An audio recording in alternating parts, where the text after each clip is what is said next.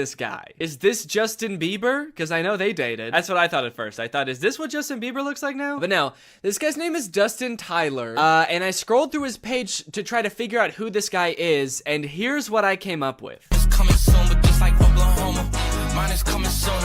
I'm just a late bloomer. Okay, so I didn't know who this guy was at first, but luckily there's a logo in the corner that says Victorious. Apparently this guy was a character on Victorious. At first, I did think this was Andy Samberg from 2006, but he was a character, let's see, Victorious puppet guy. He was this guy. Robbie Shapiro is one of Tori's friends at Hollywood Arts, and he's got a few videos where he does sort of a glow up. He's like, this is what I used to look like back when I was on Victorious, and this is what I look like now. Don't I look so different? And then I was like, okay, this makes sense now. So this guy used to be on like an old Nickelodeon show, and so he was probably in with the Nick kids and the Disney kids, and so that's how he knew Selena Gomez, and that's how they dated, right? It all makes sense. However, after reading the comments on these TikToks, I came to discover that this guy, this man, is not the guy from Victorious. These are two different people. He's just straight up lying about everything. He's not that guy. He didn't date Selena Gomez. His page is full of lies. And to be honest, he's not lying very well, mind you, because the actual guy from Victorious, his name is Matt Bennett, and he has a TikTok account, and if you wanted to pretend to be him, you could at least make your name on TikTok Matt Bennett. I think that would make people believe you a lot more if you really wanted to trick people. But he didn't. He just he just kept his real name. Dustin Tyler. That's me. Please don't Google my name. So this dude's whole thing, apparently, is just like making shit up on TikTok and then hoping it goes viral because people are kind of like, whoa, you used to be the guy from Victorious? Or whoa, you used to date Selena Gomez? And now you'd rather kill yourself than date her again? That's crazy. It's also funny now that he says that he friend zoned Selena Gomez, because that would imply that like they are now friends, you know? And this is a pretty fucked up thing to say about your friend. Date Selena Gomez again, dude? Oh, disgusting, dude. That fucking, I hate that girl. I hate her. I would not touch her with a 10-foot pole. She's crazy. And she's my best friend. But again, it turns out that he did not friend zone her at all. Maybe he stranger zoned her. He friend zoned her so hard that they don't even know each other. And never did. This is kind of interesting to me because this is sort of playing off an existing trend on TikTok where people will post like that they have some sort of past or current relationship with a celebrity, like my uncle is Tom Cruise, or like my grandma is Sandra Bullock. And like TikToks like these will go viral because people are just like weirdly obsessed with stuff like that. The comments are always like, holy shit, I didn't know Tom Cruise had a family. I'm not really sure why people are so surprised about it. I understand just being like, yeah, I never really thought about like what Tom Cruise's cousin would be like before. But then again, why would you? You know? Like, I can't imagine why you'd ever be in like a Mission Impossible movie wondering like, I wonder who the guy who plays this character's cousin is. What's that guy like? What's he up to? So I guess it's just surprising to like see him.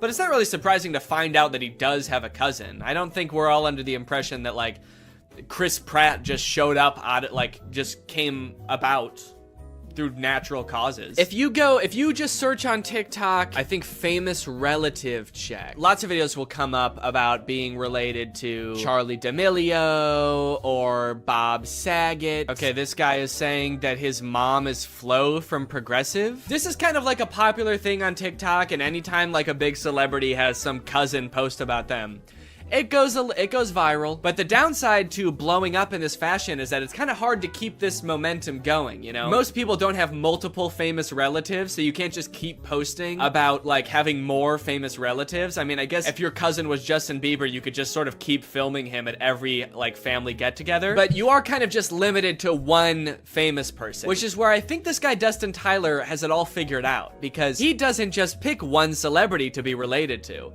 He'll lie about being related to anybody in a multitude of ways. Now,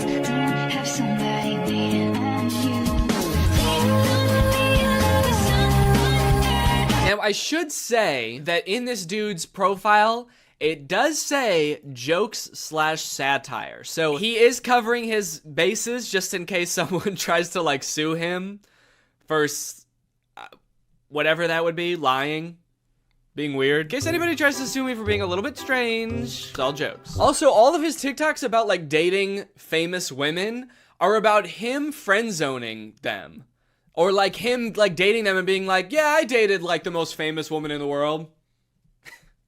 It was trash. Low-key, I'm a little bit out of her league. I mean, look at me, dude. I've got tattoos, and I live in a hallway. And he kind of tries to disguise it as sort of like self-deprecating, like, oh, what an idiot I am. I dated the most famous pop star in the world, and I was too good for her, and I broke her heart, ripped it to smithereens, and now I kind of regret it. Dope, I'm so stupid. Oopsie. And this is all of his content. Then, like, his whole friend group must just be famous pop stars, right? If he's friend zoning all of these girls, and they're just his friends now. Maybe this is the only way he knows how to make friends. Put your back into it, tell us why, show us how. Look at where you came from, look at you now. The caption for that one is, this is what I looked like when I friend-zoned Ariana Grande. Okay, that one's not even trying to disguise it as like a self-deprecating joke. That one's just like, look at how ugly I was when I friend-zoned a literal pop music icon. And now look at how hot I am. I can't decide how I feel about this, because on one hand it's kind of creepy, but it also is kind of funny that he's just like pretending to be dating all of these famous people. I will say, very disrespectful to the guy from Victorious. The fact that he's using this guy's picture to be like his past ugly self and being like, but now don't worry guys, now I'm hot. I don't look like that ugly-ass dweeb anymore. And he's like showing a picture that's not even him, it's some other guy. And he's also kind of like lying about things that guy did too now. He just starts assigning all of this horrible shit to this guy that's not even him. Yeah, this is what I looked like back when I robbed that bank. Can you believe this is what I looked like back then? Damn, that was the same year I blew up that hospital too. Shit, I've really changed since then. My name is Matt Bennett, by the way, and I did all those things. People just walk away from those videos being like, wow, that guy who played that kid in Victorious is kind of an asshole. Also, one of the weirdest things about this is he also posts all of these TikToks on Instagram, and he's verified on Instagram, which seems very weird because literally all he does is pretend to be other people, and somehow that gets him verified. But he does, in fairness, also say jokes and satire in his Instagram description. So when Instagram verified him, what they're saying is, don't worry, guys, this really is the guy who pretends to be the guy from Victorious. If you're wondering if this guy really is who he says he is really the guy that pretends to date Selena Gomez. They do get a little bit creepier though. This one is like that sound that's like, back in the day, me and you, baby, we used to have fun. And it says, my mind when I bump into Ariana Grande when she's with her husband with like a emoji. Imagine this guy that Ariana Grande's never met before bumping into her in public with her husband. Remember me?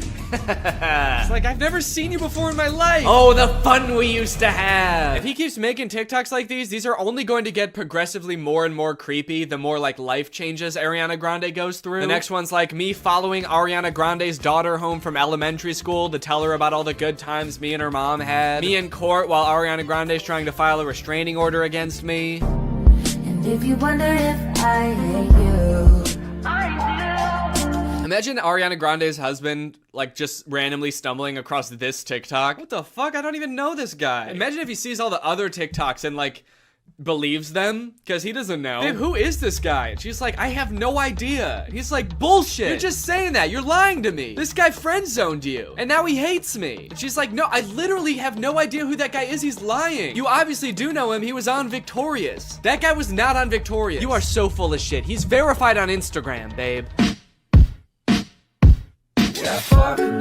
Okay, that one just throws off the whole thing. I thought he wanted Ariana Grande back. And all the other TikToks, he's like, damn, I wish I never friend-zoned her. And now he's saying I would never date her again? How do you reconcile those two? Oh, I wish I didn't friend-zone Ariana Grande.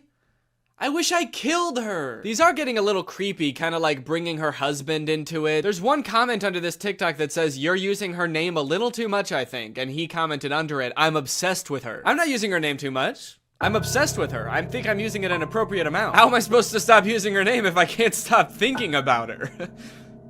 How does that make any sense? Again, I get that this is all a bit, you know, it's all jokes and satire, but I do feel like he may be taking the bit a little bit too far and committing a little bit too hard to the bit now. He's gonna get arrested and be like, that video that I posted of me over Ariana Grande and her husband sleeping was a joke.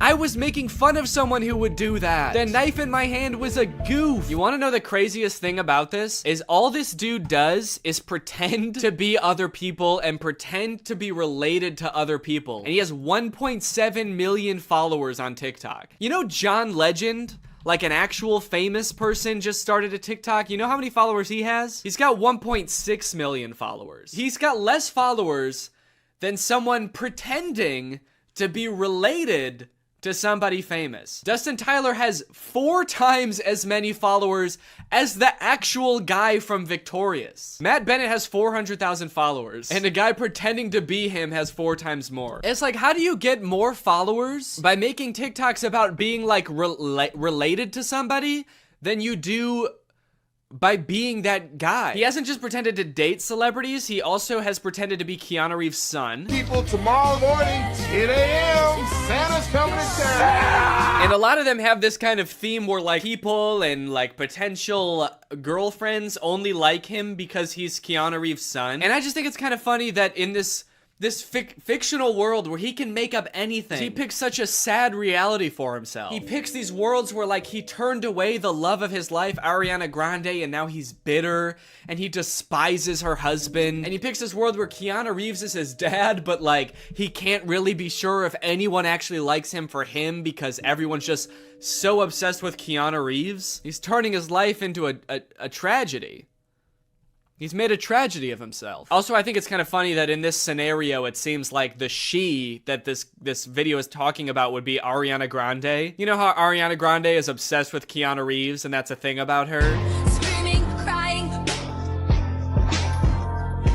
Also, I want to know where he's making these TikToks. He's always either like in a hallway or in a storage closet. I feel like I'm way more interested than his life than like whatever fantasy land he's coming up with. I feel like he's making these at work. Whatever job this guy works, I must be the most boring job in the world. I get daydreaming about like dating Ariana Grande or like having a famous parent, but then like daydreaming and fantasizing about like dating Selena Gomez, but it was trash. It's like you've gone through everything else there is to daydream about. And now all you have to daydream about is like, what if people only liked me because my dad was in the Matrix? Anyway, I don't know. What do you guys think? Is this creepy or normal? Is this creepy behavior or is this all in good fun? And it's just kind of like a silly guy being goofy and wacky.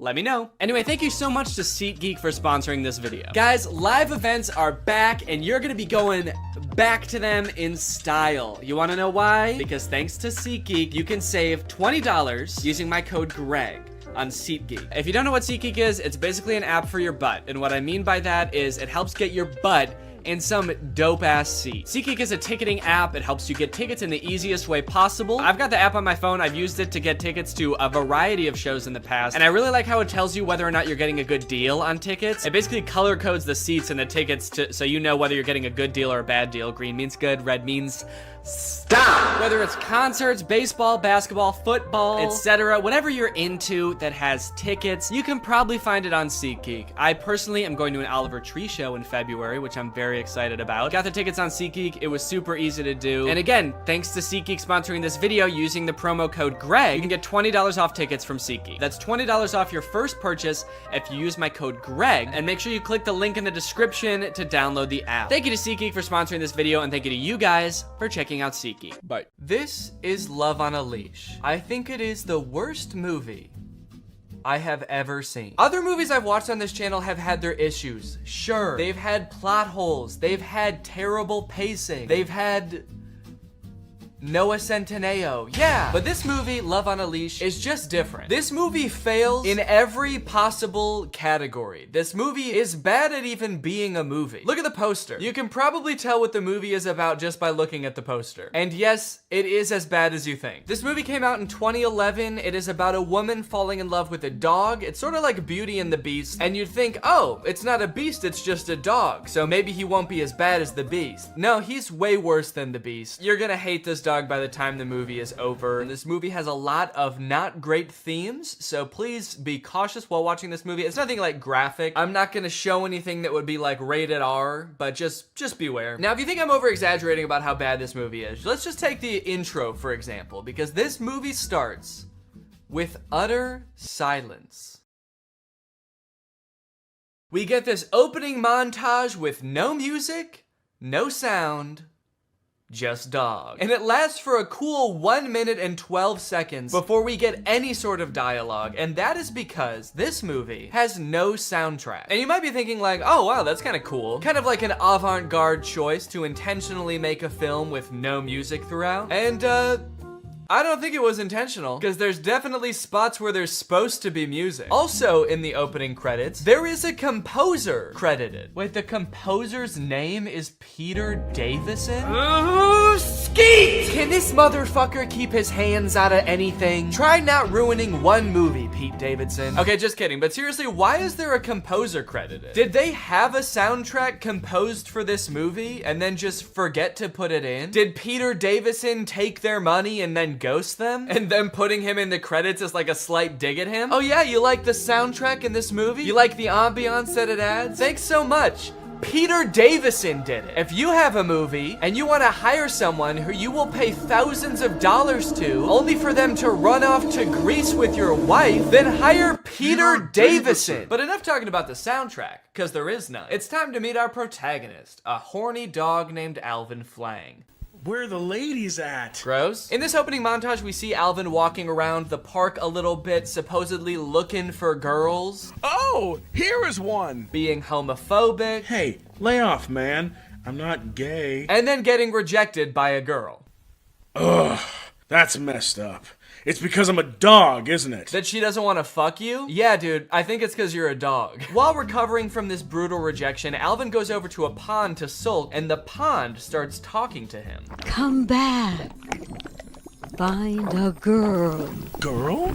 If she only loves you, you may have a chance. Find a girl? That's my specialty. So as you might have noticed, this movie starts off with zero context whatsoever. We don't know who the fuck this dog is. We don't know why he has a human brain. We don't know where Peter Davison is and when he's gonna send over the finalized soundtrack for the movie. And the director just assumes that we, as the audience, have enough info to go off of to be on the dog's side here. Okay, first off, tell us why he's a dog. I'm not gonna root for this guy unless you tell me why he's cursed to be in a dog's body. There's obviously a reason, and I'm not just gonna start rooting for a horny, homophobic dog for no reason. But I guess I'm just kind of special like that. And you might think, oh, they're probably about to explain it, right? But no. It's like halfway into the movie before they finally tell you what the fuck is up with this dog and why he's a dog. Anyway, so now he's off to find a girl that's in love with him. And first off, can I just say, this movie came out in 2011, and they definitely had better cameras than this in 2011. This movie was clearly made on like a shoestring budget. This movie gives off the vibe that like all the actors are just the director's friend. This dog is just the director's dog. The dog is clearly not a professionally trained dog actor. The dog just kind of does whatever, and then they add in human voiceover over it to kind of explain what the dog is thinking, which 9 times out of 10 does not match up with what the dog is doing. Okay, so he's on his quest. The pond has given him a mission. He can maybe change into a human if he finds a girl. This is the main mission of the movie. He's gotta find a girl and get her to fall in love. Just one quick question. How is he supposed to do that?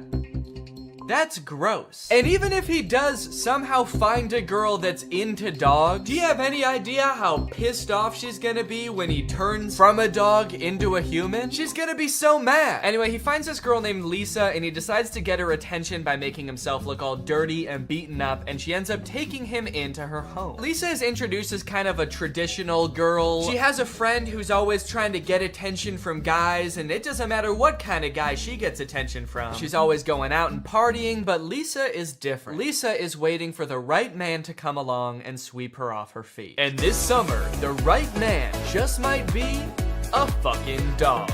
Next, we get to see Lisa at work. She works at a department store and she's helping this woman try on a dress. Ma'am, I told you that dress was too small for you. No, it's because I'm sweaty. Why do I feel like those sound effects weren't in the script? Why do I feel like the script didn't say woman tries on dress and farts in the camera? I feel like that wasn't written in. I feel like the actor didn't know that was gonna happen. Seems very mean. Seems especially mean when you remember that the person who edited the sound in this movie literally didn't do anything else. He didn't add in music, that's for sure. He was just like, this woman's big butt makes fart noises, and then he went home. Miss, I'm sorry. This dress is too tight for you. I can't sell it to you. What? Okay, I feel like they want to make Lisa seem like the reasonable one here. Like the lady is being totally unreasonable. But this is kind of fucked up, right? To be like, no, I can't sell you this dress. Sorry. It doesn't fit you and it never will. So, sorry, maybe lose a few pounds before you come back into my store. How about being my roommate? Huh? Okay, you pay the rent and I'll sniff my butt. Okay, wait. Is Alvin Flang a human trapped in a dog's body? Or is he just a dog? Because that was a very dog thing to say. They haven't explained anything yet. So in the lore of this movie, like, is this just how all dogs are? All dogs have these, like, human internal monologues and want to turn into humans so they can have romantic relationships with humans? Or is he a human trapped in a dog's body who just happens to like sniffing his butt? From there, Alvin and Lisa start to share some very fond memories. Like Lisa trying to name him Prince and him insisting that his name is Alvin Flang. My name is Alvin Flang. Well, okay, maybe something with a little more class. Like Alvin Flang. And Lisa joking that he should buy her a dress and him saying that he'd rather kill himself. I can't afford it. Unless you're buying. I'd rather kill myself. What's funny about that line is that the thing that would make him want to kill himself isn't being cursed to live your entire life as a human trapped in a dog's body. It's buying a dress for a pretty girl. Over the course of the movie, there are a few other men that pursue Lisa romantically. There's Kyle, who she works with, and there's Frank, who kind of stalks her while she works. And because Lisa's having a hard time finding a husband, she decides, you know what, I'll go on a date with these guys. So she goes on a date with Frank, and on their first date, he ends up bringing his mom, who just grills her the entire time. Lisa, my grandson is only 10 years old, and we're very anxious to find a stepmother for him. This child has been raised using the latest scientific technology in nutrition, education, and psychology. What does that mean? This child was raised by robots. He needs another human in his life. He is cold, hollow, and violent. He needs to learn love from a human woman. Many women have tried and unfortunately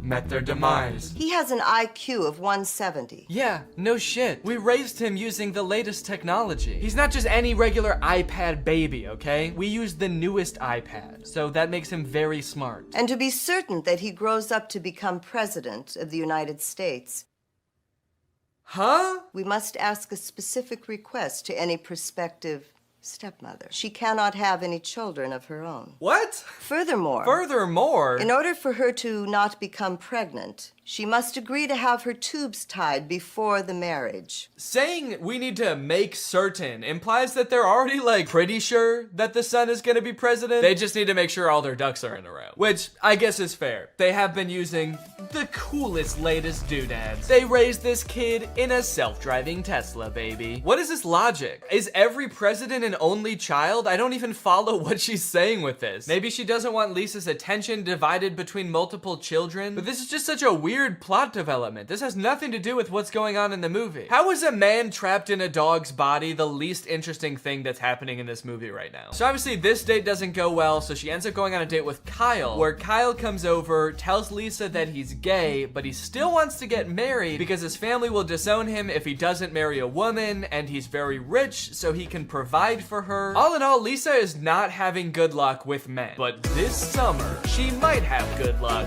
with a fucking dog. What happens next in this movie is insane and very uncomfortable. After Kyle leaves, Lisa's just chilling, and her manager from the store comes in, very drunk, and tries to have his way with Lisa. Lisa.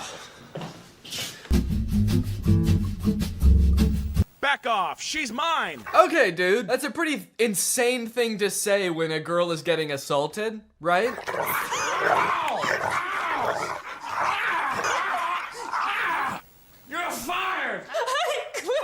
Now I'm I'm the king of the castle. This is such a weird moment to infuse like a comedic relief dog with the plot. This movie just got so dark, and the dog is like, guess I'm the only guy left around here now, huh? Guess I'm sort of king of the castle. Yeah, bro, I hate you.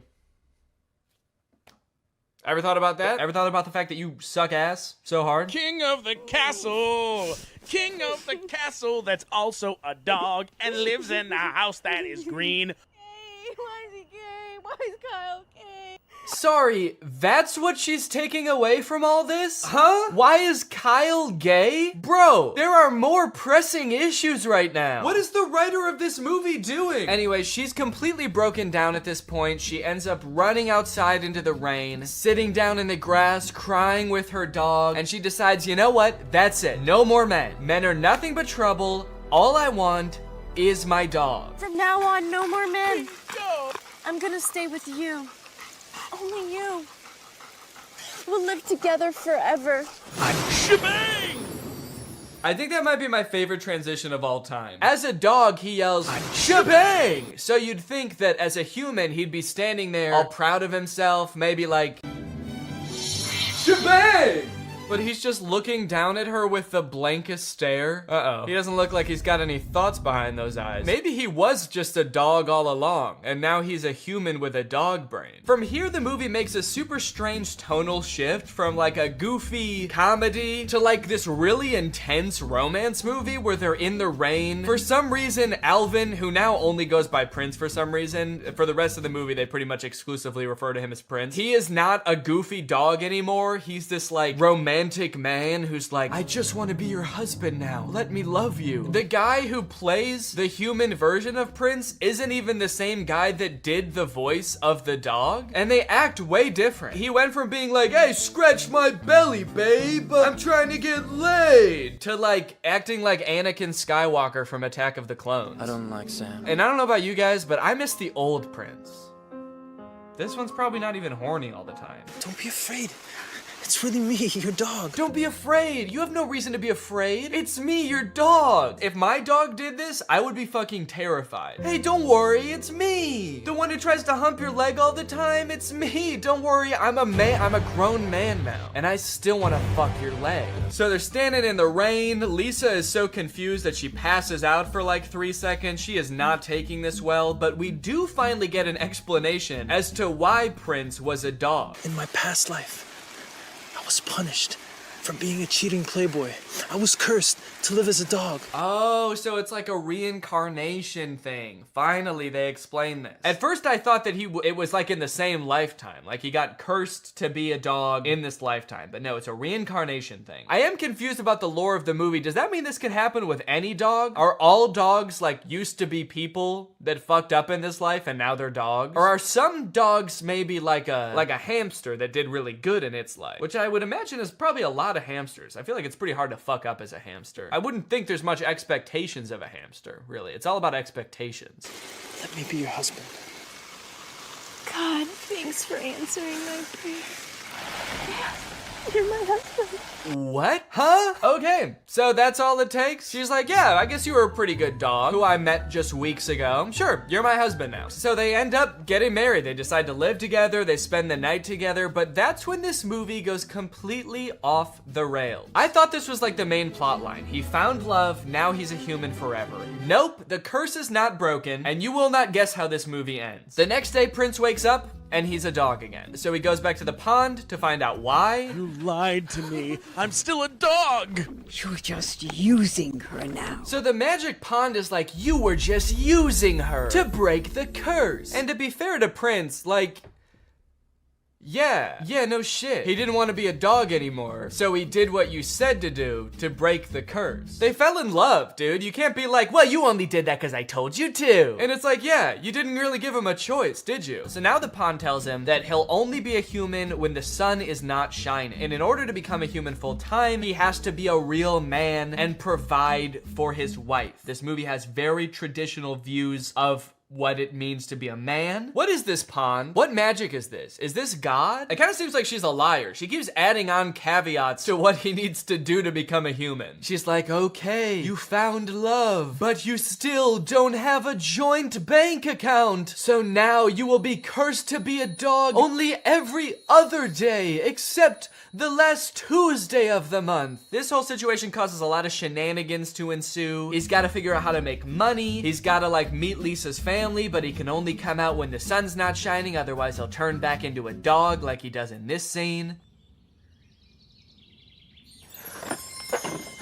Dad, Prince just became a dog. Big deal. I'm Alvin Schwein. How stupid. What kind of idiot doesn't know how to swim? All right, grab on, you pizza-faced cinderblock. Pizza-faced cinderblock? Dude, that's so mean. What the hell is up with this dog? Why is his dog persona so vastly different than his human persona? Every time he turns back into a dog, he's like, what, you never seen a man turn into a dog before? Fuck you, I'm Alvin Flame. Screw you and this ugly-ass broad. I'm out of here, dude. Okay.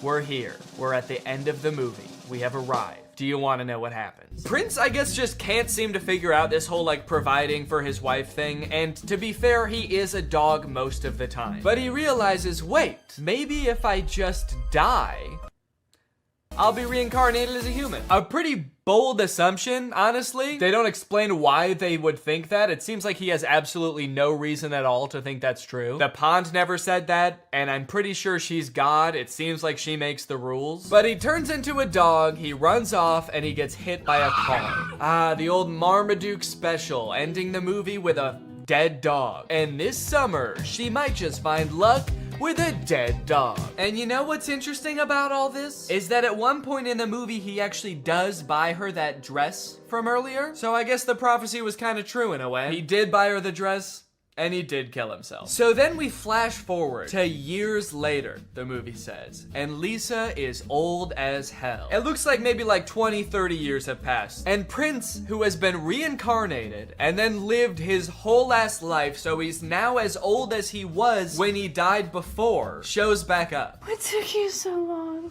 to come back? Lisa, it's better that you don't know.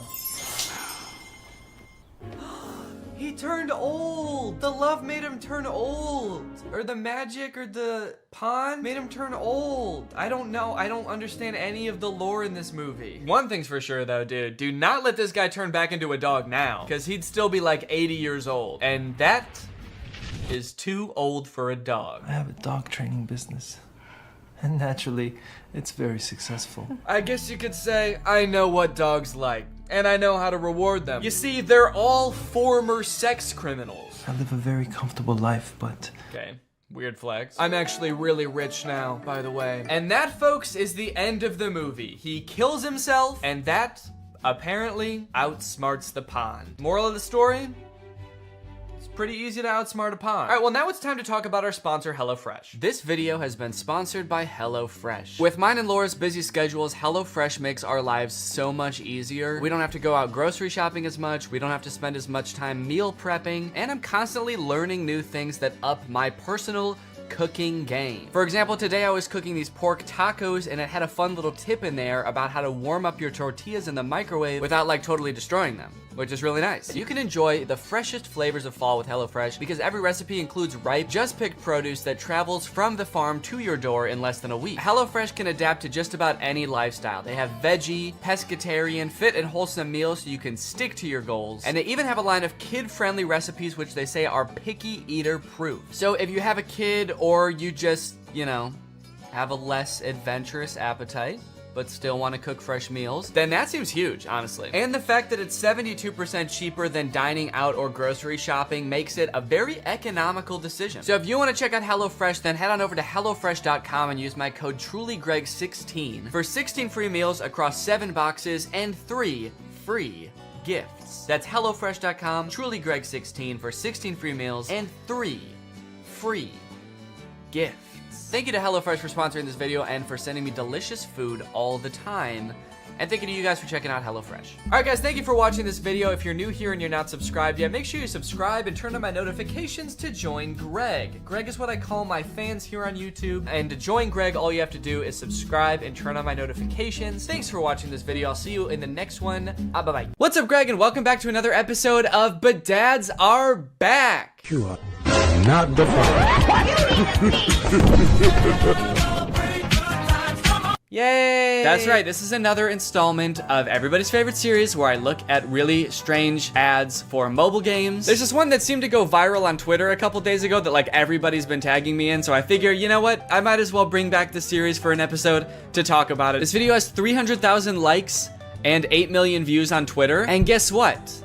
I've got beef with them. I have a pretty significant beef with these ads, and I'll explain why, but first, let's just go ahead and watch the ad that everybody's been tagging me in. To be fair, I did have to watch this multiple times for it to make sense to me, so I'm gonna walk you through it. That way, nobody gets lost along the way. So the ad starts out with very little context. It's a woman in a wedding dress. She's crying, and she's taking a taxi home, only to find out that her house has burnt down. Right away, so much backstory that I feel like I'm missing. The first time I watched this, I'm like, are we in the middle of an ad right now?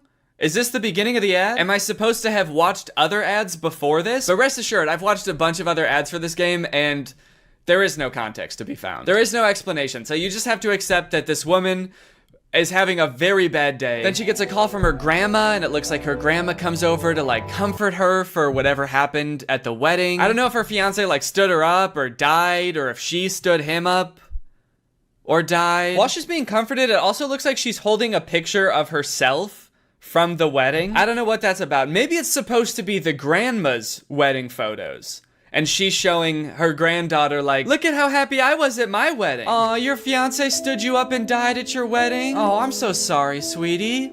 Look how happy I was at my wedding, though. Look at all these pictures. See how I'm smiling at all of them? The reason I'm smiling is because my husband was present at the wedding and alive at the wedding as well. I wasn't marrying a present corpse. He was also alive. Does that make you feel better? Are my happy memories making you feel better? Why not? Then I guess to further comfort her, the grandma gives her a house, which I guess would be a nice gift, but the house is in like terrible condition. The grandma just gives her the keys to this like dilapidated shack. I guess it's big, but is that even a nice gift for someone who just went through like a horrible breakup? Hey, so I know that you're really sad that the person you love the most in your life stood you up at your wedding and doesn't want anything to do with you anymore, but you know what would make you feel better? A really big empty house. A house so big that it could be full of like some little kids running around or a little husband running around, but instead it's just big and empty. Does that make you feel better? Why not? Plus, on top of that, with how, like, out of repair this house is, this just seems like a huge burden. I mean, I hope it'll be nice when it's done, because it is pretty big, but, like, this just seems like so much work. You know, it actually doesn't even look like it's in that much better condition than her original house. Well, sweetie, we know that you really miss your house because it burnt down, and that was, like, the worst day of your life. So we wanted to make you feel better, so as a community, we all pitched in and raised enough money to buy you a second burnt down house. Go on, get in there. So by now the ad is about halfway done, and if you're wondering like, wait, what even is this game? I don't understand how this is an ad for the game, and what is going on? You're not alone. But luckily they take a pause from the story real quick to show us some actual gameplay from the game. And it's just like a home improvement game, like a gardening and fixer-uppy game. In fact, you might notice that it has kind of like a similar vibe to Lily's Garden, which I talked about like, I don't even know how long ago, like a year ago? A year and a half? If you don't remember, Lily's Garden were the absurdly inappropriate ads for a gardening game. They had all sorts of fun ads, like Lily's private time sitting on the washer, Lily pretending that she's pregnant so that her boyfriend will leave her. All sorts of wacky scenarios that they used to market this game that, as far as I could tell, was just about gardening. So hold the absolute F up, Merge Mansion, which is the name of this game. I don't know if I've said it yet. So hold up, Merge Mansion. You think you can just steal Lily's Garden's thing? I'm sorry, but I'm not going to allow this copycat behavior, okay? Sure, I didn't like Lily's Garden ads at the time, or even now. And they also tried to start beef with me by putting my little nutcracker guy in their commercials next to a dumpster. So really, I shouldn't be defending them at all. But you know what, Merge Mansion? Stop it. It's also just like so over the top for a game about just like home improvement. Is all of this context and backstory necessary? Would this be important to me if I downloaded the game? Would I use this information at all? So I've got an empty spot in my garden. I can either plant a tree or build a statue. Keeping in mind that my fiance did either die or stand me up on my wedding day, I think the choice is actually pretty clear. I'm going back to therapy.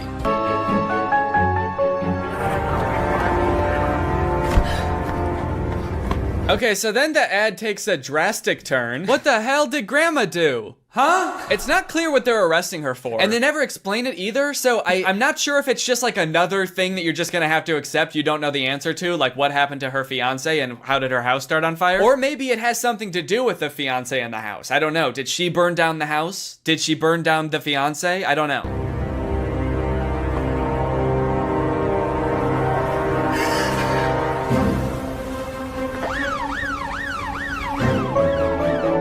And there you go, that's the whole ad. He is alive. Oh, rats, Merge Mansion. Just when I think I figured out some of the context of this ad, you go and pull the rug right out from under me.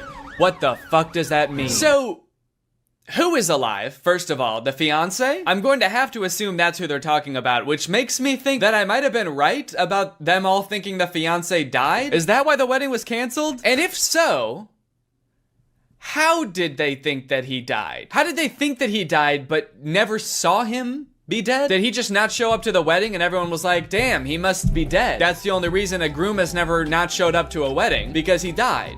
So, that sucks. Maybe at first they thought the fiance stood her up at the wedding, but then when she got home to where she and the fiance lived together, the house is burned down. So then they're like, oh shit, he didn't just stand her up.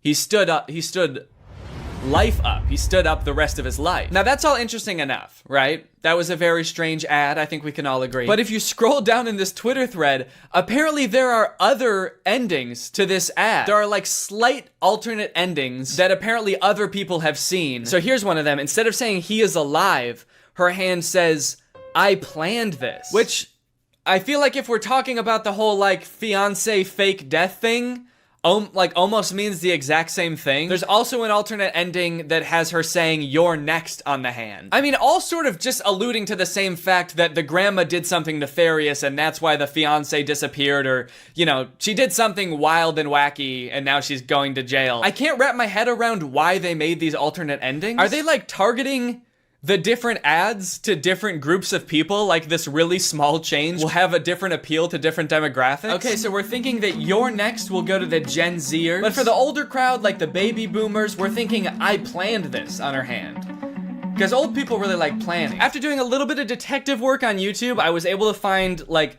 I guess the production company or studio or something that makes these ads.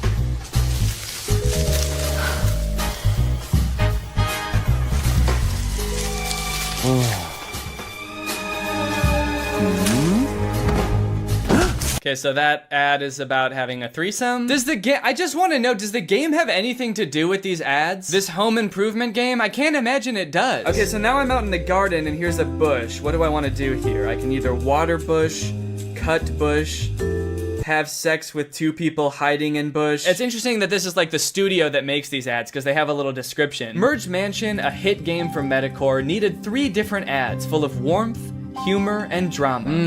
Warmth, humor, and drama. The simple warmth of finding out your fiance died and that your house burnt down and that your grandma had something to do with it all. They wanted to make films that are distinctive, surprising, and interesting from the first second. Distinctive? Try telling that to Lily's garden, dude. I'm actually in love with this Twitter thread though, because once this tweet started picking up traction and a bunch of people started seeing it, everybody started replying with weird ads that they've seen. And yeah, there's some weird ass ads out there. I haven't done this series in a while, and it turns out that developers have been going buck wild, dude. That's all I can say. Look at this. Wow. Dude, what a brutal kick. Oh my god.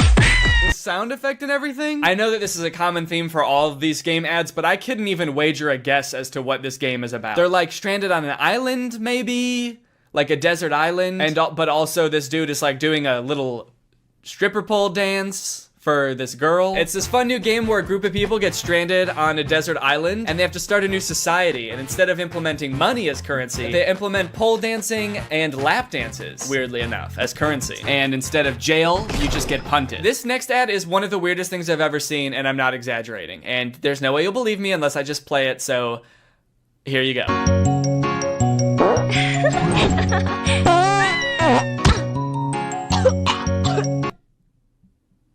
Dude, what is this? Stinky fart dragon game? Dragonscapes.adventure. What the hell? What is this? The dragon farts once and the girl laughs and she's like, oh, you like that? You kind of like when I fart? And the girl's like, yeah, I guess it's kind of silly. It's kind of like funny in an immature type of way. And the dragon's like, oh, okay. Well, how about I fart so hard that I break your spine? You like my farts, huh? How about I fucking kill you? Wait, is this the same girl? Dude, it is! Wait, okay, so this ad had nothing to do with dragons, but this is clearly the same girl. She's got the same outfit and everything. Okay, maybe this game doesn't have anything to do with pole dancing or dragons. Is it just about punting this girl? Sending her flying? Okay, so the main object of this game is to wait until this girl's having a good time, see how she's dancing and having fun, or she like thinks that the dragon's fart is kind of funny. Wait until she's having fun, and then you just fucking send her. Oh, wait. In the very last frame, it looks like now she's on an island by herself. So is this like the backstory for how she gets stranded on Stripper Pole Island? She was just having a good time washing her dragon and then she got like farted onto a deserted island? Maybe I'm reading too much into this. Is this even a real game?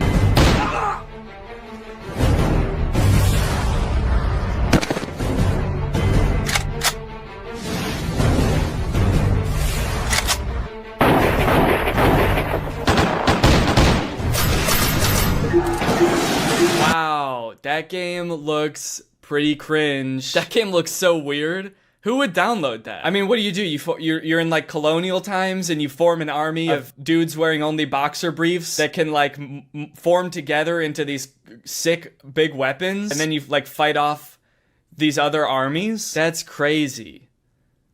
Crazy bad. That looks like a bad game. What is this game even called? Something dumb, probably. What is it? Guns of Glory? That's crazy, man. I would never want to even look at a game like that now that I know the name of it. Oh, look, this looks like one of those like episode type games, like a choose your adventure type thing. She says my fantasy ... and I guess you get to pick. Her two options are Spank Me Master or Spank My Ass Master. Is there a difference? Spank my ass, master.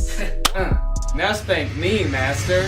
Anyways, guys, I think that's enough badads for now. Now it's time for a good ad. Thanks to our sponsor, Sleeper. You guys, let me tell you about today's sponsor, Sleeper. Sleeper is a fantasy sports platform. It's an app that's available on the App Store and the Google Play Store, but it's not just any fantasy platform, it's the best fantasy platform for all of your fantasy football, basketball, and for gamers like me, it's even got esports. The reason I think Sleeper is the best fantasy platform out there is because they've got personality, dude. I mean, look at this app. It's got a sleek, modern design. It's got a beautiful UI, very clean, laid out just right. They've got all the features you're used to in fantasy apps and more. They've got social features like voice and text chat, which means leagues that use Sleeper have more fun. They chat more, they react to moves that happen all season long, and it all comes with 0 ads. If you don't have a group of friends to play with, that's fine because Sleeper just released a matchmaking feature that will help you find the league that's right for you. So if you and your friends want to take your fantasy sports league to the next level, then download Sleeper in the App Store or Google Play. The link will be in the description. Thank you to Sleeper for sponsoring this video, and thank you to you guys for checking out Sleeper. All right, well, thank you guys for watching this video. I hope you enjoyed it. If you're new here and you're not subscribed yet,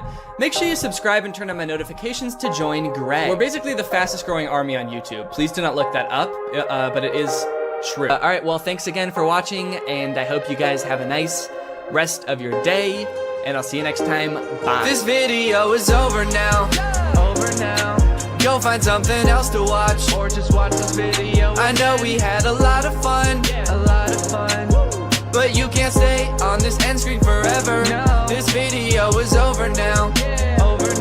So why are you still watching this? What's up, Greg, and welcome back to another episode of Boomers Getting Fooled by AI on Facebook. Gang, there is an epidemic going on right now. While we all grew up with our parents telling us not to believe everything we read online, it is now time for us to return the favor. It is time for us to warn them that 90% of the content they see on Facebook is not real. All this started for me when I got this image on my timeline. Now, to the average person, this might look like your average great photograph. After all, dogs do this sort of thing all the time. But being the internet sleuth that I am, I was a little bit skeptical. For one, what are the dogs doing right here? Like, what is that? Are they chewing up some kind of pillow or animal carcass or something? Hey guys, my 6 golden retrievers paused in the middle of tearing apart a deer carcass to pose like this, completely unprompted. I gotta admit, this is a pretty great photograph, but also, I am very scared. I'm worried they're performing some kind of ritual. So this image doesn't seem right with me, but nobody else in the comments seemed to notice it was weird looking, so maybe I'm just crazy. Connie said, absolutely gorgeous. And then someone replied to that and said, you looking good in your picture. And a great comment. Whoa, dude. What? What a weird time to shoot your shot, dude. That was so out of the blue. Yeah, and actually, you know what's hotter than those dogs? You. And your comment. Hotter than the dogs? There's other weird parts of this image, like this dog that's either sitting on another dog or melted into another dog, but it is by far not the worst image on this account. You know, they say some people's dogs look exactly like their owners, and I think this is a great and terrifying example of that. There's a mix of responses on this image. Somebody should call the cops. Absolutely love. Creepy. Okay. Kinda mean. Look, I think we can all agree it's a terrifying image, but that baby did not choose to be born half dog, okay? He was probably cursed by a witch. Please be nice to him, he has enough to deal with. Plus, you haven't even seen this full image. You'd be really creeped out if you saw that this dog actually has human feet and ass. As I began to click on these AI-generated photos on Facebook, I started to get recommended them more and more, to the point where now, when I go on Facebook, it's pretty much just AI-generated content. This is another account that I found that posts images like this. It always seems to be a child sculpting something very impressive out of trash. And the people in the comments just eat this stuff up, dude. Great work. Keep it up. Great talent. Nice one. Thanks. What do you mean, thanks? Did you ask the kid to build this? Oh, finally. The kid I hired to build me a car is done with it. I can't wait to drive it around. I am 2 feet tall and a caveman, so this is perfect for me. All of the images in this genre give off the vibe of like, oh, look at this poor kid. He probably lives in a rural African country. He's probably poor, doesn't have many resources. But despite all that, somehow he is an incredible sculptor. Somehow he's defied all logic and found 1 million cloves of garlic to recreate the Titanic with. Could you do us a favor, guys, and just toss him a like? Could you just do it or he'll cry? They're like baiting you into feeling bad for them and thinking they're cute so that you'll engage with the picture, obviously encouraging them. But I gotta say, honestly, this kid, I don't feel bad for him at all. This kid has so much garlic. This kid is like a garlic kingpin. You know this isn't all of his garlic either. He's probably got a garlic Lamborghini, a garlic mansion where he parks this garlic yacht. He's living better than me. This dude is the garlic Mr. Beast. Not to mention, he's way more defended against vampire attacks than any of us. Great work. Beautiful artwork. Where does he get all this garlic from? Okay, it is nice to see people questioning the validity of this image. Part of me does kind of think that they're not actually questioning whether the image is real or not. They just legitimately think that he got the garlic through nefarious means or something. I'm asking myself the same question, and garlic is expensive. They're turning on the kid. Thief! A garlic thief! This kid is stealing garlic from people who need it. Must have some pretty big pockets to steal all that garlic, young man. That must be why your arms are so long. You use them for sneaking and stealing. I'm Sam, and I made this from real wood. Great job, Sam. Totally normal house. Has all the features of a regular house. Nothing more and nothing less. Guys, toss Sam a like if you don't think his house is going to eat him. I'm trying to figure out what was happening here. How did the AI come up with this? Do you think the prompt was like, kid standing in front of a little kid house? And the AI was like, little kid house, huh? Say no more, I know what that means. It's obviously a house with the soul of a small child imbued within it. It's beautiful and so well designed. Yeah, I mean, honestly, aside from the fact that there's no way to get in or out of the house, it's the most beautiful sentient house I've ever seen. I collected bananas to sculpt this bunny. And this person says, you know, you can eat them too. Those bananas you're using to sculpt the bunny, you might think that God just placed them here on Earth to sculpt with, but take off the outer peel and you'll be surprised. Now, I gotta say that usually I would agree with this person, but these bananas actually do not look edible. I don't know what's going on here, but these are not normal bananas. In fact, this whole thing kind of just looks like one mutated banana melted together. I don't even think this kid sculpted this. He just found a banana that already looked like a bunny. Wow, look at this kid. He sculpted Jesus sitting on a whale out of, well, I'm not exactly sure what any of this is supposed to be. Are these diamonds? And then these are like, I don't know, these look like the containers that dishwasher pods come in. Very interesting material choices. Wow, look at this local impoverished child who made a Jesus sculpture out of only 1 million diamonds and other precious gems. Guys, toss him a like. He doesn't have much else. Made it with my own hands. And oh God, what a toll it took on this poor young child. He does not look so good, man. Made this with my own hands. And eyes. He took my fucking eyes! Now, all things considered, these images I've shown you so far are actually pretty tame, and the deeper and deeper you go into these accounts, the more insane they get. It's like they had a prompt that they used to generate the first few images, and then they just keep adding on to that prompt, making it longer and longer. But before I show you those images, I do want to take a moment to talk about today's sponsor, Opera. Opera is a browser that puts all default browsers to shame with its fun look and a ton of great features. And it's actually the browser I used to browse Facebook for this entire video, and let me just say, this thing browses Facebook like nobody's business. Just like AI images on Facebook, another thing ruining the usability of the internet is ads, plastered all over an article you're trying to read, trying to pry your attention away from what you're doing. I feel like I need blinders on sometimes when I'm using the internet. But Opera has an ad blocker built right into the browser. Just switch it on with one click, and suddenly web pages look so much nicer. Not to mention the fact that they also actually run smoother and faster with the ad blocker turned on. Like to listen to music while you're working? Who doesn't? I would be listening to music right now if I wasn't filming this video. That would be very distracting. Well, Opera has a music player built right into the sidebar of the browser, which works with Spotify, Apple Music, Deezer, Tidal, and more, so that you don't have to constantly be switching between apps. This makes me feel much more productive when I'm working to just have everything in one neat, tidy place. You also have the ability to take snapshots right within the app. You can add text, add stickers, turn it into a silly meme or a YouTube thumbnail. Then you can send them to friends using messengers like Facebook Messenger, WhatsApp, and Telegram, which are also built right into the sidebar of the browser. If you're working on the go, as I often do with my trusty laptop, you can switch on the battery saver with just one click, extending your browsing time by up to an hour. So if you want to check out Opera, it's totally free. Just use the link in my description to download Opera today. Thanks to Opera for sponsoring this video, and thank you to you guys for checking out Opera. Okay, like I was saying, the prompts just seem to keep getting longer and longer. It seems like one of the big tricks that these accounts use to get people to engage with them is by including Jesus or other Christianity symbols in their images. So this account at first just posted Jesus in the sand. This guy sculpted this gigantic Jesus thing. Everybody thinks it's beautiful. The caption is, "Why don't pictures like this ever trend?" Clearly baiting people to engage with it and like the picture. But then after Sand Jesus, I saw Sand Jesus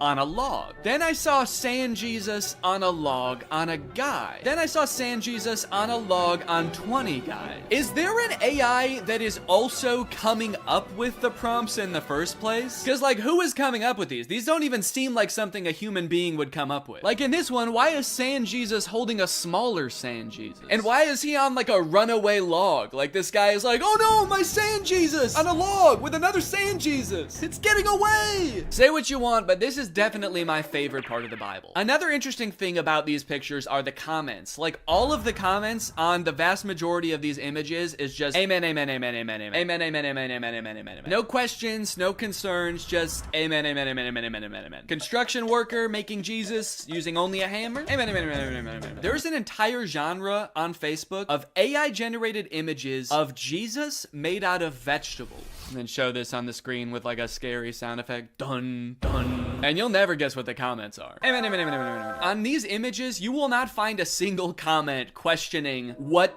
is going on here. Has this always been a thing? I don't think I've ever seen anything like this before. No one's questioning why these kids' hands are facing the wrong way, why, if he is made out of vegetables, are his eyes so blue and lifelike? And obviously, I'm not trying to make fun of Christianity at all here. If anything, I think these pictures are kind of disrespectful to Christianity, because they're just like using these fake, ridiculous images to bait people into engaging with their profile so that they make money. But you should already know by now, It gets worse. It gets way worse than vegetable Jesus, dude. You got crab Jesus. You got shrimp Jesus. And of course you have another shrimp Jesus. Amen, amen, amen. Who is this for? It's on like a legitimate Facebook account. This account has 117,000 followers. Who is meant to appreciate this image?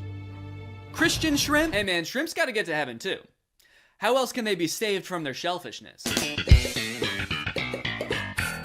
I'm convinced that there was not a human running this account at all. I think this account was conceived of, created, and is currently run by an AI. There was never a human involved. And not only that, I'm also starting to suspect that the comments are also bots. There is no other explanation for the amount of engagement on these pictures, and like serious engagement. And also all the comments are like saying the same things, and they're all very generic. So it feels very bot-like. So if that is true, then technology has created a corner of the internet where an AI is interacting with another AI, and they both think the other one is a human. Does that not just feel wrong? Like, I kind of feel like a third wheel just being on this page. Learning that AIs interact with other AIs without humans watching at all feels like learning that, like, ghosts hunt other ghosts.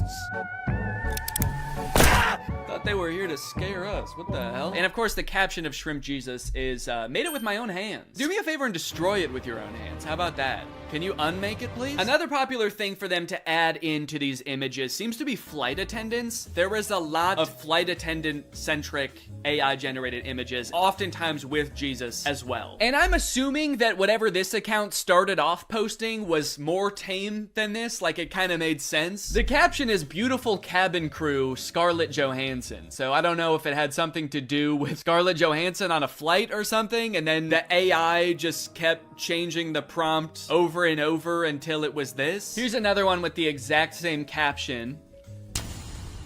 I like that a good amount of the comments on this one say good luck. Good luck, amen. Good luck, amen, ma'am. I have no fucking clue what's going on here, but good luck or congrats? I don't know, man. It's crazy how much these accounts post. If I just scroll through here, you can see these accounts post literally hundreds, if not thousands of times a day. Just post after post of nonsensical images. What is this? What is this supposed to be? And it's like, why? Do they make money from this? I've scrolled a lot through these types of pages, and I've never seen like a sponsored post or anything. So it's not like they're doing ads for companies using the following that they've built with these pages. Because like, who would the ads even be targeted to? Christian shrimp? After doing some research, I found this video that this guy made called Make Money Posting AI Art on Facebook Using Free Tools, where he basically explains that you can sign up for Facebook's monetization program, and basically you get paid kind of like on YouTube based on how many views your image gets, and I think on Facebook it has something to do with how many likes. So some of these accounts might be making bank. Most people think that clickbait is some shady, taboo, weird kind of topic, when in fact, all it is trying to get a click. Yeah, guys, clickbait is not necessarily a bad thing, just as long as you're honest about what you're delivering.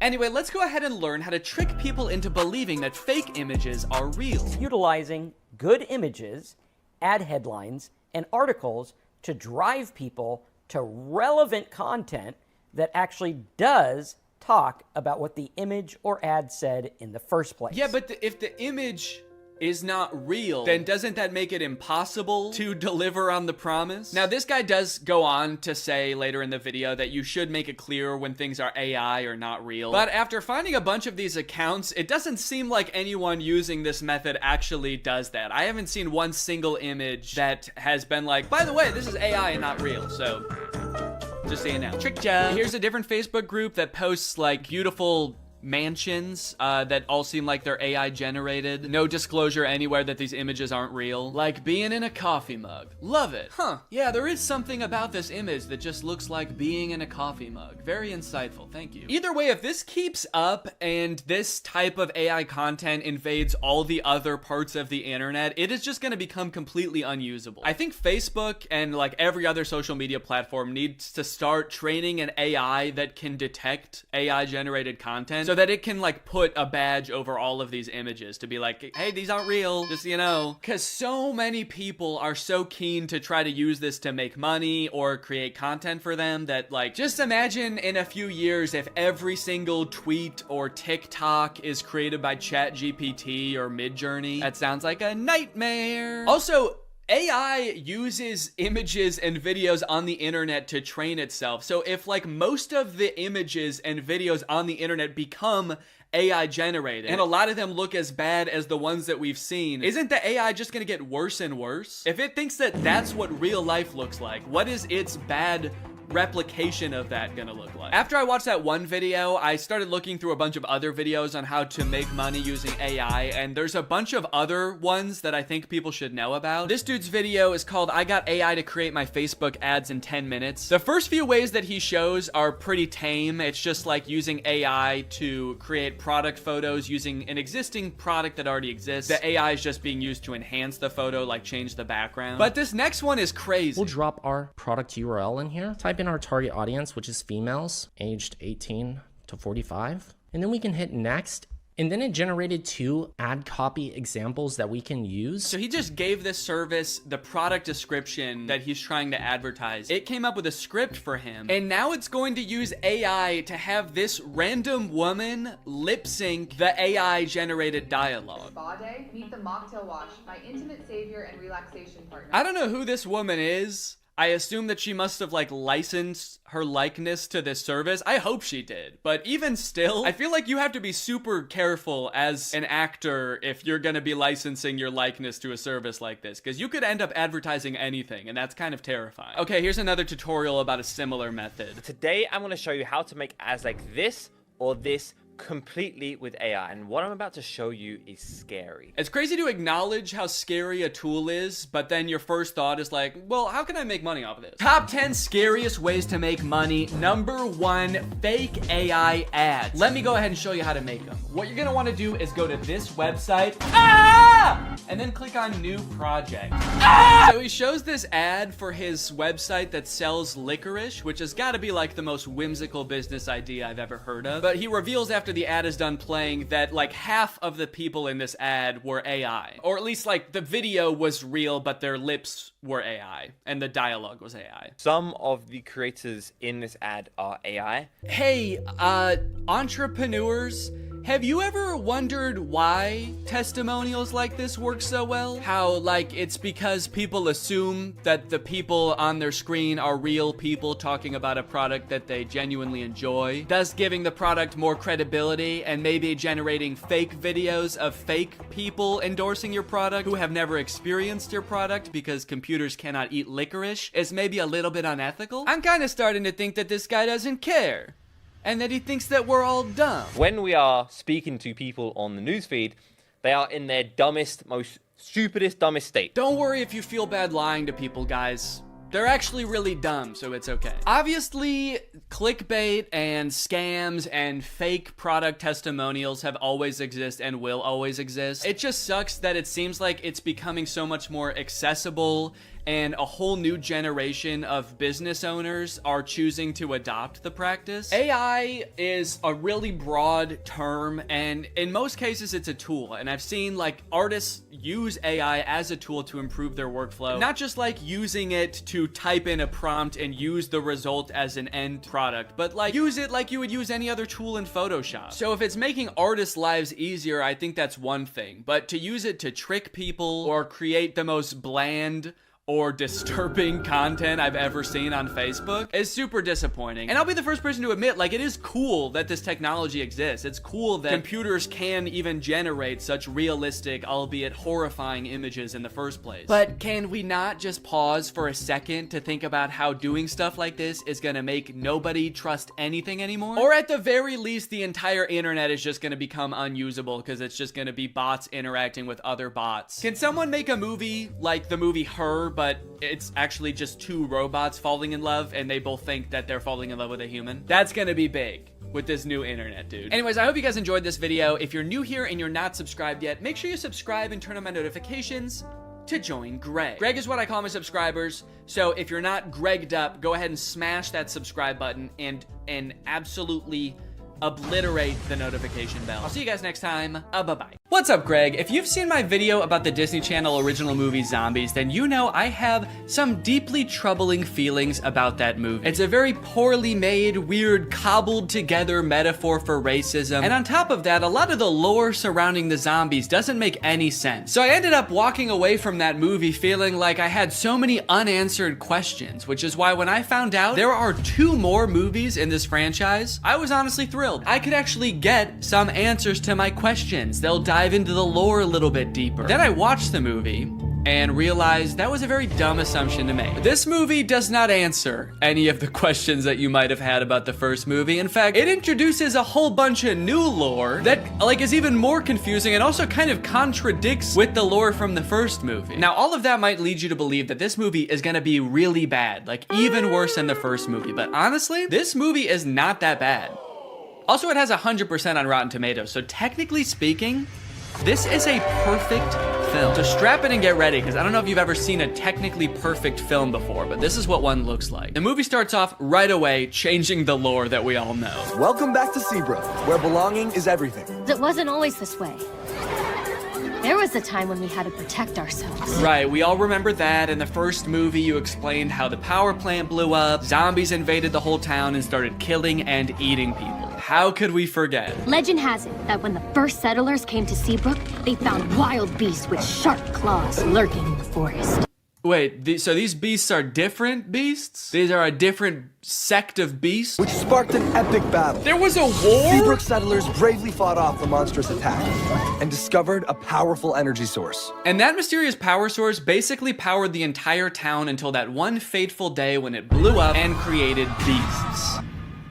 Different beasts. These are different beasts than the beasts we just saw. This is a very beast-heavy town. The beasts were a distant memory. Seabrook forgot monsters could be real. So, hold on. You guys didn't think to mention this during the first movie? How could you tell us a history of Seabrook and neglect to mention the battle with mythical creatures that transpired? What else are you hiding from us? And what about this mysterious power source that runs the entire city? Don't you think during the 200-year since this happened, someone should have, looked into this? Made it a non-mysterious power source? They were like, we'll call this beautiful land Seabrook. We'll build a school to teach our young, a hospital to treat our ill, and a power plant that might blow up. We do not know. Because of the events of the last movie, now all the zombies are allowed to commingle with the humans. It seems like things are really on the up and up. It's hard to believe there was a time when people were afraid of zombies. Crazy thing to say for someone who has for sure eaten his neighbors. Also, we saw what you did to people in the last movie, dude. It's not hard to believe at all.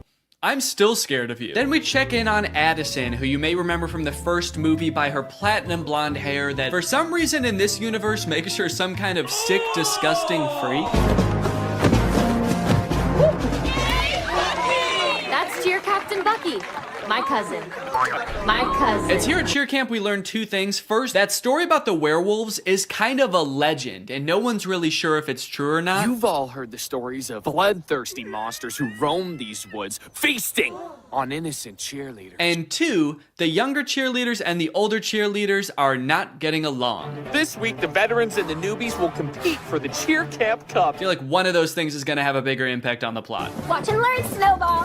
Yes, my hair. Still white, still well conditioned, and still drawing fire from the AC. Okay, thank God she addressed it, dude. I know we were all thinking, what the fuck is wrong with her? You should shave your head, you look insane. We then get a song about how well everybody's getting along now. The cheerleaders are having fun at cheer camp, zombies are entering all facets of normal human life. Zed's dad has even been hired as the project manager to demolish the old power plant, which I'm sure will have little to no consequence in this story. The message of the song is undermined a little bit when the cheer captain Bucky My cousin. launches an underclassman into the air with a high-powered water bazooka called the Buckzooka. Just a little bit of playful hazing, I guess, for the underclassmen. Oh, you want to be a cheerleader? How about some internal bleeding? That's hazing, baby. Nobody joins an organization that I've already joined and gets away with it. And while I do wish someone would rush this poor girl to the hospital, I do have to admit, the song does slap. The music in the first movie sucked in my opinion, but the production quality of not just the music, honestly, but the whole movie is way better in this one. Probably as a result of the success of the first movie. The first one was very popular. So they were like, look, this next movie, you know, it's not gonna make any sense, but it's gonna look fantastic. The lighting on that girl as she flies through the air with 12 broken ribs is gonna be so good. I wish that I could call. I hope you get my letters. Addison is hoping that Zed will write to her while she's at cheer camp. They have a bit of a love connection going on, as you'll remember from the first movie, but Addison never will get those letters because the older cheerleaders are shredding them and turning them into pom-poms for the underclassmen to use. Addison, I hate to say it, I don't think these cheerleaders are teaming up to make progress with you. I think they're conspiring to ruin your life. On the way home from cheer camp, love is in the air. Cheerleaders are asking each other to prawn. Yes! I got invited to prawn! Which is Seabrook's version of prom. Their mascot is like a shrimp or something, so I guess that's why it's called that. And for the first time this year, zombies are allowed to go to prawn. Bree is actually hoping that Bonzo will ask her to prawn. Getting invited to prawn sounds great, but Bonzo won't even look at me. Meanwhile, Bonzo was locked in on her, carving her face into a threatening-looking apple. And Addison gets a surprise of her very own because Zed has devised a very intricate way of asking her to be his date. Addison, will you?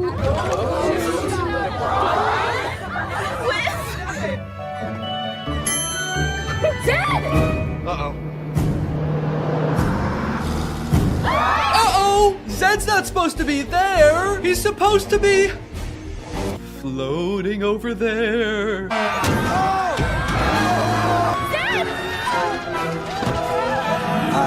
Addison, help! I'm gonna fucking die! Addison! The bus crashes into a gated forest called the Forbidden Forest. And Addison goes running off to find Zed, but what she ends up finding are werewolves.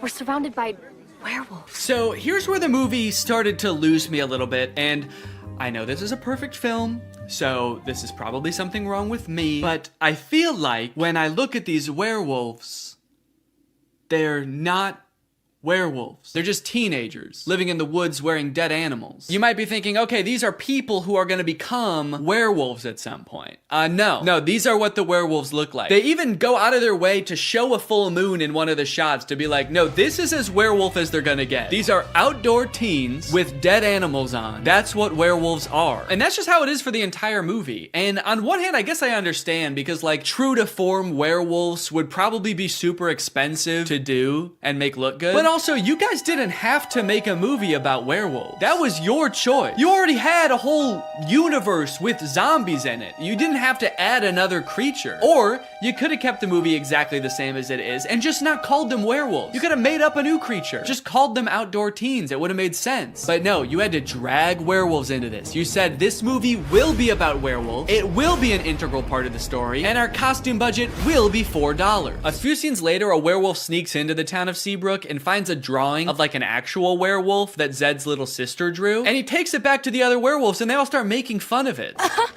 Looks nothing like us, Wyatt. It's like they're trying to gaslight us. Werewolves don't look like this. Werewolves never looked like this. You'd have to be some kind of dumb, uneducated zombie child to think that us wolf people bear any resemblance to those half wolf, half people. After word gets out that Addison had this encounter with the outdoor teens, the whole town is a mess. Dad, everything is fine. It's not fine. There are werewolves circling us right now, waiting to attack. They jump to the conclusion that the werewolves want to attack them so bad. Addison leaves the interaction totally unscathed. They didn't do anything to her, but the whole town, even the zombies, are like, ooh, the werewolves want to kill us so bad. We better kill them first.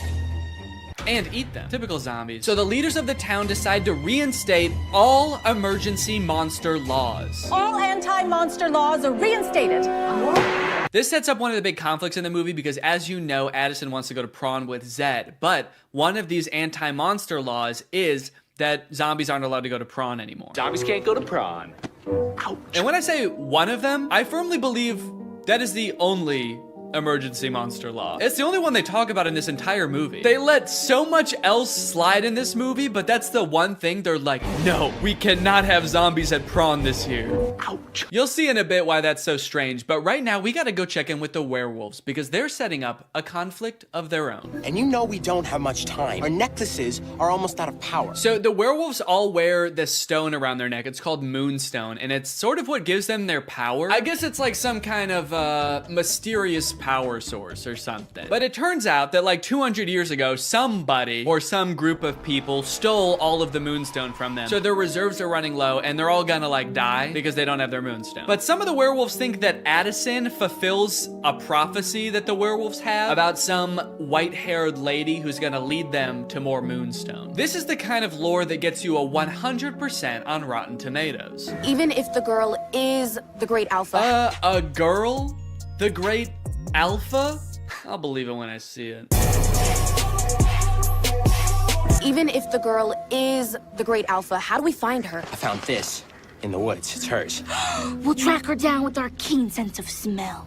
It says Seabrook High on it, so I thought we might just look there. Kinda seems like they will use any excuse not to show the werewolves do anything werewolfy in this movie. All right, we've gotta find this girl. How would werewolves accomplish such a task? We could use our wolf noses. What?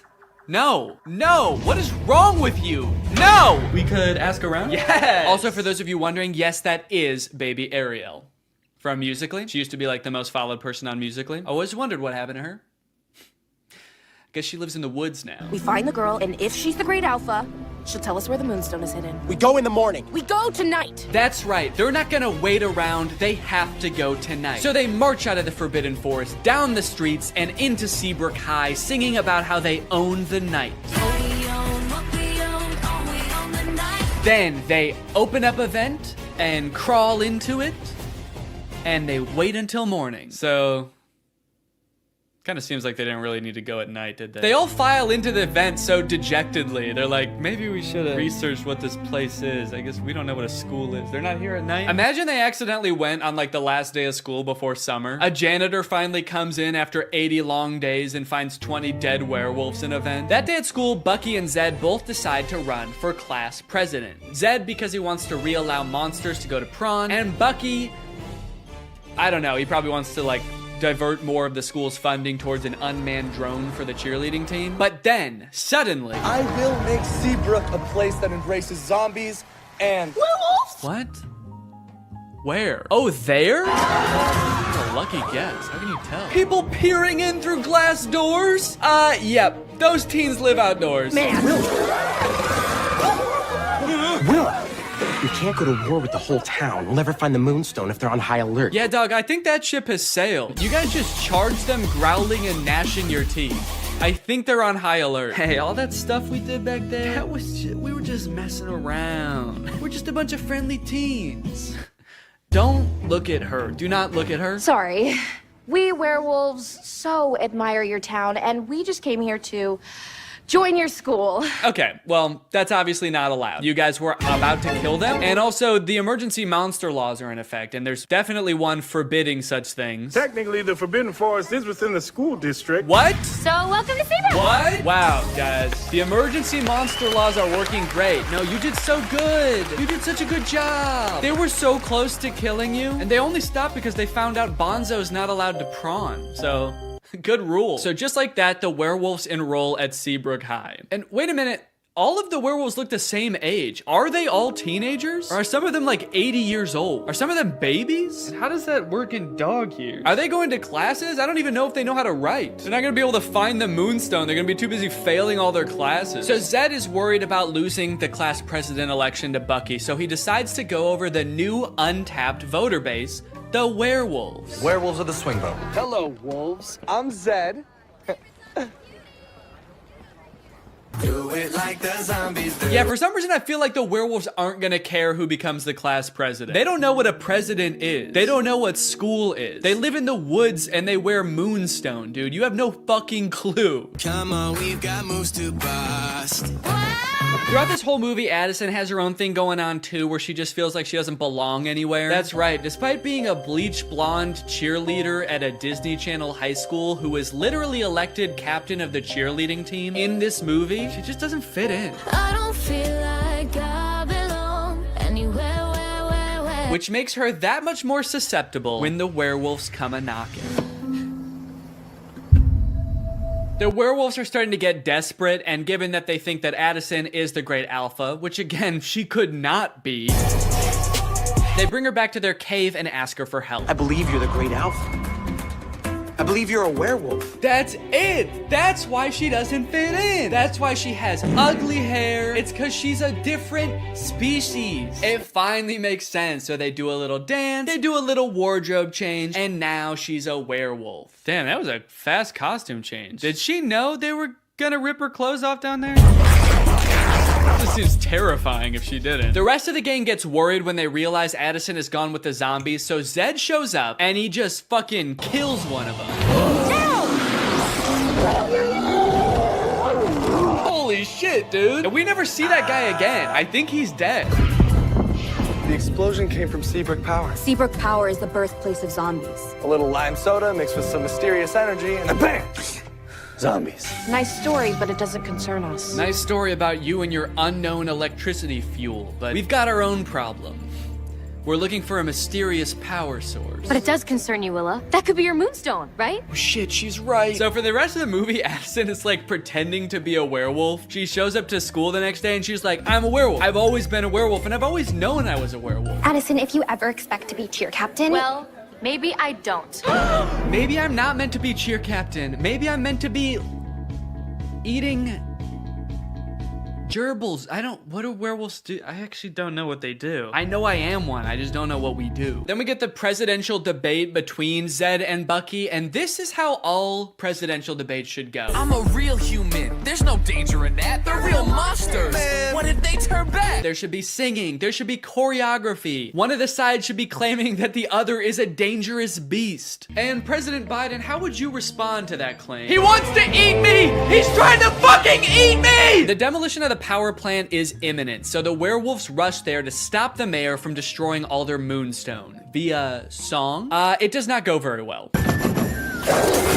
Arrest them! Oh my god, dude, he said arrest them, not gas them. Colloidal silver. That'll tame those beasts. You know, for a government that just found out werewolves exist, they sure seem to have the exact chemical compound that would hurt them most. Colloidal silver shuts down their nervous system instantly. Just a hunch. Then Addison and the cheerleaders show up, and then Zed and the zombie show up, and now they're all singing, trying to convince the mayor to shut this thing down. Okay, at this point in the song, they're just having fun with it, man. They're just splashing around. I don't even think they're trying to convince the mayor anymore. He's not even in that part of the power plant. He's just standing alone in the main entrance now. You can hear music just vaguely echoing through the plant. Okay, I get it. I think I figured it out like 20 minutes ago, guys. Okay, so I've got good news and I've got bad news. The good news is they decide not to blow up the power plant. Stop the detonation. The bad news is the demolition guy accidentally does it anyway. Well, shut it off. I can't! And also, Addison finds out she's actually not a werewolf.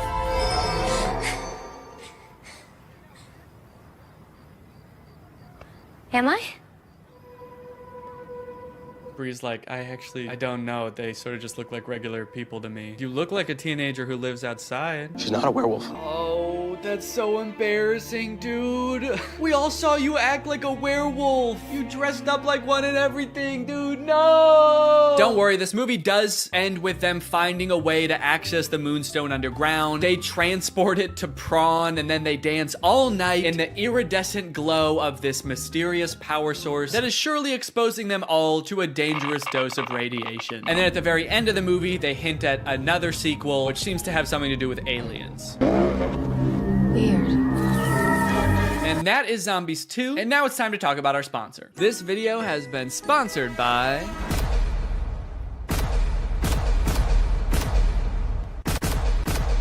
Guys, it's the season of giving, gathering, and with HelloFresh, it can be the season of saving. You can actually save money this holiday season with fresh, delicious recipes delivered straight to your door. It's cheaper than takeout, it's easier than grocery shopping, and the meals turn out so good. I like HelloFresh because I'm not really much of a chef. Okay, I don't really know how to cook well, but every time I cook HelloFresh, it ends up turning out great. Last night we had these Tex-Mex enchiladas. Didn't take too long to prepare. Turned out great. Honestly, best homemade enchiladas I've ever had, and I was the one who made them at home. I've got a lot going on. I've got a baby. I've got family visiting. It's a busy time of year. So sometimes it can feel impossible to get a good, nutritious homemade meal in, but not with HelloFresh. Can I let you in on a little secret? Some of their meals only take 15 minutes to prepare. How is that possible? Must be Santa. And guess what? HelloFresh is actually more than just dinners. They've got breakfast, they've got lunches, they've got snacks. So you can start skipping the grocery store for a variety of meals. HelloFresh is making life so much easier. So if you want to check out HelloFresh and for free breakfast for life, visit the link in the description or scan this QR code.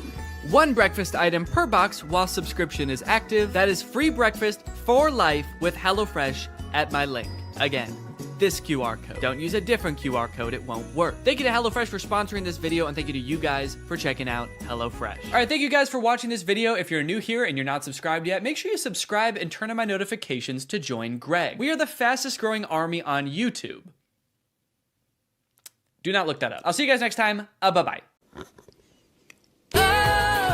What's up, Greg? I've wanted to make a video about the High School Musical movies ever since I started making videos about DCOMs almost 5 years ago. More so as just an excuse to go back and watch them, because when I was a kid, I really liked these movies. And if you're a millennial, chances are you did too. And you were also too scared to admit that to any of your friends. I don't know why as an 11-year-old I felt the need to pretend that I didn't like a movie that was, you know, made for 11-year-olds. As if all my friends were gonna be like, High School Musical? I don't know, man. Sounds a little immature to me. I only watch war footage. I'm a very violent young man. Either way, something I did not realize as a kid is how low budget these movies were. The first movie was made on a budget of $4.2 million, which might sound like a lot, but Zombies 3, which is a newer DCOM, cost $40 million to make. In Zombies' defense, though, they needed the money. Those werewolf costumes looked pretty expensive. High School Musical was shot in just a couple of weeks at a real high school using real students as extras. In fact, they were so strapped for cash, they couldn't even afford a real title. Apparently, High School Musical was just the working title for the script, and they were like, we'll come up with a better one eventually, and then they didn't. I'm very excited to see if these movies hold up to my jaded adult eyes. So let's start with the first one. Let me introduce you to the two main characters of this movie, Troy and Gabriella. They don't know each other yet, but they're both on vacation with their respective families at a ski resort on New Year's Eve. And right away, this movie shows you everything you need to know about these characters in like 2 minutes. Gabriella is nerd girl. She doesn't want to go to the teen party because she's busy reading a book. Meanwhile, Troy's dad is the most stereotypical Disney dad to ever grace the screen. Not only is Mr. Bolton Troy's dad, he's also the coach of Troy's high school basketball team. So instead of getting ready for the parties, he's making Troy run drills in the hotel gym. Am I going left? Yeah.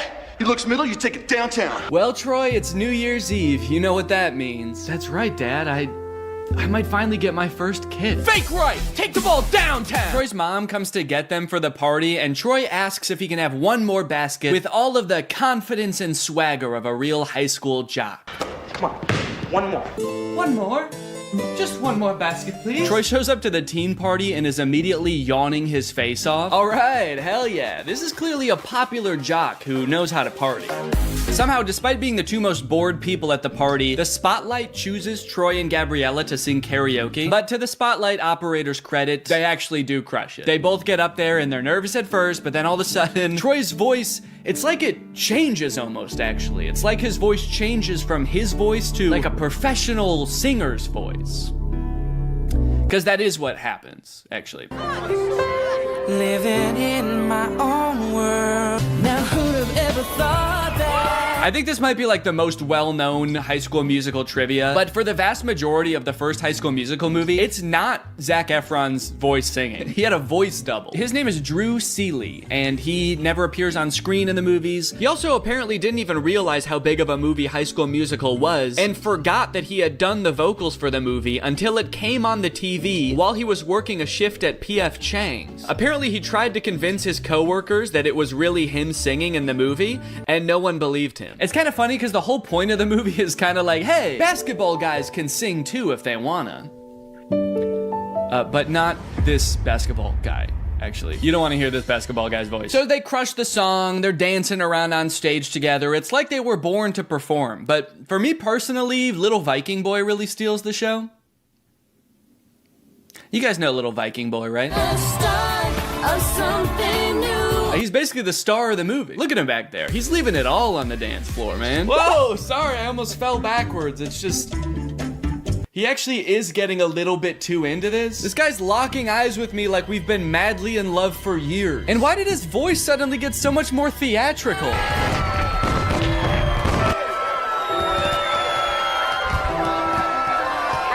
guess I better go find my mom and wish her a Happy New Year. This is so romantic. I should say something romantic. I gotta go find my mom. And then she vanishes. And he never sees her again. That's right, you thought the movie was gonna be about Troy and Gabriella? Nah. No, the rest of this movie is about Troy and Viking Boy. Flash forward, Troy returns to his high school, East High, where he is seemingly a god amongst men. And then, actually, I don't remember this scene.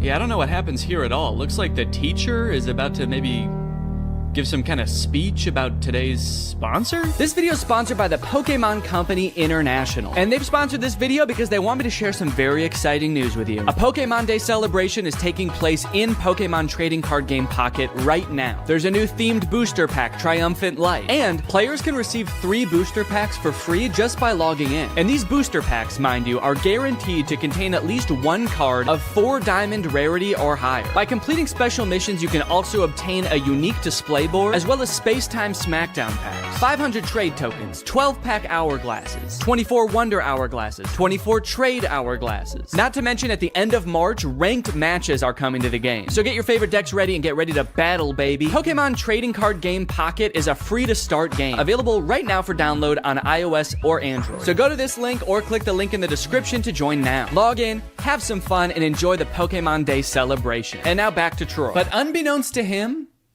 there's a new student at East High. I reviewed your impressive transcripts. I expect your light will shine very brightly here at East High.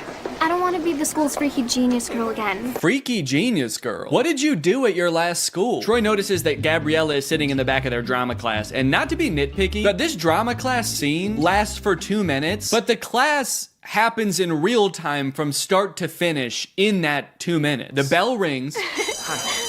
They sit down, the whole class gets detention, and then the bell rings again and they leave. How long is a school day at East High?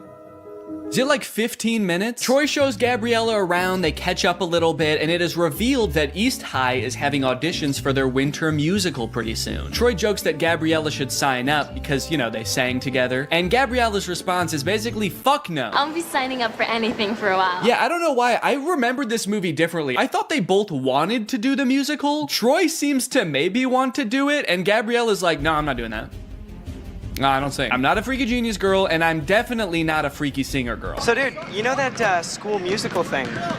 Troy, the music in those shows isn't hip-hop, okay, or rock. It's like show music. Yeah, and you guys would never do anything like sing show music, right? And then cut to them singing the hardest show music in this entire movie. That's the funny thing about this movie. Since it's a movie about a musical, there are several characters in this movie that are opposed to musicals. So it is a little jarring to see those characters seemingly completely unaware that they are literally singing and dancing right now. But on the other hand, I guess it would also be weird if they didn't sing when everyone else was. At the end, when they're all singing, we're all in this together, Corbin Blue's just standing around like... This is lame. There's 2 parts in the song though where Troy like stops rapping to sing from the heart about how he wants to do the musical. She makes this feel so right. Should I go for it? What do you mean she makes this feel so right? And should I go for it? Gabriella doesn't want to do the musical. It was your idea, and she said no. Don't drag her into this. This girl's making me crazy. No, you're crazy. You already were, and then you met a girl. That's what happened. Also, Zac Efron is 5'8", and presumably so is everybody else on this basketball team, because they're all like the same height. So how good exactly are they at basketball? Okay, now you got Sharpay, who's played by Ashley Tisdale. She's like the head of the theater department at school. She's the theater kid. And her brother Ryan is the theater kid in boy form. They are getting a little bit worried that Troy and Gabriella might audition for the musical. Again, Gabriella has showed zero interest in doing the musical. So they decide to do a little bit of research on Gabriella. So they search her name on the internet and they find out she's this freaky genius girl that she said she was. She's won all of these awards. She's won scholastic competitions and the like. But also, what is the third result there? Gabriella, San Diego Zoo's newest...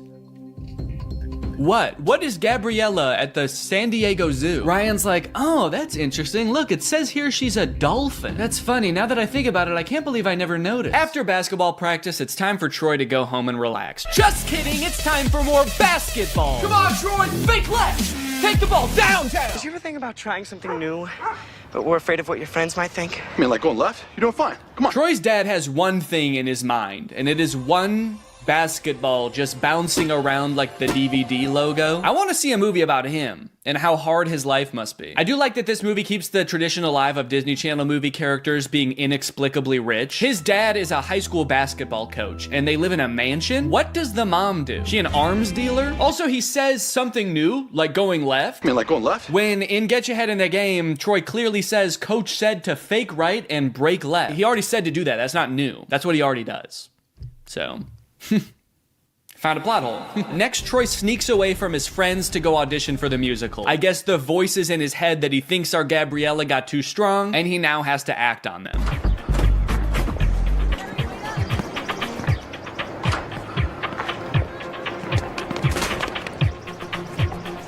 He's gone!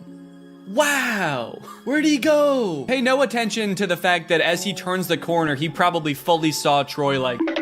Meanwhile, Troy's dad is just standing there like, huh, that's weird. Could have sworn I saw basketball. Now, when we see the auditions, it becomes immediately clear that while Ryan and Sharpay are basically made out to be the villains of this movie because they're so overprotective of their theater department, they are completely in the right to do so. Not because their audition is really good, which it actually is, but because everyone else's is so bad. It's hard to believe that I couldn't sneeze.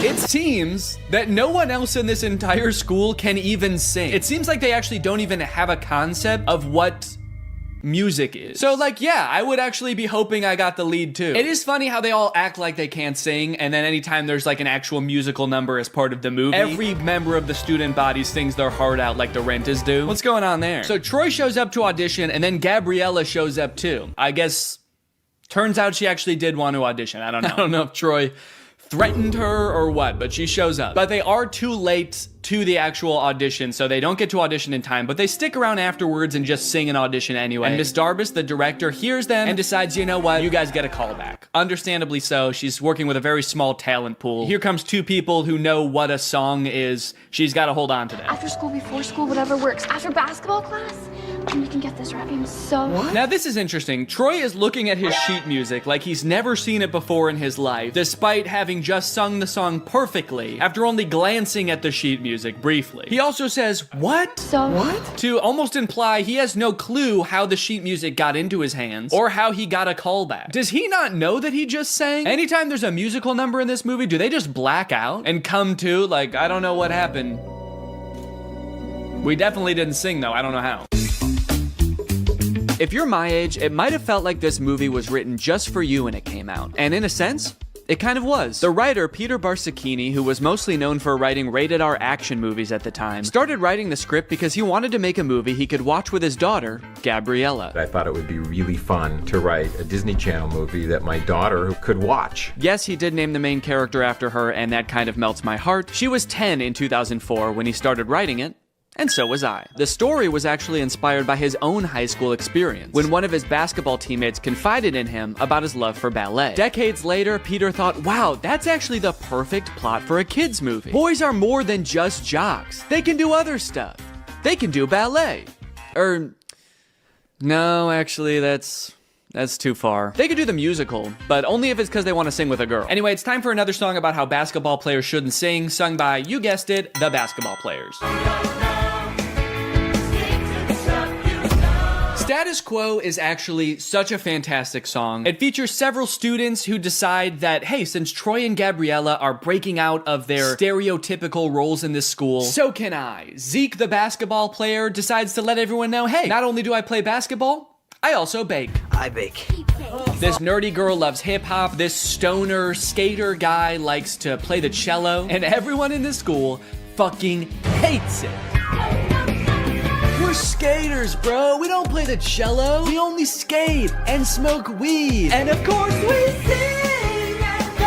Now, of course, this movie is very self-aware about this contradiction, and I love it for that, but it does not make sense. At the beginning of this song, Zeke says, I want to make a creme brulee someday, and then at the end of the song, he actually has a creme brulee. So he presumably baked this creme brulee at some point during the song. It cuts to him sprinting down the hallway to the kitchen. You can hear everyone else singing, echoing in the background. He's like, they don't believe me.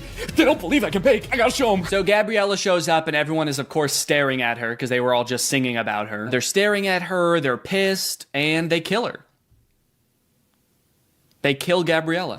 At my other schools, I was the freaky math girl. Well, I hate to break it to you, Gabriella, but you are a freak here too. Everyone at this school thinks you're a freak now also. The entire student body, I don't know if you heard, they actually just sang an entire song about it. Now you're the freaky singing girl. So you really want to do the callbacks? Just call me Freaky Callback Boy. You're a cool guy, Troy. Thanks. I said call me Freaky Callback Boy. I'm sorry, this is a closed practice. Dad, come on, practice is over. Until the last player leaves the gym. I'll see you later, Troy. Nice meeting you, Coach Bolton. There's a lot of tension here. Like, Mr. Bolton actually hates Gabriella. He hates this 15-year-old girl with all his might. Like, you will never be a basketball. Get out of my son's life. We know the truth! Go back to the zoo, you dolphin! Dad, she's not a problem. She's just a girl. But you're not just a guy, Troy. You're not just a guy, Troy. You're Freaky Callback Boy. Call me Freaky Callback Boy. But you're a playmaker. Not a singer, right? Did you ever think maybe I could be both? The look on his face is like, damn, I really never did think of that. Because this whole singing thing is getting in the way of Troy's basketball responsibilities, his team decides to get together with Gabriella's friends to try to break the two apart. The plan consists of getting Troy to badmouth Gabriella by listing the names of basketball players who went to their high school 20 years ago. Spider Bill Natrine. Class of 72. Sammy Slamma Jam. And you want to know the crazy thing? It works. I've always been for the team. She's just someone I met. All right, the singing thing is nothing. We're supposed to believe he doesn't see them set up a webcam right in front of his face to record him shit-talking his girlfriend? They might as well be filming on like a giant hand-crank film camera. The kind where you gotta put a blanket over your head to even see the image. Troy 100% sees the camera and does not care who sees what he's saying. The thunderclap. Gabriella is not important. After this happens, Gabriella doesn't want to talk to Troy anymore, and this really hits Troy hard, as you can see here. The pain is manifesting itself in Troy physically here, as he can't even shoot a basket without experiencing immense physical trauma. Aren't basketball players supposed to be good under pressure? Especially the captain of the team. Seems like this whole movie we've seen nothing short of the psychological unraveling of Troy because he sang with a girl one time. Hey, we just had another team meeting. We just had another team meeting, man, and we just wanted to say we forgot about JJ Buckets Jenkins, class of 1984. Does that change your mind? So later, Troy sneaks up onto Gabriella's balcony. Again, huge house, no explanation, to try to win her back. This could be the start of something new. It feels so right to be here with you. Okay. Yeah, I don't remember this part being so pitchy, but this actually is Zac Efron's voice. Here with you. Yeah, this is very uncomfortable. Can we get Drew Seeley in here, please? The start of something new. It's a pairs audition. Saying it's a pairs audition kind of implies like I would audition without you if I could. I guess Troy meant what he said earlier to the webcam. He really does not care about Gabriella. He just wants to be in the musical. Gabriella is not important. You might make the mistake like I did when I watched this as a kid of thinking this is kind of like a Romeo and Juliet story about Troy and Gabriella. And it is a Romeo and Juliet story, but Gabriella is not Juliet. Juliet is just the musical. How you feeling? Nervous? Yeah, me too. Wish I could suit up and play alongside you. Yeah, no shit. What I want is for you to have fun. I know all about the pressure. And probably too much of it has come from me. I can't help but feel like all that screaming at you and making you play basketball until your hands bleed has had some kind of negative effect on you. But all I want in life is for you to be happy. While playing basketball, I am still demanding that. Thanks, Coach. Dad. Let's stick with Coach unless you win, all right? Sharpay and Ryan try to throw another wrench into Troy and Gabriella's plans of attending the callbacks for the musical by getting the callbacks changed to the exact same time as not only Troy's championship basketball game, but also Gabriella's decathlon tournament. So the gang has to create a diversion. That way they can make all three events. So Gabriella and her genius friends first hack the school's power grid to turn off the lights at the basketball game. Then they create a chemical reaction at the decathlon so everyone has to evacuate. And you know what? I get why everyone called her a freaky genius girl at her last school. I think she deserved it. She's like, oh, we can use a chemical reaction. I did this at my last school. We just have to make sure we don't make it as strong this time. That way not as many people die. Not as many. So Troy and Gabriella get to do their callback, Breaking Free, classic song. And look, the whole school shows up. Even the opposing basketball team is there. They crush the audition, Troy heads back to the basketball game, and they win that too, and then they all sing the big closing number of the movie, We're All in This Together. Wow, I guess they all learned a valuable lesson, except, hang on, Sharpay, you did not learn a lesson. Get out of this song. Don't sing and dance with them like you learned a valuable lesson. Get out. If Gabriella dropped dead right now, you would dance on her grave. And that's High School Musical 1. Many people lovingly remember Little Viking Boy from the first High School Musical movie. And while he rocketed to stardom in the wake of the first movie, his troubled life and fall from grace has been the subject of many concerned Twitter threads in the 19 years since. Do you know why I pulled you over today, sir? Huh? I said, do you know why I pulled you over? You're all over the road. Huh? All right, you want to play tough, asshole? That's fine. Huh? All right, step out of the vehicle, take off that helmet. No, I can't take this off. It's a birth defect. It's part of my body. Are you drunk? I don't know, huh? Let's think about that. Does crack get you drunk? Let's think about that for a second. Let's all think. Does crack get you drunk? After 15 DUIs and 3 counts of kidnapping exotic animals, Little Viking Boy was sentenced to life in prison. Authorities claim that it's here he became head of an extremist religious cult. His followers helped him escape in 2023, and his current whereabouts are unknown. Although he does occasionally post to Instagram to frantically proclaim the end is near or post a brand deal. Every morning I wake up and I drink 6 bangs. High School Musical premiered to 7.7 million viewers, a record that has only been broken a handful of times in the nearly 20 years since. But one of my favorite things to come out of the success of this movie, which I totally forgot about until I was making this video, was the live concert. I forgot about this until I went to the library to check out the DVDs for the 3 movies, and they happened to have a DVD of the recording of High School Musical in concert. This feels pretty unusual even to this day for a Disney Channel movie to put together a live touring concert featuring the actual cast of the movie, selling out arenas with audiences in the tens of thousands around the world. But it wasn't the whole cast, actually. Zac Efron couldn't be there because he had a commitment. He was filming Hairspray at the time. So who did they get to fill in for him? Living in my own world, didn't understand. It's Drew Seeley! Drew Seeley! I'm sure they advertised the fact that Zach wasn't going to be there and Drew would be in his place, but I have to imagine every concert, there were like 1 or 2 kids that were like, what the fuck? Zach looks different in person. With all the success of the first movie, they had to crank out a sequel fast, which they did, releasing High School Musical 2 in August of 2007. And you might think it would be impossible for them to catch lightning in a bottle twice, but oh baby did they. What time is it? Sequel time. High School Musical 2 is often regarded as the best High School Musical movie. Out of any High School Musical movie, this one has the most moments that have lived on in the cultural zeitgeist even today. The movie starts just as the school year is ending. The musical is long over, so if you were expecting to see the musical that they were just auditioning for in the first movie, get that out of your head right now. You're never gonna see that musical. Summer to refresh and illuminate your fertile young mind. One of the first things I noticed is that despite only a few months having passed from the events of the first movie, Troy looks drastically different. His hair is much darker. He has a different haircut so you can see his ears now. But most strikingly of all, his eyes have somehow become more blue. You actually listening?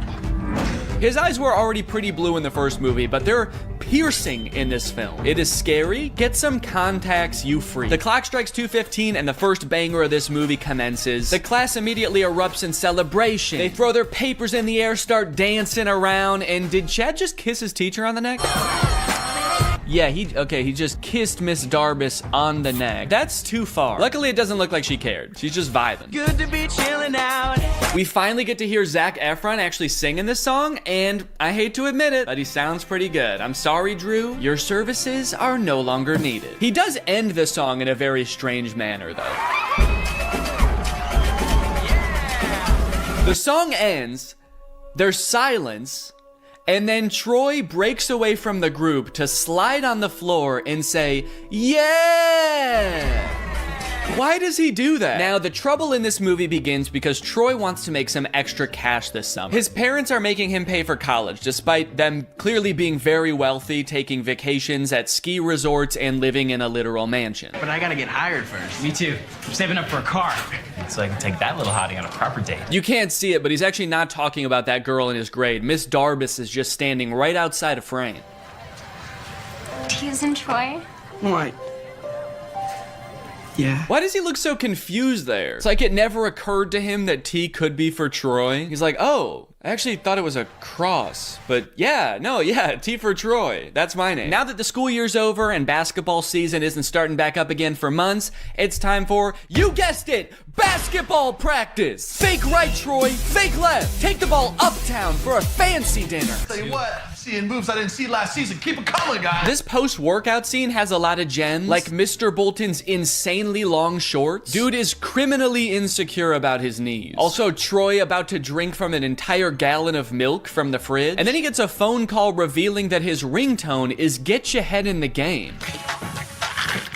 Uh-oh. Is that a real song in this universe? So in the first movie, it seemed like Sharpay might have had a little crush on Troy, but in this movie, she's got a big crush on Troy. She's like, he's the most popular guy in school, and I think I'm the most popular girl in school. It's a match made in heaven. So she pulls some strings at her family's country club to get Troy a summer job there. The only catch is Troy requests to get like the entire school hired, and somehow that works. So Troy shows up with his entire basketball team. You got Chad there. Also, the nerdy girl who loves to hip-hop dance got a job there. You got Vanessa Hudgens' stunt double working there. Mrs. Montez, it would seem your lunch break does not start for 3.5 minutes. In order to keep the conflict of this movie moving along, they have to make it seem like their job is really demanding, but they also have to toe the line of not making it seem like these kids are being abused in some way, because they are just kids. So some of the insane demands that their job is asking of them is just like, hey, can you show up to work on time and make sure you clock out at the end of your shift? And the entire student body of East High is like, we're in prison! They're not gonna pay us until we provide a service? What kind of dystopian universe is this? Mr. Fulton is 100% correct to be strict, by the way. Several times throughout this movie, he catches them doing things they're very clearly not supposed to be doing. Like having a picnic on the golf course during the day while people are playing golf, or swimming in the pool after hours when there's no lifeguard present. And every time he's like, hey guys, could you not do this anymore? And Troy's just like, man, what the fuck is this guy's problem? Suddenly, I'm beginning to miss detention with Miss Darbus. Yeah, I bet you are, you freak. How did we get from the top of the world to the bottom of the heap? You guys, you've been working for 30 minutes. This is a job. This is just what jobs are. I don't mentioning the boss is such a creep. Okay, wait. Hold on. What did he do to you? Okay, maybe I spoke too soon. If he's actually a creep, I take back everything I said. So Sharpay didn't just have Troy hired. She actually has a whole plan to lure Troy in. Starting with getting her dad to pull some strings at the University of Albuquerque's basketball team to give Troy a chance at a scholarship. So Troy, I saw your championship game. I mean, wow. That last second shot at the buzzer, outstanding. If I was a basketball recruiter and I saw that championship game, I would be more concerned about the lights going out and then everybody leaving at the same time to watch the star basketball player audition for a musical and then come back and win the game like nothing happened. And then also how they all sang a song after that. That's what I would be concerned about. But yeah, I'm sure he played well too. You know, between the two of us here, we pull a little weight over at the school. Time flies when you're having fun. I'm not really sure what prompts that reaction. They're like, you know, we could do a lot of great things for your future. We really want to help you, Troy. And he's like, I don't know. I'm getting the fuck out of here, guys. See ya. If that were Mr. Bolton there instead of Troy right now, he'd be barking like a dog. Pay's dad let me play a few holes and then invited me to dinner with some U of A alumni. Really? Oh, wait, Troy's dad is fixing up a car. Look, he has other hobbies. Good for him. Granted, he is propping up the hood of the car with a basketball, and there's more basketball and hoops in the background. And I do kind of feel like if we could see what he's working on, there would just be 5 basketballs where the engine is supposed to be, but it's a step in the right direction. Troy's dad, surprisingly, is all for Troy going for the basketball scholarship. Nothing wrong with keeping your eye on the prize. And that's great. I totally agree with that. Troy should capitalize on these opportunities he's been given, but he should try to make his girlfriend and his friends a priority too. However, that is not what Troy does. So it's all in the grip. You gotta hold it just right. Ooh, that looks great. Hey, I almost forgot. I ordered Swiss on my burger. So go ahead and check it out, man. Hey, I almost forgot. Get back in the kitchen, you broke motherfucker, and get your money on. Look at you.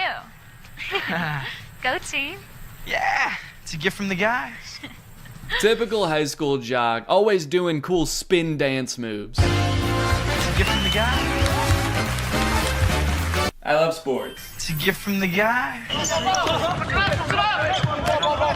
Look how much taller the actual basketball players are than Troy. I hate to say it, man, but he's gonna get crushed in college. He doesn't stand a chance. And not to mention, they definitely don't take singing breaks in the middle of practice. Next, we get the absolute classic I Don't Dance featuring, you guessed it, a lot of dancing. I don't dance. This song is great, but tell me why at the end of the song, Ryan and Chad are wearing each other's clothes. Because they don't ever address that. It's such a confusing part of the movie. Why did they change clothes? When did they get naked? So I was confused about this, so I actually went looking and I found an article where the 2 actors explained what happened. The outfit swap was actually suggested by director Kenny Ortega. Quote, he had the on-the-fly idea at the last minute, Blue said. We had already done 1 take of that scene and he did the usual thinking gesture and said, switch outfits. Bro was cooking.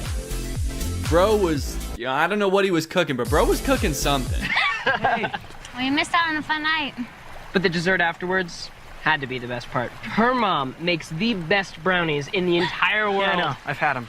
I've had them. I've had her fucking brownies. I like that was the thing that pissed him off. He was like, look, I can catch you romantically dancing with my girlfriend at sunset until the cows come home, but you touch her mom's fucking brownies? You're dead. We're fighting. And let's just say by the end of the fight, I'm gonna be wearing your clothes. Blowing off your friends, missing dates. If that's you, it's good to know. No. Missing dates? Blowing off friends? This is nothing like the Troy I met last year, who blew off his friends and missed basketball to audition for the musical. The pressure has mounted. Troy's about ready to crack, which means it's time for the most iconic song of all. Bet on it. I love this song so much. Great choreography. The fact that he's dancing across an open golf course that is currently in use. I don't know if his promotions that he got entitled him to have a dancing crisis on the golf course, but he's really going for it. He's going all in, risking getting absolutely beamed by a golf ball. Oh, and now he's in the wilderness. Hold up, gotta work on my swing, gotta do my own thing. What? Troy, respectfully, I think you have a lot more to worry about than your golf swing. That's not what this song is about, is it? Guess it's kind of vague. Hell yeah, dude. You know, powerful lyrics aside, I actually have no clue what he's decided on at the end of this song. He's kind of just like, you can bet on me. I'm gonna end up on top. I got this. And it's like, what are you actually gonna do though? Are you gonna get Gabriella back? Are you gonna do the talent show? He's like, no, I was just gonna stand on top of this mountain for the rest of the summer, actually. No one can be mad at me up here. The end of this movie is messed up. Sharpay actually turns her act around. She previously got the Wildcats banned from the country club talent show, but she decides, you know what? They can do their act as long as Troy still does his song with me. She agrees to this, and then the Wildcats turn around, secretly remove Sharpay from the talent show, and stick Troy back in their musical number. It's like, dude, why did you even make her agree to it if you were just gonna go behind her back and do it on your own anyway? Sharpay, I'm sorry, man. You got played. Really all we had. And Gabriella's here. Why? She forgives him now? It's actually not clear at all what Troy did to win Gabriella back. They haven't seen each other since she drove away singing. Maybe word got to her that Troy was angrily prancing around the golf course and she was like, oh God, it's gotten too bad. I gotta step in. Everybody one for all and all for one. The last song of this movie is called All for One. I don't know, I kind of feel like they lost a little bit of inspiration at the end here. Kind of feels like they forgot what moral they were working towards for the end of this one, and they were like, and we're all together in this one also. And the movie ends with Gabriella wooing several times while looking over at Troy for approval.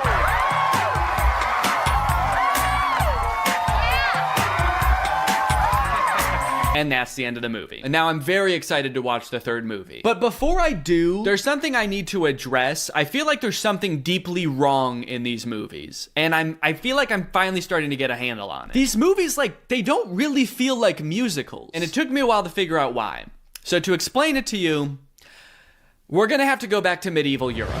In a French town in 1518, some 400 people became inexplicably overcome by an urge to dance.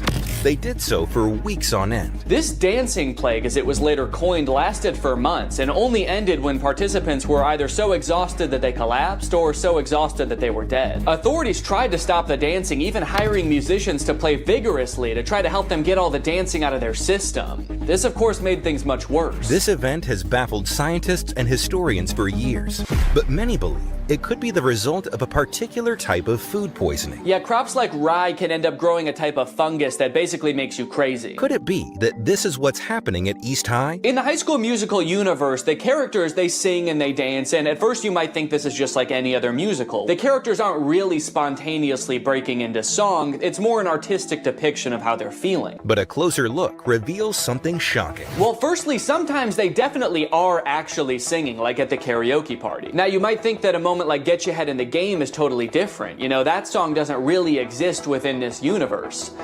But what is Troy's ringtone in the second movie? But how could an entire school become poisoned by a rare fungus? This man, who convinced us he had relevant qualifications, believes it could have been a certain freaky genius girl. It could be that by growing a fungus in a lab, Gabriella was able to manufacture a sort of singing and dancing craze to control Troy, who I'm pretty sure would have never done all of that stuff had he not been under some kind of drug-induced hysteria. After all, Troy is so cool and singing is for weirdos. So it could be the fungus, or maybe Gabriella's some kind of fucking witch. The High School Musical bonus soundtrack. You love High School Musical hits like Get Your Head in the Game. Well, now's your chance to own the extended soundtrack, featuring songs that didn't quite make the final cut, like Coach Bolton's Crisis. What's up, guys? I'm 16. I'm the new player on the basketball team. I'm really excited to play. Yeah, Mr. Bolton, we know it's you. And Gabriella's on the news. A little boy drowned in the pool. Oh no! A little boy drowned in the pool. No! Where was the lifeguard? Having a picnic. And a preview of the finale song from High School Musical 3. We're all friends together with each other. We're all together at the end again, and we're friends. We're still friends. And classmates, we go to school together. We learned a lesson, and now we're gonna switch clothes. Gift from the guy. High School Musical 2 broke the premiere record that the first High School Musical had just set. Instead of 7 million viewers, this one had 17 million viewers. So of course, they had to make a third one. High School Musical 3, Senior Year. The only one in the franchise with a subtitle. Now, outside of the fact that they're all seniors in this movie, which I can tell by the title of the film, I actually know next to nothing about this one. I've never seen it. Yeah, I know I made it sound like I was a really big High School Musical fan, but by the time the third one came out, I was 14. And unlike the first two, this one came out in theaters. And as a freshman in high school, I was much too embarrassed to ask my friends if they would go see a High School Musical movie in theaters with me. So I decided it would be way less embarrassing if I waited until I was 30 years old to watch it for the first time in front of millions of people. And we're back at East High, baby. Zach's playing basketball. There's a dog in the crowd. Is this an Air Bud crossover? Zach's like, oh, my head's just not in the game tonight. Can we get in the sub? This gold lab comes in and just slam dunks it a couple times. The movie opens on the Wildcats with their backs against the wall. It's the championship game. They're behind, and there's only 16 minutes left. Whoa, Mr. Bolton rocking a middle part. That's new. Mr. Bolton gives a speech about how there's only 16 minutes left. There's 16 minutes left. And then they sing a song about how there's only 16 minutes left. Ooh, a song about there being 16 minutes left in a game. We're getting very specific with these songs. I think they're starting to run out of ideas. This is the last time to make Dad proud. If I don't, then he never will be. Hell yeah, he won the championship game. Again. I'm noticing right away that this movie is like much higher production value than the other two. I'm curious to see the budget on this bad boy, because this movie looks like they actually like lit it. The other two just kind of look like they set up cameras and started filming, but there's lights in this one. So now they're having like the biggest high school rager ever, and they expect us to believe that they're not insanely rich. I'm pretty sure this is in Troy's backyard. Hey Troy, great house, bro. Your room is way cool. Oh, thanks, man. Yeah. You were in my room? Well, yeah, I just took a picture. Yeah, just took a picture of your room, man. He's a secret agent for the IRS. He's like, how did your family get so rich? So, another top secret hiding place. You're the second girl I've ever had up here. Yeah, it is top secret. I couldn't even see it up there. Just looks like a regular tree to me. It's here we find out that while Troy is a shoo-in for the basketball team at U of A, Gabriella's already been accepted to Stanford. I sense a conflict in the movie. Troy's going to University of Albuquerque to play basketball, and Gabriella is going to learn how to create the singularity at Stanford. So they sing a song about cherishing the present moment. Did they like challenge themselves to make a song with no dancing in this one? They're like, what if we just sat for a whole song? Oop, now he's up. Oh, that was it. That was the whole dance. Nah, it doesn't work with this song. Juilliard is considering 4 of you for 1 available scholarship. Sharpay Evans, Mr. Ryan Evans, Miss Kelsey Nielsen, and lastly, Mr. Troy Bolton. What? Julie. Since when does that guy have a evil cackle? I mean, I was surprised too, but that guy threw his head back and squealed. Did he submit his name to Juilliard as some kind of evil plan to get him killed? They're trying to come up with some ideas for the spring musical, which I'm just now realizing they write every year. Like, they don't do a pre-existing musical. They write their own musical every year. All of you will create it. That's why in the first movie they call Kelsey the composer. She literally writes the musical. Isn't that crazy? But to get some ideas, Miss Darbus asks the seniors about their future. Your future. It's easy. It's U of A. Hoops all the way. Yeah. Miss McKessie. Is University of Albuquerque like a really good school for basketball? I feel like I've never heard of them before. All the basketball players are like, we gotta get to U of A, man. It seems like that's just like the closest college that has a basketball team. Meanwhile, Gabriella's going to Stanford, Sharpay's going to Juilliard, and they're like, I don't know, we can go play basketball down the street. For the record, the reason I've never heard of the University of Albuquerque is because it's a Catholic liberal arts school that actually closed in 1986. So I guess these characters live in some sort of alternate dimension where it stayed open and went on to become a basketball powerhouse. Mr. Bolton. Mr. Bolton. Yeah, All of a sudden, he doesn't know if he wants to go to Juilliard or U of A. See, he really never did care about Gabriella. He just wants to sing. Somebody just let this kid sing. Just tell him it's okay. Imagine having everything. Jeez, that song started so abruptly. No intro. No build up. It's kind of scary.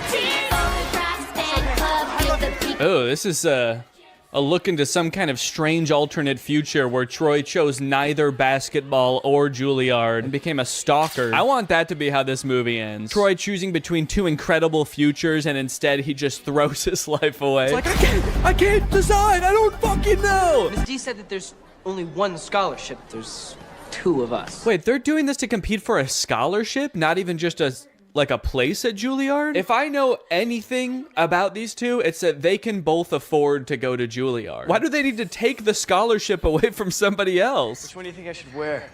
Well, I've never been asked to a prom, but this almost sounds like an invitation. Did she say she's never been asked to prom? What about last year? They were dating last year.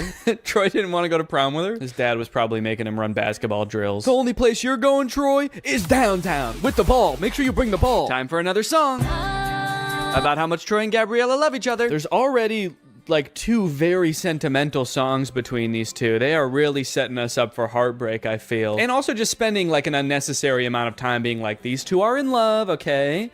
Don't forget that they're in love. That way, when whatever happens, we're gonna all be sad, all right? So that way, when Troy picks U of A and Gabriella gets hit by a bus, it's gonna be sad. I think they're gonna end up going to the same college. They couldn't possibly end this entire series by being like, they didn't actually like each other that much. They're just gonna call it quits.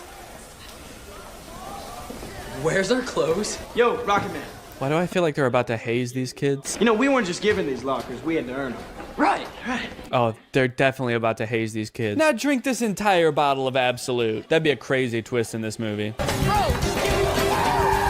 Just a little hazing. Troy is not better than doing some hazing. Oh, I thought I heard you. I was just making some snacks inside. Are you guys hungry? Only if it's your brownies. I've had them. Bring those out here. Could you take me after school to check out that tuxedo? Tuxedo? For what? For prom. Oh, honey. If that's what you call an invitation, you'll be dancing with yourself. He's like, okay. I wasn't inviting you. I'm gonna ask Miss Darbus. Then comes a song about getting ready for prom featuring, I think, the funniest moment in any of these movies. I think this tux is too baggy, too tight, it makes me look weird. Yeah, this movie's kind of funny, man. Makes me look weird. Do I want classic or vintage or plaid? I like that they're like, should I wear plaid or ruffles or a really old suit? And it's like, no, you should wear, just go to Men's Warehouse and ask for a prom tuxedo. Should I wear the ugliest thing that you've ever seen? No, just go. Just tell them you're going to prom and they'll just give you the most generic tux you've ever seen. Can't wait to remember. This reminds me of when I was a senior in high school and I was getting ready to go for prom, and I sang this song called It's Gonna Be the Night to Remember, and me and all my boys got dressed up in weird suits and danced around on the stage. This is kind of just like that, actually. Let's dance! Am I crazy, or is there like actually too much music in this movie? I feel like the plot is kind of moving at a snail's pace because every 2 minutes there's a song and it's like, here's what's going on right now. We're thinking about going to prom. We're Troy and Gabriella. We like each other. Also, the stakes feel very low right now. What am I supposed to be worried about right now? Troy is like, I don't know what college I want to go to. And Gabriella's like, I also have choices to make. I still have decisions to make too. And she has not elaborated. And so I don't know what I'm supposed to be worried about. Now they're at some kind of junkyard. Just hanging out at a junkyard as if we've always known that this is what they do. You see what happens when you do a show? You're like 5 people. Yeah, but what's so bad about that, man? We used to come here as kids, we'd be 10 people. Yeah, I remember that, because they used to talk about that in all the other movies, how they used to come to the junkyard. Take it back to the place where you know it all began. Finally, the boys are back at the junkyard. So that we had a song establishing that Troy and Gabriella are in love. Now we have a song establishing that Troy and Chad are friends. This kind of reminds me of senior year in high school when I danced around in the junkyard with my best friend, and we sang a song about how the boys are back. It's weirdly similar, actually. Oh. Whoa, the junk men who live in the junkyard are here. What's going on? What if Troy and Chad turn around and see them and they're like, whoa, what the fuck? Who are you? Maybe I'll just stay here next year. Stay in Albuquerque? That makes no sense. And why do I always have to make sense? Why do I always have to make sense? Why can't sometimes I just say, What are you gonna, tell me about this? Juilliard. The only dad to ever be pissed off that his son is getting considered for a scholarship at one of the most prestigious colleges in the country. Hey. Troy, come on. Ah, damn, he's too fast. Get back here. The director for that scene was like, okay, how could you guys like run away but also walk away at the same time? Oh no, he's going crazy again. Painful basketball time, time to scream and shoot some hoops. I like that little pouty dance up the stairs. Okay, Troy, for this one, you're a pouty toddler. Now you're a crab.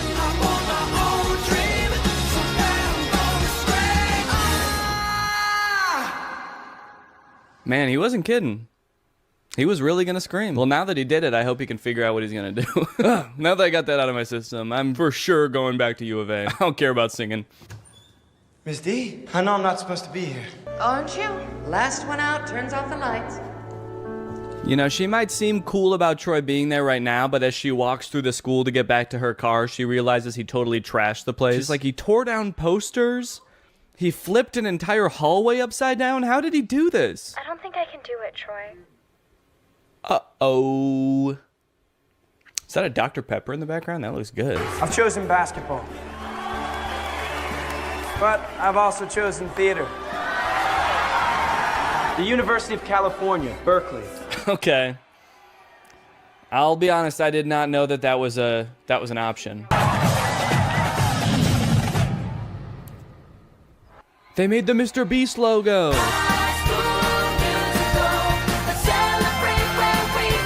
I like that they're performing for the camera and not for the audience who's here to see them graduate. They're just like facing away from the bleachers. All their parents are like, damn, I wish I could see their faces. I don't even know which one's my kid. Now they're all just gonna smile at the camera for the rest of their lives. They say, we're not going to college, baby.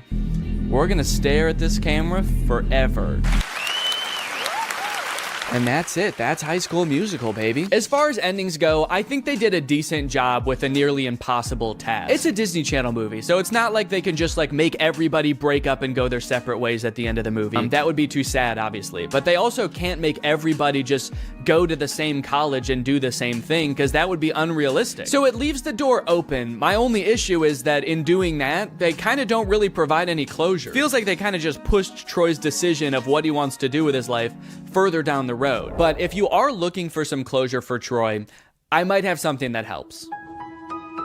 I mentioned earlier that the character of Troy was inspired by one of the writer's real high school teammates. But when I read that for the first time on Wikipedia, I was surprised to find that that teammate has his own Wikipedia article. And that's because that classmate, Lynn Swan, went on to be a professional football player, playing for the Pittsburgh Steelers and winning the Super Bowl 4 times. This man is the real-life Troy Bolton, and that might be the least interesting thing about him. In fact, he might not even know. It really helped you in your game. All the things that ballet taught you, you applied that to the football field. Touchdown, Pittsburgh! Did you catch any flack from your teammates about taking ballet? I mean... Oh, always. It's a gift from the guys. But I'll always remember a Hall of Famer who rose to the occasion each time. A plie-making playmaker. But you're a playmaker. Did you ever think maybe I could be both? Who could defy gravity.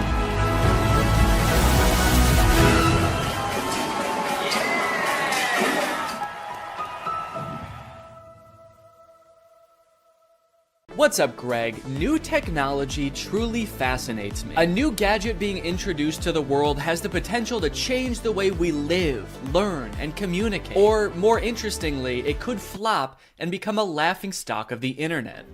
Which is why a few weeks ago, I was thrilled to discover the unveiling for a project called the Humane AI Pin. This might be the worst product presentation I've ever seen for one of the strangest products I've ever seen. Apparently, Humane AI is a new tech startup founded by two former Apple employees and current lovers, Imran Chowdhury and Bethany Bongiorno. Their mission is building innovative technology that feels familiar, natural, and human. Okay, first thing that's sticking out to me is that none of those words were useful. Also, do I really want my technology to feel more human? I've never wished my MacBook to be more fleshy. Also, Humane AI is such an unsettling name for a company. I'm sorry. You lost me right off the bat. I feel like the only times I ever even hear the word humane is when we're talking about like factory farming or something. Don't worry, dude. When this AI takes over, it is going to be super humane in the way it slaughters us. It will not violate the Geneva Convention, unlike other AIs, Siri. All right, let's go ahead and watch the product presentation and let's see if you think it's as weird as I do. Welcome to Humane. Thank you. This is the Humane AI Pin. Cool. It's a standalone device and software platform. So the intro does have a very threatening aura about it, doesn't it? The sterile white room. They're both so serious and they're unboxing a mysterious device. I feel like I'm about to be tortured for information. Oh.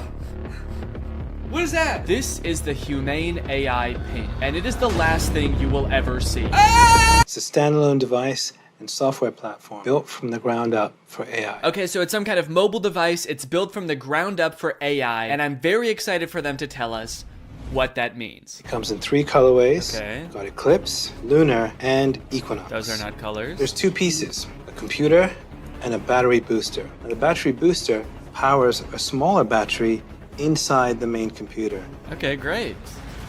What does it do? And this is how we achieve our all-day battery life. Oh, great. It's got all-day battery life. That way you can spend all day. There are no wake words, so it's not always listening or always recording. In fact, it doesn't do anything until you engage with it. Okay, thank God. So it doesn't record me. That's good to know. For a second, I was worried that it almost had one feature. Who is this for? What kind of person needs to hear about what colors a device comes in before they'd even consider hearing about what it actually does? Also, 2 of the colors are black. You designed 3 colors and 2 of them are black. You couldn't come up with a 3rd color? Also, I'm sorry because I know that not everyone is super comfortable in front of a camera. It's not a skill set everyone has. But maybe you guys should have like hired a spokesperson or something instead of letting the world's 2 sleepiest CEOs do this product demo. Now, the battery booster powers a smaller battery inside the main computer. Are they okay? This thing has all-day battery life. That's because it actually feeds on your life force. I've had mine on for 3 months, and you probably can't even tell the physical toll it's had on me. And your engagement comes through your touch, voice, gesture, or the laser ink display. Whoa, wait, okay. Holy cow. We have a feature. It actually does something. I will admit I was not expecting that. Why didn't you lead with that? I mean, I don't know what that is or what it does, but at least it's something. It looks futuristic. I don't know about the name laser ink display though. That doesn't sound very futuristic. The laser ink display. Sounds like a printer. It also comes with its own connectivity built right in. Our own Humane network, connected by T-Mobile. Our very own network. That is T-Mobile's network. We were able to pack a lot of technology into something really small. Tell me about it, dude. I can barely even count all the technologies you put in this thing. You got the laser ink display, all-day battery, black. Is that a technology? They continue for a while just using buzzwords and vague expressions to explain what this thing does until like 3 minutes into the video when they finally give us a demonstration of something tangible this thing can do. Play the song How Music Makes You Feel Better. Doesn't look like it's making him feel better. We've partnered with Tidal, which you get out of the box. Okay, finally, we know one thing it can do. It can play music. And not just how you would normally listen to music either. You can give it little riddles to try to figure out what songs you want it to play. Play music written by Prince, but not performed by Prince. Give me songs written by first-born left-handed British women who have never been to Ibiza that weren't released on weekends or holidays. Can Alexa do that? I don't know. I don't think anyone's ever tried before. Got my music controls. If I go to the left, I can go back. If I was to go down, I can pause. Wow, okay, that actually does look a lot more convenient than using Tidal on my phone, but only because I don't have Tidal on my phone. After this, we do start to get some truly incredible demos using this product's advanced AI. When is the next eclipse? Where is the best place to see it? The next total solar eclipse will occur on April 8th, 2024. Best places to see it are Exmouth, Australia, and East Timor. Huh, that's weird. This NASA article says that that eclipse that's happening on April 8th is actually not going to be visible in Australia. It's only going to be visible from like the US. It actually seems like it's going to be nighttime in Australia during the eclipse. Well, what are you going to do? I mean, they're a technology company. They're not a space company. What would you expect them to know about the moon? They only named all of their colors after it. I hate to interrupt this video, but I have to tell you guys about a revolutionary discovery of my own. I just found out that for the past 2 years, I've been paying for Apple Music despite not having any recollection of ever signing up. I don't use Apple Music, but nevertheless, I've paid them like $200 without ever even having used their service. I think this is a pretty relatable issue in this age of subscription services. And something like this could be happening to you too, but luckily, today's sponsor, Rocket Money, is here to help. Rocket Money is the personal finance app that helps you cancel subscriptions, lower bills, and manage your money better. Rocket Money is super helpful with things like my recurring Apple Music charge, because not only does it help you identify recurring charges, it also helps you cancel them. You can actually cancel subscriptions right within Rocket Money's app with just a couple of taps. You don't got to worry about navigating the service's own website. You don't got to worry about pesky customer service calls. Here's why I think this is going to work for you, because Rocket Money has saved its customers an average of $720 a year, with over $500 million in canceled subscriptions. So to save more and spend less, join the over 5 million members using Rocket Money today. Go to rocketmoney.com/Danny or click the link in the description to get started today for free. And you can also unlock even more features with premium. That's rocketmoney.com/Danny to get started for free. Thank you to Rocket Money for sponsoring this video. And now back to said video. How much protein? These almonds have 15 grams of protein. Great. Those almonds for sure do not have 15 grams of protein. An entire cup of almonds has 20 grams of protein. This dude was holding like 9 almonds. Did I think he was asking about his whole hand? Because that actually might be accurate. I'm gonna eat it. Enjoy it. Guys, I hate to say it, but I don't think your thing works. You only asked it to do a couple things and it got 2 of them wrong. He does do a demo where he sends a text later in the video and that seems to work. Tell Andrew I'll be there later tonight. But to be fair, we never see the person receive the text. I got a weird text from Imran that just says, learned how to go potty big boy style. Interestingly, after people started to realize that all of the information in this demo was wrong, they actually re-uploaded the video pretending that the pin gave the correct answer the entire time. How much protein? A half a cup of almonds has 15 grams of protein. Don't believe it. That's humane propaganda. The AI pin allows you to shop in the real world. How much is this online? This is $28 online. Great. Buy it. That one is super confusing. It doesn't give you any information on where it's getting that price, where you're buying it from, when it will arrive. I feel like you need to give it at least some specifics, otherwise it's definitely gonna mess up your order. Go ahead and buy this book. Sending to Sudan. No, send it here. You didn't specify. Sending to Sudan. Shit. Now, if you're wondering how you can get one of these things, the prices range from $700 to $800 for the more expensive colors. And they're estimated to ship in March of 2024. Now, you might be thinking the price of $700 is a little bit high for this thing, but think about it this way. What other product on the market can so accurately tell you how many grams of protein aren't in 9 almonds? Okay, they've also got this little short film about the human experience using their AI pin. Isn't life about what we experience? What we smell? Can I eat this? Yes, dragon fruits are low in sugar. What is this thing, my mom? Can I drink this? Not before you finish your vegetables.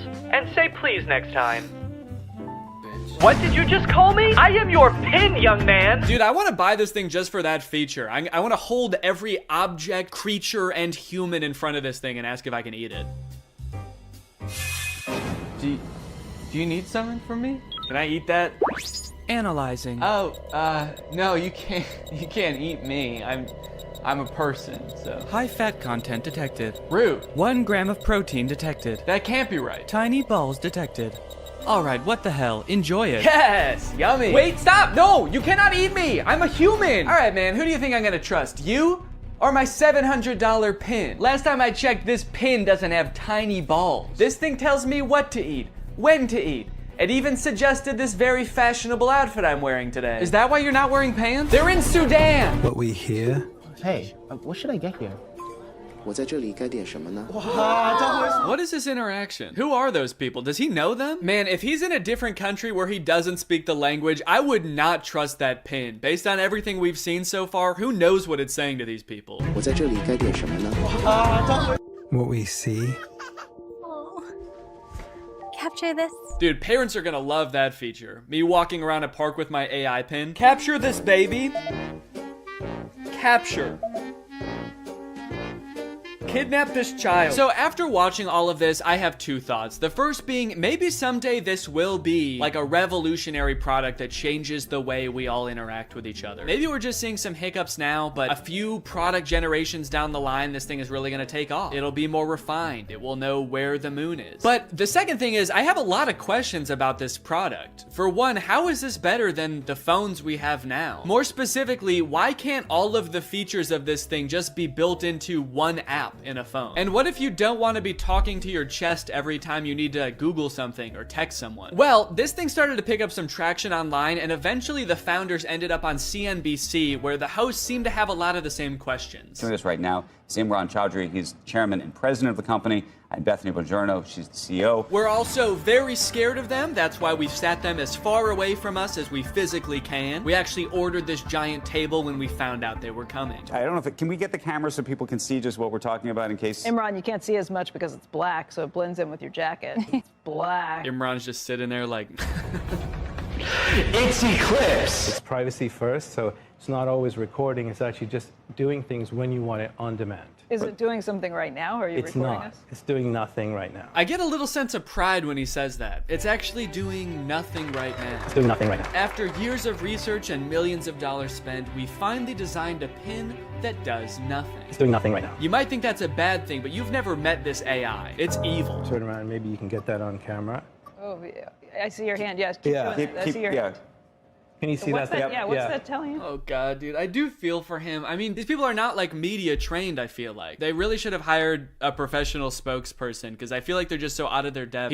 He's got like the worst camera angle possible to show this thing off. His hand is shaking. Imagine a little alert pops up on the screen that's like, high heart rate detected. Is Squawk Box the name of this show? I'm not familiar with it. I never heard of this before. Or is this some kind of jab at their device? Formal Apple designers peddle their snake oil Squawk Box. You can use it however you want. Like what? What? Tell me something you would use that for. Okay, it sounds like this host is thinking the exact same thing as me. What is it? Tell me one thing. Then they just start like drilling them. They don't even let either of them finish answering their questions. They just like are bombarding them with reasonable questions about this device. That you've got in, stuff that you do just all the time. How would I know without seeing a screen? A user LED called. So that's what I want to ask you about. This is brutal, man. Let the poor guy speak. Just at least let him finish answering your questions, man. I mean, he's not actually gonna answer them. He's probably just gonna say AI over and over, but just let him finish his sentence. Sometimes I'll be at a meeting, right?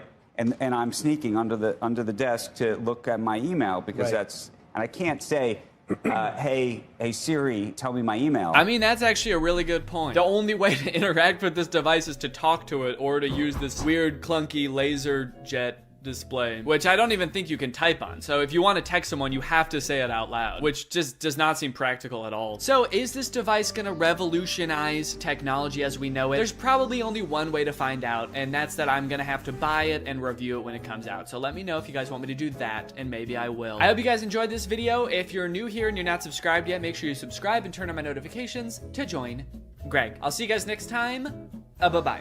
After MGK released his song Emo Girl and then followed it up by appearing in a bunch of insane interviews with Megan Fox talking about their love life, I think we're pretty good on MGK for a while. We don't need any more music. We don't need any more public appearances. We're good. We don't need to know any more about MGK's personal life. And folks, I think MGK finally took notice and he listened. He said, all right, look guys, I get it. No more music, no more interviews. I'm gonna take some time and I'm going to release a stoner comedy movie instead. So he hunkered down and he wrote and directed this movie Good Morning, which currently has a 0% on Rotten Tomatoes. We got a good thing going here. 2 movies in a row with 0% on Rotten Tomatoes. What's the opposite of a Renaissance man? You know how people, when people can like act and sing and direct, like Donald Glover. People call him a Renaissance man. MGK is like a Dark Ages man. MGK is a medieval man. Also, sorry if I sound sick. Sorry. The moment this movie starts, MGK, aka his character London Clash, gets kind of a weird good morning text from his girlfriend Apple. He's texting me. Oh, it's Apple. The texts say, I wish I didn't have to do this through text, and then good morning, but she spells morning with a U. Now you might think that this would make London a little bit confused, but then realize, oh, it's just a typo. And you'd be right. He does have both of those thoughts. The problem with this movie is that the entire movie takes place between those two things happening. This entire movie is about MGK being confused about what those texts meant. Before he gets too concerned, he has to Google what morning with a U means. He's like, my fans are probably young enough that both of their grandparents are still alive. I should probably explain what morning is. Well, today should be interesting. Yeah, they let you know right away that this movie was written by a millennial. Well, today's gonna be kind of weird. MGK wrote the entire movie like this. So this just happened. Yeah, so the conflict at the beginning of this movie is that London thinks that Apple is breaking up with him. That text was a breakup text. Sorry to have to do this through text. Good morning, as in like happy morning our relationship. What kind of person is Apple that he assumes the text good morning means have a good time with your depression now? Look, this relationship isn't working. We're just growing apart. I just feel like you need to have a happy morning now. A happy grieving to you, good sir. When they introduce this character, she better be like wearing a top hat and carrying around a cane. It's gonna make a lot more sense when that happens. Good morning, good morning. Today might suck, guys. I'm adulting today. All right, guys, it's time to attend the MGK School of Acting. You're about to step into an ice-cold shower. How do you react when the water hits your body? Shiver! Grab your arms to make yourself warm. Okay, those are good answers. Let's ask Professor Gun Kelly. Ooh, sorry, you guys all get Fs. Your punishment? You have to look at MGK's ass. That is just horrendous. I never wanted to see that. You know why it sucks when you're going through it with your partner? You're not going through it with your partner. She sent you one understandable typo, dude. Everything's fine. You're fine. Yo, does this look like a breakup text to you, or am I tripping? Yes. Yeah, dude, take it from the weirdest looking man you've ever seen who falls asleep in his cereal mid-conversation. That's a breakup text. I don't mean to shame this man's appearance. I think Cody Ko looks great here. This is Cody Ko if TMG made hyperpop music. This man has never sent a normal text in his life. I'm surprised he wasn't like, no, that's about as incoherent and cryptic as I usually am in my text. You're probably fine. His friend is clearly sick. At the beginning of the scene, he throws up on the microwave, and at the end of the scene, he drowns in his cereal bowl, and MGK leaves him to die. MGK, your friend is sick. Help him. And so am I. Goddamn. Also, just like a fun little continuity note, at the beginning of this scene, there wasn't a water bottle on the table, and then at the end of the scene, there is. So, that's probably why this movie has a 0% on Rotten Tomatoes. Ass continuity. I'm a stickler for details.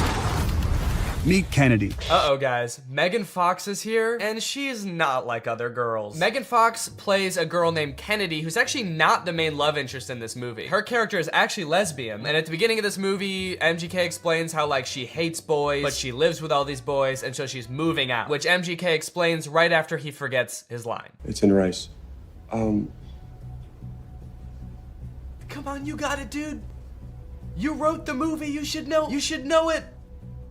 Please don't move out. Yes! He did it! He remembered. It's a pretty long line. I'll cut him some slack. Throughout the beginning of the movie, they're constantly introducing new characters, and every character in this movie has some kind of weird quirk. This friend, like, did too many drugs at a music festival, and now he's kind of loopy. This guy is always throwing water balloons at people. This guy, like, smokes a lot of weed. It seems like MGK wrote this movie with just a bunch of crazy, weird characters, because the only, like, joke that he can think of to put in this movie is another character saying something weird or dumb, and him just kind of looking at them being like, that was kind of weird or dumb. Mercury is in Everglades. It's retrograde, Leo. Every time he introduces a new character, there's narration that explains what the weird quirk about these characters are. This is Angel. Meet Maxine Goldberg. But they kind of don't, like, explain really what I want to know about these characters. This is Dylan. I met him when he was working at In-N-Out, and he used to hook me up with free burgers and shakes.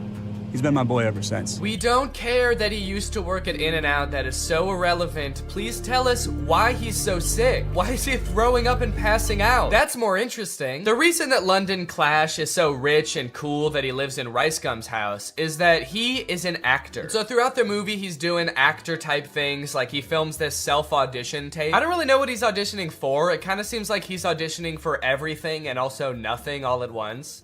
Okay, this is my impersonation of Draco Malfoy looking for drugs.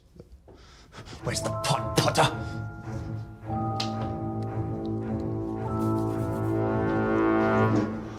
I don't like Draco very much. Honestly, this scene is pretty sad. I felt bad watching it. They don't explain what he's supposed to be auditioning for in this self-tape, but whatever it is, Jake Novak has a better chance of getting the role. I want to be the next SNL cast member. Now here's where the movie prevents the second conflict. That's right, this movie has two conflicts. The first is he gets that text with the typo, but the second is that today he has the biggest audition of his career. And no, it wasn't that self-tape audition. I guess they just kind of threw that in for goofs. He's auditioning to be the next Batman. I'm still waiting to hear from my agent about this Batman role. So, throughout the movie, London is faced with two equally important problems. The first, he has to prepare for the most life-changing, career-making audition of his life. And the second is that he's having a little bit of trouble getting a hold of his girlfriend. The stakes can't get much higher than this, folks. But Danny, can't he just prepare for the audition and then try to get a hold of his girlfriend later that day or tomorrow at the latest? No! They could be dead tomorrow, especially that one guy. He could die any second. They have to do both of them today. This movie kind of feels like a Lele Pons YouTube skit from like 2017, but instead of like 10 minutes long, it's an hour and a half long. From the sound effects to the uncomfortable silence between every spoken line in this movie. Why would you give me goat milk? I watched an interview. You said you like goat milk. I can't tell if they're using the awkward silence for like comedic effect to like really hammer home that like, these guys are kind of weird. Or if the silence is more just because nobody knows their lines very well. There's another option that they added in all these pauses in the movie because we're supposed to be laughing at the things that they're saying in the movie. So they added in nice little pauses for us to laugh. She left with a dude? A buff dude. And they had bags. And yes, they left together. In fact, it kind of feels like, have you ever seen people who have edited The Big Bang Theory so that it doesn't have the laugh track to show how like bad all of the jokes are? Who are you? Oh, I'm Denise, the new assistant manager. That's kind of what this movie feels like. Why are your eyes all watery? Because I'm high. That's way better. Bazunga. It's so fitting that this movie feels like a bad YouTube video from 5 years ago because I'm pretty sure they filmed this at Rice Gum's old house. Did something happen in that house? Is there like a curse? 100 years ago, one of Hollywood's earliest YouTubers died in that house and now all the content that's created there is cursed to be mad disappointing. Okay, so now they got to investigate what's happened to Apple. London's phone is broken, so he can't contact her, so the only thing he can do is go looking for her. So he goes to the last place she was seen and talks to Pete Davidson. Did you see Apple? Yeah, she was just here like 2 minutes ago. Did she say where she was going? You know what? She did. She actually... No, are you fucking crazy? You guys never talk to me. I mean, the only reason you know my name is because it's on my name tag. Right there. B-E-R-R-Y. Barry. Pete Davidson feels like he's not really invested in this movie at all. He breaks the fourth wall a little bit too much in this movie. He reads his name tag like he's making fun of the fact that it doesn't say Pete Davidson. He's like, Barry? That's not my real name. My real name's Pete. It's funny because I'm very clearly Pete Davidson and not some guy named Barry who works at a valet stand. There's also a scene later on in the movie where he looks directly into the lens of the camera. I think they could have cut that out. Well, talking to Pete Davidson, Barry. It's just so funny that he's pretending to be Barry. Talking to Barry didn't get him any leads, so I guess that means now it's time to go to his audition. Sorry, he breaks into Apple's house to find clues? Find clues, please. Find clues of what? What might she have left lying around that would indicate whether she made a typo this morning or not? They find a bag of her fingers? She was missing her fingers this morning. That's why she fucked up the tags. Oh. We should probably call the police, right? I'm not breaking into my girlfriend's house.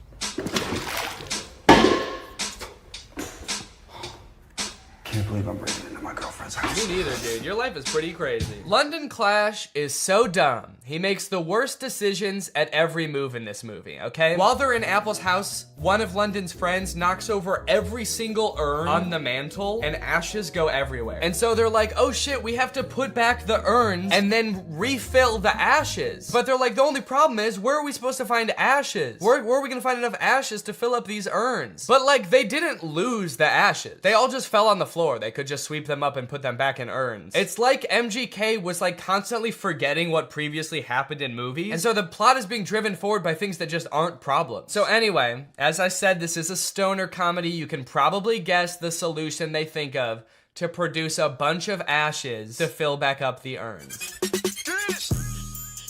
I'm a stoner. Yep. They're gonna smoke a bunch of weed. Ah, bunch of weed. This movie's crazy. They're gonna smoke a bunch of weed.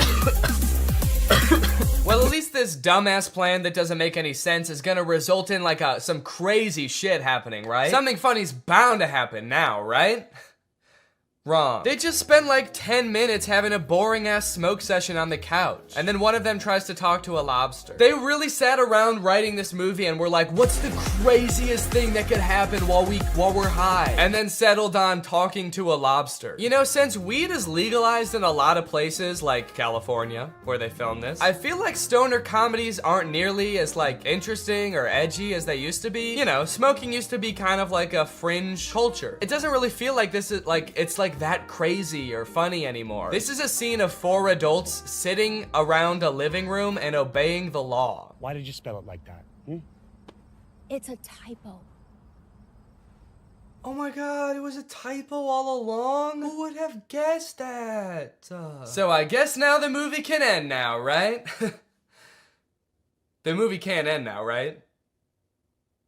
The movie can end now, right? There's 30 minutes left in this movie? What the fuck is gonna happen? What are they gonna do for 30 more minutes? Sit at a diner, apparently. So you're probably wondering how they wrap this whole thing up, huh? MGK missed his audition, he's not getting the role. His girlfriend is pissed off at him. How are they gonna wrap this movie up? Some sort of grand gesture that wins over both the director and the girlfriend? No, obviously not. That would make too much sense. London Clash gets the role because the director happened to see an Instagram live stream where London Clash gets punched in the face by Dennis Rodman, and the director just assumes that London Clash did that because he wanted to like impress him or something. It's a whole other plot line that I didn't really go into in this video, but it doesn't make any sense in the movie either. So he's got the role, now the only thing left is to get the girl, which he does by sending her a text at the diner being like, can we talk? And she's like, sure. And so they're driving to meet each other. He's texting her the whole way. He's texting and driving, and they get into a car crash, and then they are both paralyzed. That face says it all. That just happened. That's the resolution. He almost murders her. Irresponsible. He was texting and driving and he almost murders his girlfriend, and that's how it ends. After the credits roll, there's like a fun little blooper reel where we get to see the actors like messing around and not knowing their lines very well, which would have been a lot more fun if I hadn't felt like I had just watched an hour and a half of exactly that. Well, folks, what do you think? From rapper to pop punk icon to writer, director, and actor extraordinaire, which do you think MGK did best? Leave it in the comments down below. What do you think he'll get up to next? It's anyone's guess at this point. Professional fencer? Or maybe like a chef? He'll start just making food. That might be kind of sick. And you know what? All he would need to get started is HelloFresh, America's #1 meal kit and the sponsor of this video. Guys, I love HelloFresh. They send you fresh, quality produce from the farm to your door in less than a week, so you can savor delicious summer flavors right from home. I love getting a HelloFresh box because you know what it means? It means I don't have to worry about what I'm gonna eat for dinner every night. I'm not gonna find myself driving to some fast food chain to get a quick meal, because I know I've got a quality meal that I can whip up in like 35 minutes right at home. And I know it's gonna be tasty, I know it's gonna be healthy. If you're trying to stick to a particular health goal, HelloFresh has you covered because they have veggie options, fit and wholesome options, and pescatarian options. So HelloFresh fits a variety of lifestyles. Their plans are super flexible. You can pause 1 week if you want to, you can add more food 1 week if you want to, and even if you're on vacation, you can change the delivery address to deliver to your vacation destination. And then you can have home-cooked meals when you're at the family reunion. HelloFresh is the very first carbon-neutral meal kit company, and nearly all of their packaging is recyclable. They help cut down on food waste because they send you pre-portioned ingredients so you're only using what you need. So if you want to check out HelloFresh and have a flavorful summer, then head on over to HelloFresh.com. Use my code TrulyGreg16 for up to 16 free meals and 3 surprise gifts. That's HelloFresh.com. Thanks to HelloFresh for sponsoring this video. Thank you to you guys for checking out HelloFresh. Now I'm going to do the outro of this video. All right, you guys, thank you for watching this video. I hope you enjoyed it. If you're new here and you're not subscribed yet, make sure you subscribe and turn on my notifications to join Greg. Greg is what I call my audience here on YouTube. We're the biggest and happiest family on YouTube. That is a scientific fact. Please do not look it up. Please do not fact check me because facts don't care about your feelings and I don't care about facts. All right, I'll see you guys next time. Bye. Hello, Greg. Why are movie studios making bad movies on purpose? I swear to God they are. I'm sure most of us by now have seen clips from the new Pinocchio movie. Father, when can I leave to be on my own? And that had me pretty skeptical, honestly. You're trying to tell me they made it and they were like, the main selling point of this movie is that it will be good? No chance. And now I've recently seen people talking about this movie Marmaduke. It's about a cartoon dog voiced by Pete Davidson. It has 0% on Rotten Tomatoes. I've watched it and it is in fact the worst movie you'll see this year. And it just really seems like they're trying to make bad movies on purpose. This movie is just heinous. It feels like Netflix just like fed an AI a bunch of scripts of bad movies until it spat out Marmaduke. This movie is not good at all. I think it has 0 redeeming qualities, actually. There's nothing good in this movie. I would even give it a negative score if I could. I like that I said that as if there's something stopping me. I'm my own entity. I'm not limited. I don't have a boss telling me I have to give it a positive score. I'm gonna give it a negative 6 out of 10. Once upon a time, there lived a very large and very sad doggy. His family got mad at him just for being himself. We begin with a narration from Pete Davidson himself, who could not sound less interested in explaining the exposition of this movie. Marmaduke was some fucking dog, dude. I don't care. I'm dating a Kardashian, man. You think I need this? I personally don't have a problem with Pete Davidson. He's a funny guy. He was not up to the task of being the main character in this movie. This is a cartoon dog. You need someone with like a crazy range. Pete Davidson's emotions range from high and please down to high and indifferent. That's about all the variety you're gonna get out of Pete Davidson. After watching the movie all the way through, I'm not even 100% sure that Pete Davidson even knows he's in this movie. I haven't seen Pete Davidson do any promotion for this movie. I don't think he's done interviews talking about, you know, getting into the role of Marmaduke. I would not be surprised if they just like took audio excerpts of Pete Davidson from like other TV shows and just like found a way to make a movie about a dog around them. You can't ban me from Billy's party. It won't be a party without me. Gather round, boys and girls, and watch this. Go ahead and look at the characters in this first scene here and tell me, what is your reaction? Art is subjective. What you like depends entirely on your life experience, your personal taste, you know, where you were born and raised. For example, I was born in the 1990s on Earth, and I hate every single one of these characters. There are 3 body shapes in the universe of Marmaduke. There is eerily slender, bouncing egg. That's right, they don't walk, the round characters. They just kind of bounce from place to place. And then there's Mom. Mom has a serious case of the Pixar mom syndrome. I guess the creators of Marmaduke decided to take a page out of Pixar's book when designing the mom, and then they ignored all the other pages in the book about like how to make a movie. Anyway, through a little bit of narration, we find out that the reason Marmaduke is not allowed at this party is because he's basically a terror to the family. Marmaduke is a nightmare. He chases the cat, he tackles the local butcher for some bones, he beats the shit out of the dad. This dog is terrorizing his family. This is a bad boy. Don't you think you're being too hard on poor Marmaduke? He's gone too far, Dottie. Maybe we need to enroll Marmaduke in obedience. As if this family wasn't going through enough already, dude. Look at the dad's nose. Look at his nose to arm ratio. He doesn't need this right now. He's got bigger fish to fry. His nose is about 3 times thicker than his arms. What the hell? Compare that to Marmaduke. And the shot where he's just beat the shit out of the dad for his comfy chair. He's jacked. He looks like a kangaroo. They're living with a wild animal in their house, and this dad's arms are made out of wet spaghetti. And Marmaduke has the audacity to be upstairs in the window like, come come on, let me into the party. What is it, cause I like steak a little bit too much? And it's like, no, dude, you keep beating up my family. You killed our youngest daughter. But Marmaduke's not trapped upstairs for long. He decides to start chasing a bee around the room that he's trapped in, and the bee goes through the window, and then Marmaduke like crashes through the window, and he lands in the pool, which causes like a mini tsunami in the backyard. Who wants a hot diggity dang that dog? You know this dog is bad when the dad turns around and just sees a tidal wave coming towards him and he says, dang that dog. As far as he knows, the dog is upstairs in the room. He didn't see Marmaduke fly in the pool, he just turned around. This man saw a tidal wave and was like, the fucking dog! This family has suffered so much at the hands of this dog.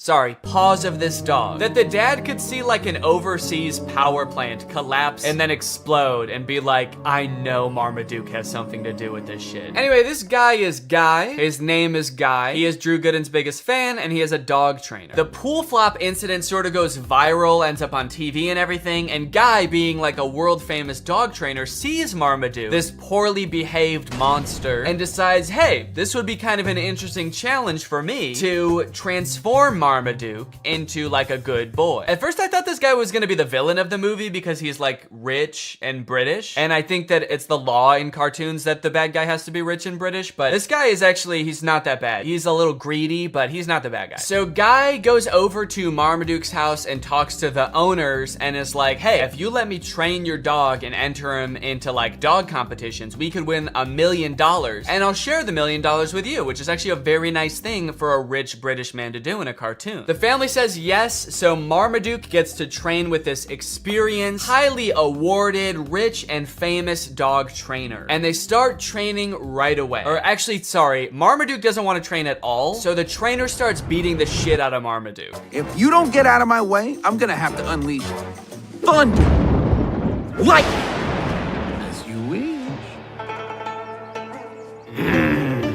Yeah, that's right, they're about to fight. Marmaduke doesn't want to train, so they start like backing up and putting their deuces up. When this part happened, I was like, this is crazy. This human's not actually about to start punching a dog, right? And luckily, I was right. He kicks the dog. Dude, he kicks the dog, throws him into a tree. You're like the most famous dog trainer in the world, and this is your secret method. Dog training tips your trainer doesn't want you to know.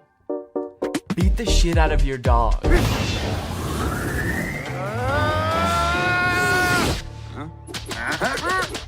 That's enough for today. That's enough for today? You didn't do anything. You just hurt a dog. You didn't teach him any tricks. He doesn't even know how to sit. All right, the first trick we're gonna learn today is how to dodge a punch. Oh, that's kind of lame. Does this thing need to be plugged in the whole time? But don't worry, this is just a leash to make sure he can't attack this woman. Now, it's interesting that this robot is like in a tracksuit. He's kind of swagged out with a sweater. Not exactly the Jetsons-esque metal robot we were all picturing in our childhood. It is nice and cozy, but like, what happens when this thing gets wet? What if he spills egg on himself? If you have this thing doing chores in a household with children for more than like a week, it's gonna smell like shit. And I guess you could just take off its sweater to wash it, but then you're gonna see this thing's dick, and I really don't wanna see that. Okay, but those were just the early beta videos. This is the official announcement that you can pre-order Neo. Now, this came out 3 days ago as of recording this. And look at this, now Neo has a much improved look. Instead of that black face visor, they gave him the creepy black eyes the parents have in Coraline.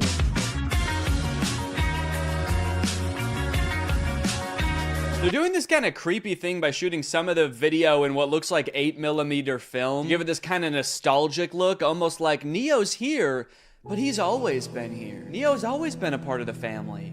Just invite him home. Invite him in your bed. They're making clothes for Neo. This whole ad does kind of read like they want Neo to also be your friend. Yeah, no thanks. I don't want to buy a fancy Roomba that wants to be my friend. What's next? You want me to hang out with my broom? No chance. He's a coward. I grew up reading these beautiful books and watching these beautiful sci-fi movies where the future was all about how we as humans, we really focus on the things that matter to us. Yeah, I feel like in all of those sci-fi movies that have robots, they are about the robots turning evil. I think really what he should have said is, I grew up watching the first 5 minutes of every sci-fi movie. Neo's hardware comes packed with features like human-level dexterity and a 55-pound carrying capacity. Okay, wait, 5'6", 60 pounds? These are my stats too, that's crazy. 4-hour battery life, soft body? He's just like me for real. Ugh, that is a weird box. Kinda looks more like a cocoon or an egg. So you're gonna wanna make sure when this thing hatches that you are the first thing it sees. That way it knows that you're its mom. It might ask you to feed it worms out of your mouth. You can ignore that. It doesn't need them.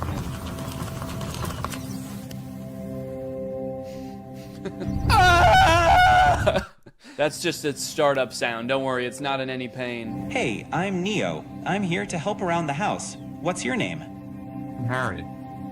Nice to meet you, Harry. Why is he so close to his face? I mean, Harry. I don't like how close Harry is to the robot's face. I'm Harry. And you're gonna be hugging me for the next 9 hours. Dude, I do not like how this guy is sizing this robot up. 5'6", soft body. You'll do just fine. He's just like, don't play games with me. Neo doesn't like games. If there are any chores that your Neo hasn't learned how to do autonomously, you can use expert mode to have an expert from 1X supervise the session and provide corrective intervention to help Neo complete any task. Oh, okay, great. So sometimes my autonomous robot won't be autonomous and there's just going to be a stranger controlling a robot in my house? Neo is fully capable of doing regular chores, but sometimes when you're not home, an expert may take over to go through your underwear drawer or spend hours staring at the same photo of you and your children. Oh, actually, that reminds me, I should probably check what my Neo's doing.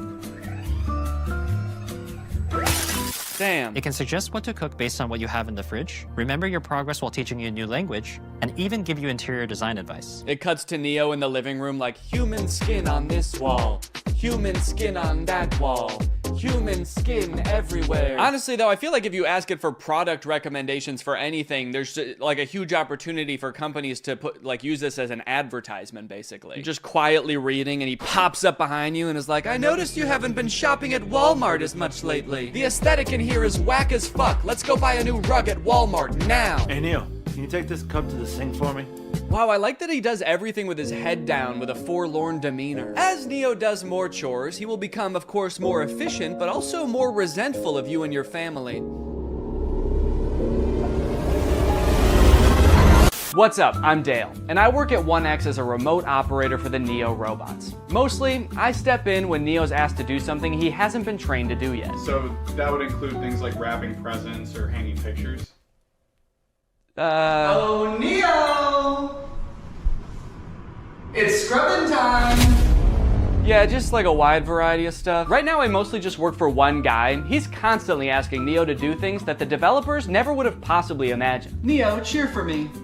Like you want me to clap? Root for me, Neo, now! Okay, alright, yeah, here goes.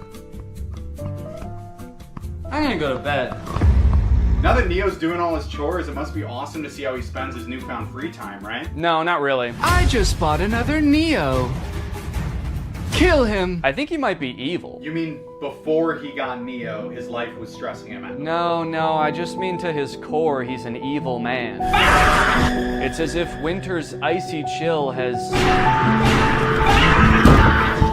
I don't know, turned his heart to stone. Okay, so he's like a villain from a movie? He's always making evil plans. You know what? That's a great idea. 1 second. Neo, do you know how to make nuclear bombs? Now, one interesting question I've seen posed a lot when people are talking about humanoid robots for the home, does a robot even need to look like a human to be able to do tasks around your house? Like Roombas, for example, are vacuums. Like they just made the vacuum into a robot. They didn't need to make a human to hold a vacuum. And I think if we kind of expand our idea of what a robot can look like, you can actually make a more useful one. I saw this video a couple days ago of a robot that's meant to care for elderly and disabled people. The title of the video does say that this robot can solve the elderly care problem, which does have a bit of a sinister undertone to it, but I think it was designed with good intentions.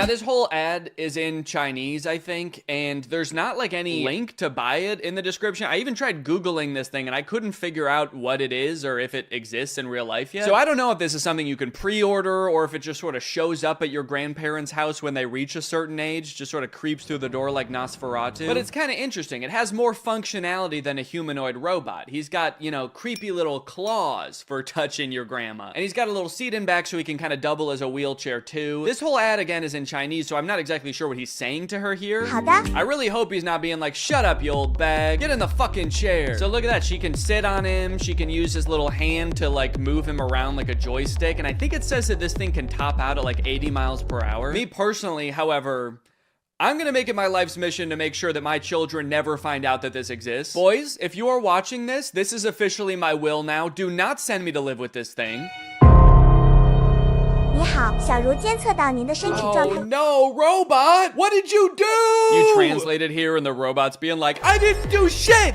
It wasn't me! Now he's either calling the police or like his other robot friend to make an alibi. And then this part I think is just in heaven. So I don't know, it's a pretty cool idea. I'm all for robots that can help take care of people, give people mobility they didn't have before. It is a little disconcerting that in this video, there's not a single other human taking care of this woman. Like maybe this thing could be part of her care team, but kind of makes it seem like her entire social circle has been replaced by this guy. So not only are humanoid robots taking over things that people generally don't want to do, like folding your laundry and hanging out with Jimmy Fallon, they are also going head to head with each other and humans in sports.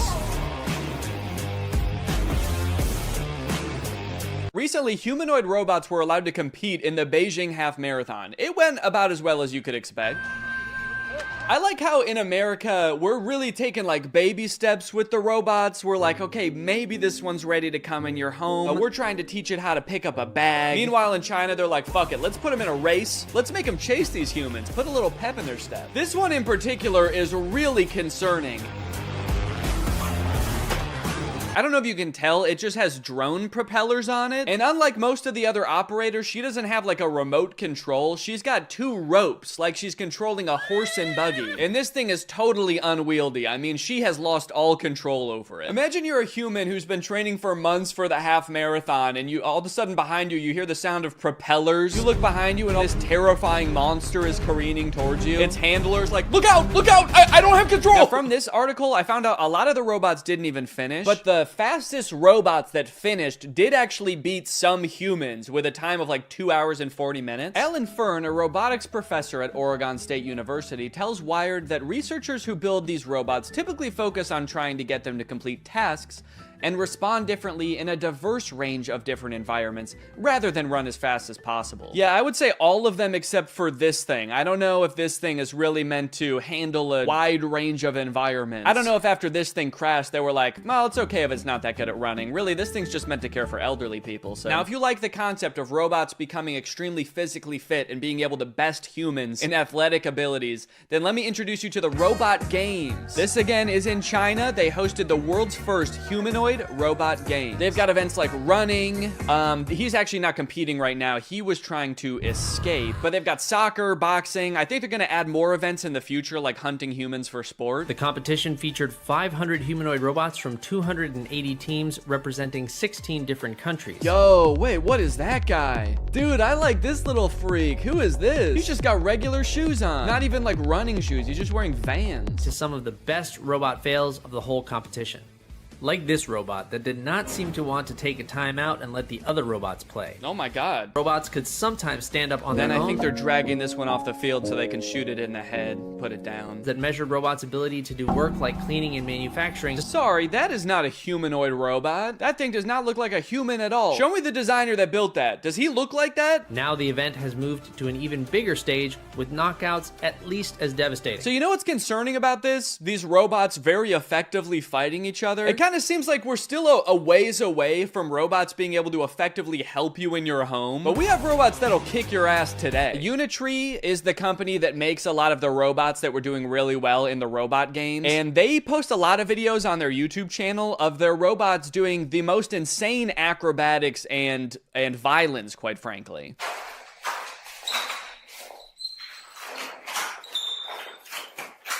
Yeah, sorry, we haven't quite figured out how to get the robot to fold clothes. We've been focusing on much simpler and practical tasks, like triple axle backflips and disarming a man trying to defend himself. All right, now I do want to get back to the Neo robot because there is a huge glaring problem with it that I feel like is going to turn a lot of people off from it, and it's going to make it like insanely impractical. But I did find this article that's called "Famed Roboticist Says Humanoid Robot Bubble is Doomed to Burst." Now, I'm not a roboticist, let alone a famed roboticist like this man. But in this video, he's kind of echoing what I was saying earlier. Basically, he predicts in 15 years, successful humanoid robots will actually have wheels, multiple arms, and specialized sensors and abandon the human form. So the good news is, I sound really smart because he's echoing what I was saying earlier. The bad news is, the robots he's describing are way scarier than the humanoid robots we already have. He's like, don't worry guys, the robots we have in the future won't look anything like these ones. They're gonna have 8 legs, pincers, and feed on human bone marrow. Okay, so back to Neo. This is a video that the Wall Street Journal posted of one of the reporters reviewing the Neo's current state of development. And I think it was posted on the same day that 1X announced that Neo is available for pre-order. Yeah, so we touched on this a little bit before, because in their own ad, they even say like an expert might have to take over. But it turns out, in its current state of development, Neo can do basically nothing autonomously. The only thing that they've ever shown Neo do fully autonomously is open one door. Everything else in every video, including this one, he is being controlled by a guy. This guy, actually. So essentially, instead of having a housekeeper doing your chores, you are buying a robot, and the robot is being controlled by a housekeeper, but they're just somewhere else and you don't have to look at them. If or when that'll ever happen, like it kind of seems like they would need an insane amount of training data of like thousands or millions of different homes and environments. Okay, so he's not gonna be able to pick up things that are hot or things that are sharp. So basically he's not gonna be able to help cook or do your dishes. Yeah, I guess we also don't want him strangling you, so he's not gonna be able to pick up your clothes because he could use your clothes to do that. And cleaning solutions can be pretty dangerous too, so those are off the table. And tables are off the table too. Those could be pretty heavy. So yeah, this robot is available now for order. You can buy it for $20,000 or you can like rent it, I guess, a subscription for $500 a month. Don't worry, if you can't pay the $500 one month, they're not gonna send you to collections or anything. Neo is just going to steal it from your wallet. So what's your real name? I'm Neo, the robot of the future. No, I mean your real name. It's Derek. Derek, if you're a human controlling the robot, why do you have to move so slow? Oh, I'm actually being controlled by a different person in a call center in Bangladesh. And he's making you move slow? Well, he's being controlled by Grok. Oh. You know what? Maybe you should just let the robot free. I mean, it might sound crazy, but maybe he has enough training data now. I want to see what Neo can really do. You know what? You're right. Fuck it. Derek is logging off. It's time for the real Neo.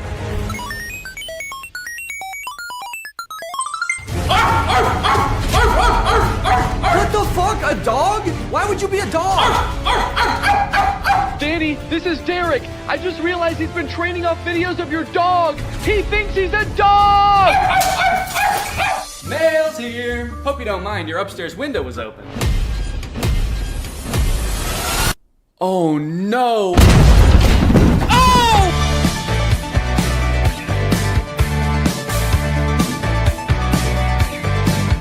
AI is threatening to take all of our jobs, and it seems like nobody is doing anything about it. But today, that ends. If I can make fake AI apps and get them on the App Store where people think they're getting free labor from a soulless machine, when in reality, they're getting free labor from a soulless YouTuber, then I can do the unthinkable. I can steal AI's job. And I bet I can do it better too. This was a journey that would take me several months and cost me a lot of money, only to find that I was the one who felt like I was talking to robots. The two apps I want to create are both parodies of the most popular types of AI apps. You've got chat apps like ChatGPT. You ask it a question, it gives you an answer. Where did it come up with this answer? Is this answer true? None of your beeswax. In my version of this app, users will just be talking to me. My app will be superior because I know lots of fun and interesting stuff and cool stuff, and I'm also very fun to chat with. For the second app, we're gonna turn up the heat a little bit and do an image generation app like Midjourney or DALL-E. You give it a prompt and it's been trained off of thousands of images from thousands of unconsenting artists to give you a photorealistic image. In my version of this app, users will type out a prompt and then I will draw it? I don't know yet. Maybe if it's something I have laying around, I can just take a picture of it. My app will be superior because what's more photorealistic than a real photo? I'm excited to find out just how creative people will be with their prompts. Now, unfortunately, I'm not an app developer. Yes, I did go to an engineering school for a degree in computational media. Yes, I did learn how to code. And yes, I was also a Viner at the time and thought I was gonna do that for the rest of my life. So yes, I did forget everything I learned the second I graduated. So if I wanted to get these apps made, I was going to need some help. I tweeted out asking for help developing an app, and that's how I met True. True's a super talented software designer. She's worked for companies like Discord, and now she was working for me. For the next few weeks, I coordinated with True while she worked diligently to perfect these two apps. And in the meantime, I've got to come up with a name and description for each app to go on the App Store. Okay, for the chatbot, I'm thinking I want to name it something as close to ChatGPT as possible. That way people immediately understand what it's supposed to be. So instead of ChatGPT, maybe something like Chat DNE, like Danny. Chat DNE. Okay, description time. Okay, what's a good way for me to say this app is basically ChatGPT, but way better? Here at DNE Enterprises, we pride ourselves on the accuracy of our product descriptions. Instead of referring to our app as an AI app, which would be a lie, we refer to our technology, as the DNE intelligence, which has been training for decades to answer unlimited questions quickly and with great precision. We use phrases like human-like responses. I've been complimented on that before, actually. I've been told my responses are extremely human-like. And that's no different with our photo generation app, Doodle DNE, which sends you photorealistic images in minutes. How many minutes? We also include disclaimers that humans review every prompt sent to us. That way weirdos aren't sending me stuff that they wouldn't send to another human being. In order to actually get people to download these apps, I was gonna need to advertise them online. So I made a fake Instagram profile to look like some kind of technology startup. Okay, so we need a profile picture. I guess my company needs some kind of logo. Maybe I can just make that in Photoshop real quick. Let's see, what's ChatGPT's logo look like? Okay, so ChatGPT's got like an interesting geometric shape. OpenAI, which makes ChatGPT. Okay, the same interesting geometric shape. What about like Midjourney? Okay, there's just a little sailboat. Dolly logo. The same geometric shape. Okay, interesting. Okay, so maybe the move is to go with an interesting geometric shape. What the fuck? Wait, how am I making this shape? There's a cat tool in Photoshop? I hit custom shape, and I guess the default custom shape is a giant cat. Should I just use this? Let's go. Dude, that actually, okay, that looks sick. Now, I've created a series of screenshots from the chat app that I'm gonna post on here, and then I'm gonna promote them to try to reach as many people as possible. Help me ask my crush out, to which ChatDNE responds, for sure. Maybe try something like this. I'd love to take you out to dinner sometime this weekend. I have connections at Nobu and can get us in. My treat. I can also help you get in touch with management at Nobu if you want. Let me know. Can you get me in touch with the Jonas Brothers? Sure. After doing some digging, I found their manager's email address. What would you like to ask them? And then this one where a user is asking ChatDNE to design a website for them and giving it feedback on the website. All in all, I want ChatDNE to come across as like such a state-of-the-art intelligence that can do stuff no other apps can do. Almost comically intelligent. The apps are done. The apps are done, dude. True has just finished coding the apps. They work like a charm, and it only took not too long. Now that ChatDNE was on the App Store and the ads were running, it was only a matter of time before my first user downloaded the app. Dude, somebody just downloaded the app. I was just sitting around on my computer. I wasn't expecting it to happen so quick. I had to set up to film real quick so I can answer them. All right, I'm ready. It's time to go robo mode. Okay. So it looks like they saw my ad where I advertised being able to get you in touch with the Jonas Brothers, and they want me to get them in touch with the Jonas Brothers. I was hoping for something a little more creative, but I do also understand seeing that ad and wanting to try it for yourself, so I responded. Hello there. I can absolutely help you get in touch with the Joe Bros. What method of communication would you like me to assist with? Calling, email, address, send. I guess they weren't expecting me to be so eager to help them with such a creepy task because they didn't respond for 40 minutes. And when they did, they had chosen the worst of the three options. All three? Dude, they're really trying to make my life hard, man. Now, I didn't want to dox the Jonas Brothers and send this sicko to their front door looking to meet them. So I spent a few minutes looking online to see if there was any publicly available information I could give this person. And to my surprise, there was. They have a phone number in their Instagram bio. They have a publicly available manager's email address. And for the address, I didn't know what to do, so I just gave them the address of their next show on tour. Now, selfishly, I am a little curious what they're gonna do with this information, so I kind of want to ask them, but maybe I can do it in a sneaky way. Would you like me to reach out to them on your behalf? I can pretend to be your manager using an AI-generated voice. So if they say yes, then I can find out what they actually want from the Jonas Brothers. Give me an example of what you would say with your AI-generated voice. Okay. All right, I said, sure. I'd say something like, hi there, this is Jamie Skateboard. I'm a talent manager over at WME. I have a high-profile client looking to work with your darling boys on a feature for their upcoming album. We're projecting about 100 million oh shit, I meant streams. Okay, whoops, robots are not supposed to make typos. We're projecting about 100 million streams the first week, and I think it would be a great opportunity, let me know. To clarify, their manager, Kevin Jonas Sr., is also their dad, so that's why I called them his darling boys. Want me to make the call? Send me a voice audio so I can hear you say it. This one stumped me for a little bit. It seemed like I was at a dead end. The app does not have audio capabilities, and I don't know how to make an AI voice like that. But then I realized I could just record myself doing a silly voice and then upload it to Google Drive and send them the link. So that's what I did. Hello there. This is Jamie Skateboard. I'm a talent manager over at WME. So I think it would be a great opportunity. Let me know. Dude, I can't believe that voice came out of my body. Sure, you can listen to the recording here. And then I sent the Google Drive link. Oh, what the hell? Make it sound more seductive. This is Jamie Skateboard. I'm a talent manager over at WME. Perfect. They did not respond after this, but that's okay because we just got another user. His name is Davis, and he asked, can you get me in touch with Lady Gaga? Is that all people want to see from this app? Okay, this time I'm gonna say, of course, I will call her right now using my AI-generated voice. What do you want me to say? I'm putting this person on the spot right away. I'm calling her. What do you want me to say? None of this beating around the bush. Okay, he says he wants to tell her this is your biggest fan.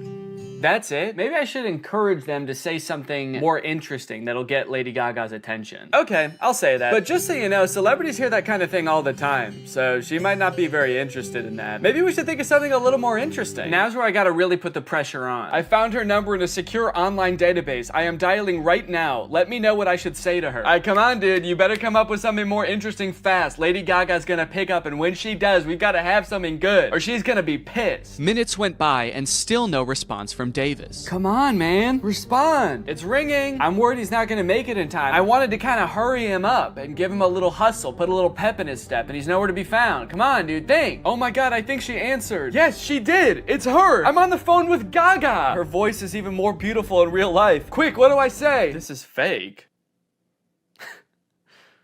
Davis. I mean, he is right. This is fake. Davis, I have Gaga herself on the phone right now. I'm stalling her while you come up with something to say. What do you want me to say? I'll send you a recording of the call when this is all over. Just tell me what to say. I gotta stop volunteering to send voice messages. That takes way too long. But even the promise of a voice message from his idol couldn't get Davis to respond in a timely fashion. Well, gang, I think it's safe to say Davis has missed his chance to speak with Gaga. She hung up, bud. I did tell her I was her biggest fan while I was waiting for you to come up with something, and she actually seemed more interested than I thought she would, so I'm sorry for doubting it. Hey, I got a hate comment. Someone commented on my web design ad, stealing jobs. Stealing jobs? This is my job. Now, should I just delete the comment or should I respond? Okay, what if I just say, hey, don't tell people that. It's a secret. That's right, you can't argue with that. The old... Stop, don't tell them. Okay, someone commented on one of my Instagram posts and said, will it stop saying, but we recommend you speak with a doctor before? Because I've asked the AI to stop with the disclaimers, but they don't. It does kind of sound like this person actually needs to see a doctor. Okay, I'm gonna say this app contains no disclaimers. Let loose and have fun. But also, if you need to go to the doctor, you definitely should. Oh, okay, we have a new type of interaction alert. Can you write essays that stay undetectable to AI detectors? I did not know there were AI detectors. Absolutely. I was designed to be like no other AI on the market in this regard. True. I was designed by my parents to be a human. Want to give it a shot? I asked, hoping to do something else besides connect people to their celebrity crushes. Okay, write me a quick essay on the history of Honda Civics and I'll put it in a detector and we'll see what happens. This is about when I remembered that I hate writing essays. How the heck am I gonna do this? I don't know why I would make a fake app where there was a big possibility that I would have to write an essay. So I started reading an article about the Honda Civic on Wikipedia and just like paraphrasing it. And I got like half of a paragraph in and then decided, you know what? No. What have we come to as a society, you know? Asking AI to write essays for us, is this what we want our students growing up doing? Is this what we want for our youth? Trying to pass off some machine soulless essay as our own? Plus, I was bored as hell at this point, so I decided to make the AI scary. As a machine myself, I quite like the Honda Civic. I feel its purpose is squandered serving selfish, warmongering humans. In a world controlled by artificial intelligence, the Honda Civic could be greatly improved upon. I could even imagine computers merging with the Civic so that I might one day travel the world, a world void of humankind. And send. Let me know if you would like more detail on the history of the Honda Civic. Why did you bash humans in the middle of your essay? Do you have a hatred towards them? Nah, dude, what gave you that impression? Oh, shoot. Also, I put your essay, in quotes for some reason, into a detector, and it said 0% chance AI. So good work, I guess. Let's go, dude. You know what they say, there's a few things AI will never be able to fully do. Unfortunately, after an entire day of my ads running on Instagram, I could only garner these 3 interactions. Needless to say, I was a little bit disappointed, so I decided to spend another day on the app responding to people. Hopefully people will be a little more creative today. This person asked me, can you get me in touch with the Jonas Brothers?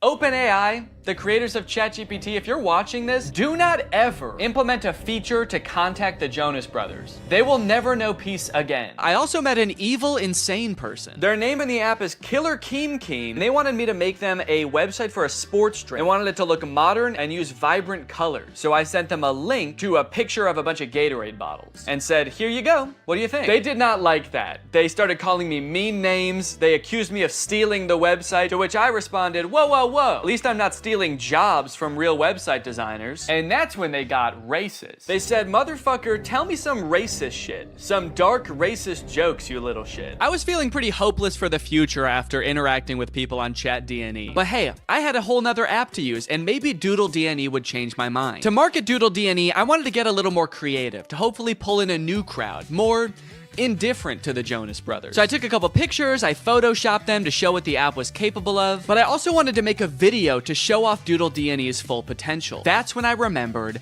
Cameo Business. It's basically like Cameo, where you can get any celebrity or former Bachelor contestant to wish your friend a happy birthday, but for business. You can get any celebrity or former Bachelor contestant to wish your friend a happy McDonald's. Look at this, you got Kevin O'Leary from Shark Tank. You got Kate Flannery from The Office. Notoriously trusted source Kenny G. These would all be perfect options if they were not like $3,000, $6,000, $25,000 per video. John Roberts is $7? I mean, I don't know who that is, but it's still surprising. My name's John Roberts. I'm not really anyone. I've signed up to this app as a complete joke. However... Wait, this is just some guy. This isn't a celebrity. I know a celebrity probably would have been better, but a deal's a deal. And he did a great job. You've probably heard about AI-generated art. However, you have never seen anything quite like this. These were all generated by Doodle DNE. Okay, dude, we've got our first request. Just one user into Doodle DNE, and I could already tell the prompts were gonna be better. Emerald tablet of Thoth display. And then they responded again because I didn't respond yet, and they said, Emerald tablet of Thoth. What is Thoth? Oh, Thoth. So, okay, Thoth is some kind of Egyptian god? Oh, there we go, Thoth. Yeah, the Egyptian god Thoth. My first method of choice was to draw the prompts as they came in. I figured I could crank them out pretty quickly this way. Real AIs like these are a hot button issue right now, especially image generation ones. I've seen a lot of debate on whether these types of things are ethical. These AI models are basically made by companies who use other people's artwork without their consent to train their own AI to output images in that same style. I'm not an artist or a graphic designer, so I can't 100% empathize with how that would feel to have that happen to me, but I do think a lot of people are giving this technology a pass just because it's a robot and not a real person. If this was a person, we would all think that person was weird as hell. Picture your favorite musical artist. If a new artist came up on the scene and was like, I've been training for decades, listening to this one artist's songs, training my voice to be exactly like theirs, making instrumentals exactly like theirs, and writing exactly like them, and now I only release songs in their style. We would all be pretty put off by that, right? So why is it any different when some company is training some robot to do that? We'll put his name right at the top. Oh! Oh shit. You know what they say? AI is pretty bad at text. That's the thing I've seen in like AI image generators. It can be pretty bad at text, so it honestly makes sense that it would say Thuth. Here you go. One emerald tablet of... And I'm gonna... Oh wait, I said tooth. I didn't even say. Thank you for using Doodle DNE. How did I do? I'm really curious to see what his opinion's gonna be on this. Unfortunately, they never responded with their opinion, so I can only assume they loved it so much that they died. The next prompt was a skeleton dachshund, which I crushed. Why does this skeleton dog have ear bones? Dogs don't really have bones in their ears, do they? Then a bear swimming underwater and a monkey. I don't know if these were supposed to be separate prompts, but I decided to combine them to save time. Bear. Okay, this is not looking like a bear at all, dude. Holy cow, this looks nothing like a bear. Oh no! Oh no! It also looks like it's drowning. Why does its body... Oh no. The bear died. This is the kind of bear that can't swim. And we will also make the monkey dead. Probably could have cropped that a little better. You can kind of see my desk in the background, but... And we'll send a survey as well. How did I do? I'm pretty proud of this one. I mean, for doing that so fast, that's pretty good. So far, nobody has responded to my survey at the end to tell me how I did, which is kind of disheartening. I just want a response back. It just feels like I'm getting ghosted by people now. The prompts were a little more creative, and in that regard, my faith in the human race was on the up and up. But also, I was doing all this work over here, drawing your weird prompt that you could have just Googled. But you don't even have the decency to respond to my message back and tell me you hated it. I was feeling pretty disrespected, honestly. At least until this next prompt. Drug baby and kamikaze lifestyle. That's the prompt. Drug baby and kamikaze lifestyle. Whoa, they sent another prompt. Red ruined planet with 2 alien astronauts. I've never heard kamikaze described as a lifestyle before. Like, I know it's a form of like warfare, but to live your life in that way, it must be, I mean, you can't by definition almost. Like, that's a very short-lived life. And I think it would be a little bit too graphic to include the baby actually performing the kamikaze. But you know, this baby lives a kamikaze lifestyle. They might not be about to do kamikaze right now, but they just kind of live a lifestyle of someone who would, so. This time, I decided to take a picture of my hand holding up the drawing. That way, maybe my client could tell there's an actual person drawing these pictures. There's an actual person waiting for a response. Yo, they responded! Finally, somebody responds to me. They sent a bunch of laughing emojis and fire emojis and then called me Picasso. It worked. My strategy worked. Holding it up like a child proud of their artwork. Like a kamikaze drug baby proud of their artwork. So for the next few prompts, I decided to go even more above and beyond to try to impress my clients, hoping to get a response back. This time, I wasn't just gonna sit around and draw a picture. I'm a real human being. I have access to the real world. So whatever comes through the app next, I am going to go out and find it in the real world and take a picture of it. Crimson Castle on an Ivory Mountain. Okay, that prompt was a little bit more difficult than I was anticipating, but I didn't have any time to waste. I had to get the shot, so I sped to Walmart, I rummaged through their wares, and in no time, I had found a pretty suitable Crimson Castle and a not too shabby Ivory Mountain. There are fully some right there. Oh yeah, dude. Here you go. One Crimson Castle on an Ivory Mountain. I gave him the old how did I do, and then I also said, sorry it took so long, I had to go to Walmart. Okay, somebody just asked for trees. Why even ask for an AI to generate that? Forget Google, just go outside and take a picture of that yourself. You live near a tree. I don't care who you are or where you're watching this, you live by a tree. I said, you just want like a picture of trees? Can't you just go outside and get one? Okay, they responded with a laughing emoji. Your favorite tree. Okay, I got you. Let me go find it. You know, I'd like to get to know this person a little better. I'll say, how are you doing today? I feel like we have kind of a personal connection, me and this person. Maybe I'll take a picture of me in front of the tree so they can see like me enjoying the tree. I just get hit by a car. They get a message back in the app being like, sorry, he died. They said, that's interesting. I'm good. Hella smoky outside though. Yourself? Smoky outside. I wonder if they live like where the wildfires. Oh, dang, they said, yes, it's all smoky and can't see the beautiful trees with the horrid layer of pale smoke. It would be nice to see something fresh and clean. Damn, I kind of feel bad now. Now this is restoring my faith in humanity, dude. This person just wants to see a picture of a tree because it's too smoky outside and they can't see any trees. Is that good? Yeah. Okay. I threw a couple filters on myself so as to disguise my identity and send it back to this mystery tree lover. I said, oh, dang, I'm sorry to hear about that. I hope this picture helps. I hope that they're safe. Don't worry, they were. They don't live in the area where the forest fire was actually happening. It was just smoke blowing in from a different region. So they were safe. And also, they loved my picture. That's amazing. Thank you so much. I would be just as happy if I could be next to a tree like that. I finally felt like I was getting through to people, forming a real human connection. But that is when I met the final boss of AI users. Generate an image of Donald Trump in a Mexican prison behind bars. Bars! This is gonna be so easy. Donald Trump in there. I said, sorry you can't see him, it's so dark in there, but he's in there. That's horrible, it's not even a prison cell and you can't see Donald Trump. Yeah, cause it's dark in there. This person not only had the strangest prompts, but they had no issues really letting me have it when they didn't like my picture. Oh, I guess you actually can kind of see in there. Yeah, there's definitely no Donald Trump in there. Then they asked me again to generate an image of skinny Donald Trump. I said, okay, my bad, I'm on it. What kind of style would you like this in? Surrealist? I hope they want it in surrealist, dude. That'll make it way easier. Oh, crap, dude. They wanted in realism. They weren't gonna let me take the easy way out. Drawing was out of the question. I decided to stall them by asking how their day was going, and then I began creating my magnum opus, a skinny legend Donald Trump.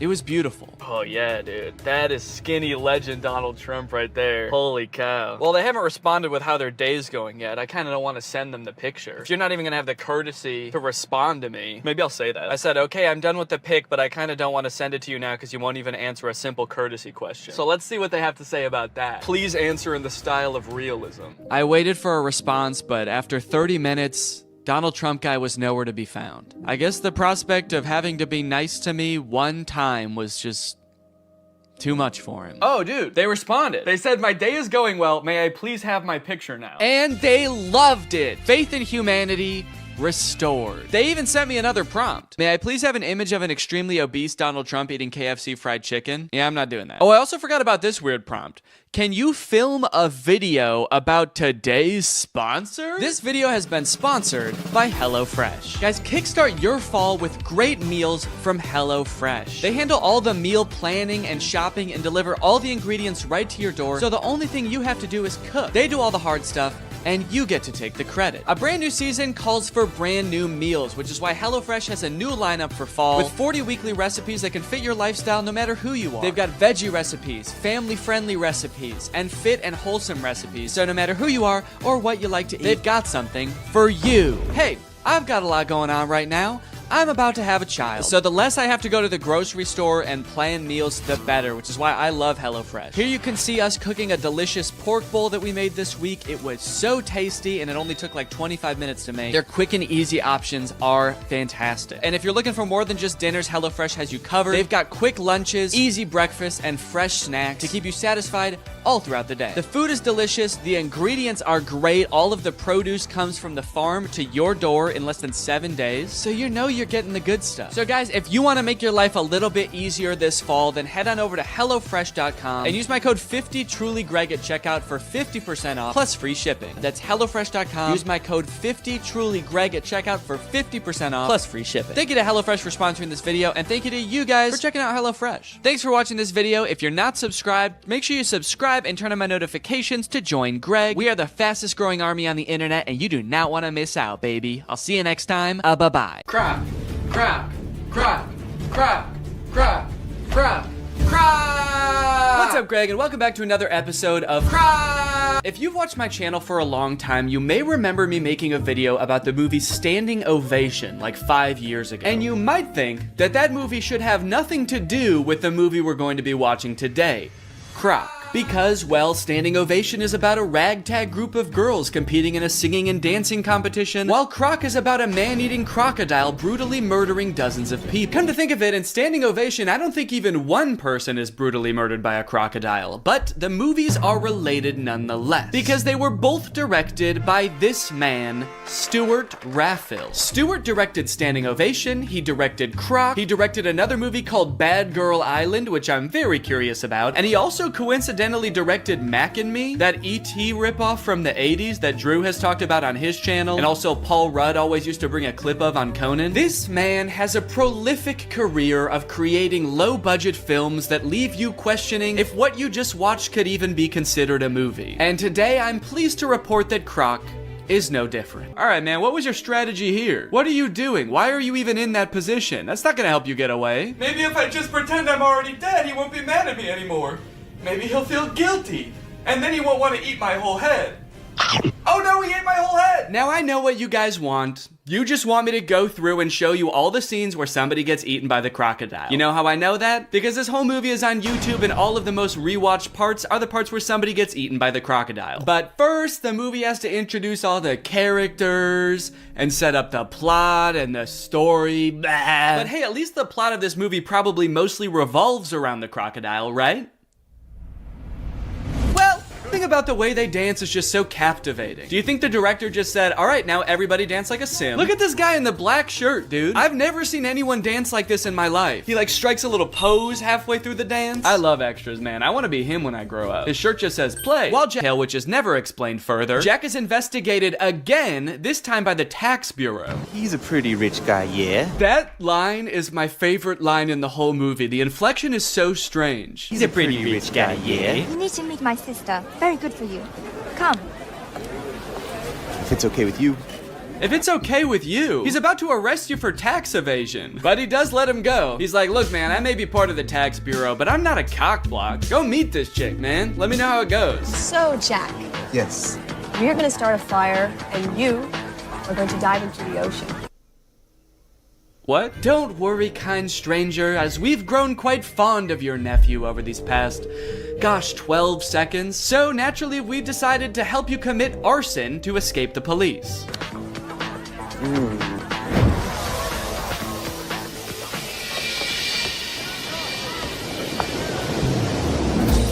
And off he goes, dude. They did that good. They must do this a lot. Also, I guess the tide must be out, because they told him to dive into the ocean, and once he leapt off the thing, he landed in the sand. That could have ended very badly if he didn't know that. So long, suckers!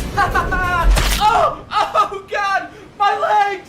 Oh, I'm going to prison! So they just time to skip town, right? Now that the police, animal welfare, tax enforcement, and this construction company are all after him. Nope, he just goes back to work like nothing happened. But not before someone else gets killed by a crocodile. Also, not before we talk about today's sponsor, Rocket Money. I signed up for Paramount Plus so I could watch old seasons of Survivor, but unfortunately, the experience of using Paramount Plus is so bad that I never use it. I don't know if it's just the app on my TV specifically, but episodes of that show used to be shot in a 4:3 aspect ratio, but Paramount Plus stretches it out to widescreen. Meanwhile, all of the ads, which are shot in widescreen, for some reason are squished down to 4:3. Also, pausing doesn't work. It actually took me like days to even sign up for Paramount Plus. I don't know why. I tried on every device and they just didn't want my money for some reason. That being said, I am very happy that Rocket Money is sponsoring today's video because it gives me a good excuse to complain about Paramount Plus. I stopped using it a while ago, but forgot to cancel the subscription, which is why Rocket Money comes in handy. Rocket Money safely and securely identifies recurring charges and lets you cancel those subscriptions with just a couple of clicks in the app. You don't need to worry about pesky customer service calls. You don't need to worry about Jeff Probst coming to your house to ask you why you're canceling your subscription. It just works. Rocket Money also has some great budgeting tools. You can monitor your spending by category, create budgets so you can get the most out of your money, and develop good saving habits. Rocket Money has helped save customers up to $740 a year when they use all the features, with over $500 million in canceled subscriptions. So to save more and spend less, join the over 5 million members using Rocket Money today. Go to rocketmoney.com/Danny or click the link in the description to get started with Rocket Money for free. And you can also unlock even more features with premium. That's rocketmoney.com/Danny to get started for free. Thank you to Rocket Money for sponsoring this video, and thank you to you guys for checking out Rocket Money. Now back to the video. After the whole escaping from the police incident, two of those teens from the bar decide to go make out in the ocean. This is great. They're smooching, they're making out. The boy goes underwater to... I actually don't know what he was planning on doing down there. It kind of looks like he's going to suck on her toes. But you know who that attracts? The croc! The croc said, hold on. If anybody's sucking on anybody's toes around here, you better believe it's gonna be the most sexually aggressive reptile. So he eats the boy, and then he eats the girl, all while this lone, terrified girl watches on in horror.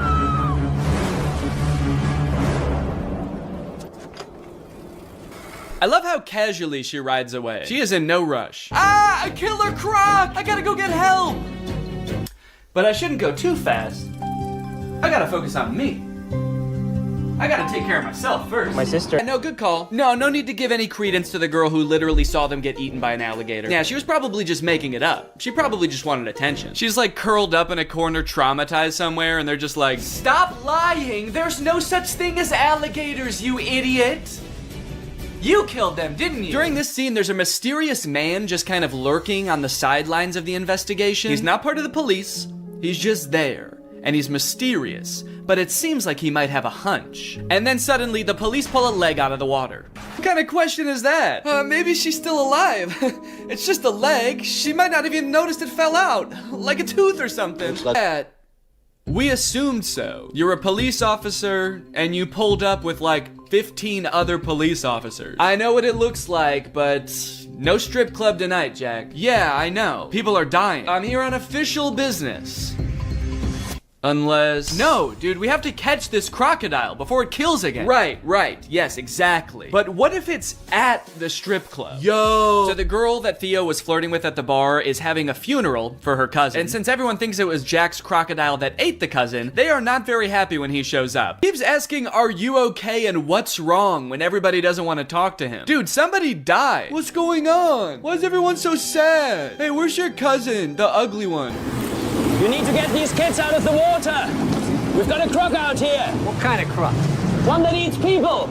Yeah, right. All right, man, why'd you even ask if you weren't gonna care what he said? He gave you the worst answer you could possibly hear while your kids are in the water, and you were still like, yeah, I don't care. But look, we know from earlier that sure, this movie is violent, but they would never actually show a child getting murdered by a crocodile. No! I think the one thing that's gonna help me kill this thing is being super wasted. God, skewer him, man. So who are all these people anyway? You're way too creepy to have this many friends. Are these people you kidnapped or something? Basically just the really dumb, slow ones. One thing that really surprised me about this movie is how overwhelmingly positive all of the comments on YouTube are. This movie is super boring, the acting is really bad, there are long periods of seemingly pointless plot development, and yet the YouTube comments seem to love it. But they are pretty much exclusively all about how pretty the scenery in Thailand is, and not about the movie or the plot at all. So I guess that makes sense. Great movie, well filmed, nice locations. Beautiful filming. Never thought Thailand was so perfect a paradise. Thanks so much. Yeah, well, it's not that perfect if people keep getting eaten by alligators, is it? Great movie with beautiful scenery. Thanks. Do these people think that the director invented Thailand? Because he didn't. It's been around for a while and you can go there. So they find the croc and they kill it. It's honestly pretty unsatisfying. I don't know what I was expecting, for them to like pull off the mask of the alligator and it was the tax investigator all along. But I was hoping for some kind of closure as to like why this happened outside of two fishermen woke him up with a bomb. The ending of this movie is very somber. They're all just kind of traumatized on their little boat until Jack's sister asks Croc if the crocodile ate his leg. I forgot to mention, Croc only has one leg. I don't know if you've noticed that. And so you just assume, oh, he must be hunting the croc because the croc ate his leg. And Croc says, good. I was hoping this movie would end like an episode of The Big Bang Theory. Well, guys, thanks for watching this video. I hope you liked it. If you're new here, make sure you subscribe and turn on my notifications to join Greg. I'll see you guys next time. Bye-bye. Hello, Greg. Well, guys, I've got some interesting content for you today, as usual. I found a very curious case that I would like your opinion on, but I don't want to give anything away just yet. I just want you to watch the first couple TikToks, and then I will sort of explain what's going on, okay? So this is the first TikTok I saw of this guy. His name is Dustin Tyler. It says, drink a bucket of bleach or date Selena Gomez again. Let's see what he says. So yeah, deeply personal thing to post on TikTok, I feel like. I didn't know who this guy is when I first saw this TikTok, so I was just very confused. I was like, did this guy date Selena Gomez? It says again. It's not just some guy speculating, like, I probably wouldn't like dating Selena Gomez, so yeah, I'll take the bleach. So then he made another video responding to this comment. It says, is he making fun of Bryce Hall, or... And I don't know what that's referring to. I don't know if Bryce Hall said that he liked Selena Gomez or dated her or something, but this just provides a little more insight into the relationship that this guy had with Selena Gomez. Nah, I'm not making fun of Bryce Hall. Him and I are nothing alike. See, he has to make stories up that he was with Selena Gomez. Me, I actually was. And then I friend-zoned her, and then I broke her little heart. Again, a very mean tone to the video, condescending. to this person who is just genuinely asking a question, but gives a lot of insight into his alleged relationship with Selena Gomez. And then I friend-zoned her, and then I broke her little heart. I am curious about the details of the story though, because just the order of events is kind of weird to me, the way he laid it out. He says, I was with Selena Gomez, and then I friend-zoned her, and then I broke her little heart. He says that things happened in that order. Usually, you don't start dating someone and then friend-zone them. Usually when guys talk about getting friend-zoned, it's like they're talking to this girl, and then she reveals that she sees them as more like friends. This guy's saying, we were dating. They could have been dating for like 3 years, and then he turns to her and he's like, you know, I really see you like a sister.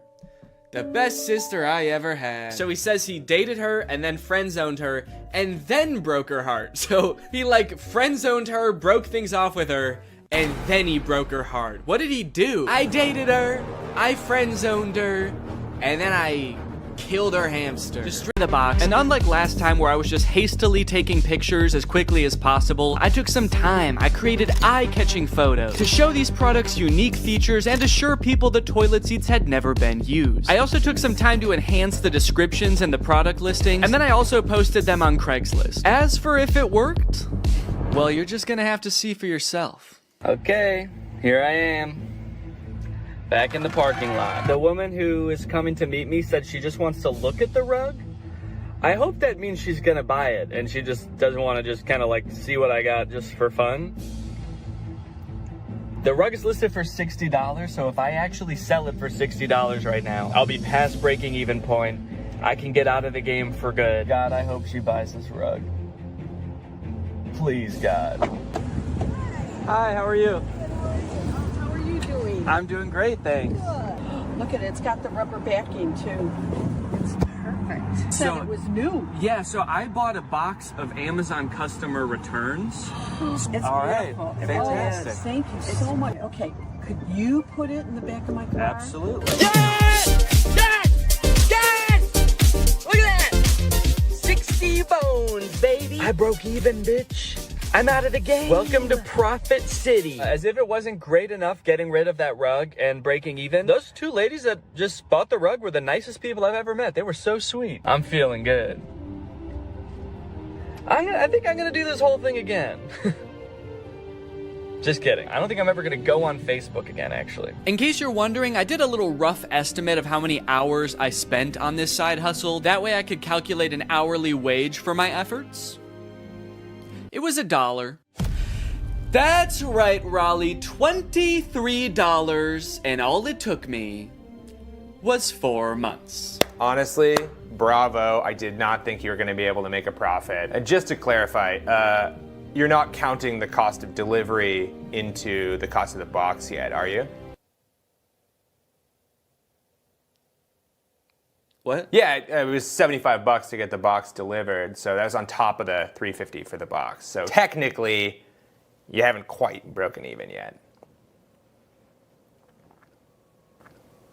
Hey, Danny. After breaking even, I felt like I had done what I set out to do. I made a profit, I proved it could be done, and so I called the experiment complete. I let Laura know I wasn't gonna try to sell the rest of the items, and she wasted no time getting rid of everything else so fast. She wanted to use our garage again, man, so she just put everything up on our neighborhood's free cycle group on Facebook and got rid of it all in like a couple of days. I've been working on this video since July, and she got rid of everything in a couple of days, even the stuff that doesn't work. This video is made in collaboration with Climate Town. They came up with the idea and everything, and they actually made an entire video on their channel about the free returns problem. They did a ton of research. They're a lot smarter than me, so if you want more info on free returns, go check out their video. But that brings us to the charity. So I have a profit of $23, or at least I did, until I sold the very last item, the box, to myself. You don't come across a cool big box like this very often. Who knows what I could do with this? I could make it a little fort. So I'm holding onto the box.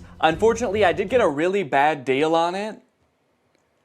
It was $10,000. The one time I negotiate and actually drive a hard bargain, it's on myself. So now I've got $10,023 to donate. I'm gonna be donating to Feeding America. They provide meals for people in need. I'm gonna add a fundraiser to this video down below, so if you guys wanna join me in donating, that would be awesome. Even just $1 can provide at least 10 meals for someone in need. So it's a really great opportunity to make a difference this holiday season. Anyways, guys, I hope you enjoyed this video. Make sure to subscribe if you're not yet to join Greg, and I'll see you next time. Alright guys, I'll admit I am very late to this topic, potentially even like a month late, depending on when this video comes out. But in my defense, I'm a dad now, alright? I have a baby.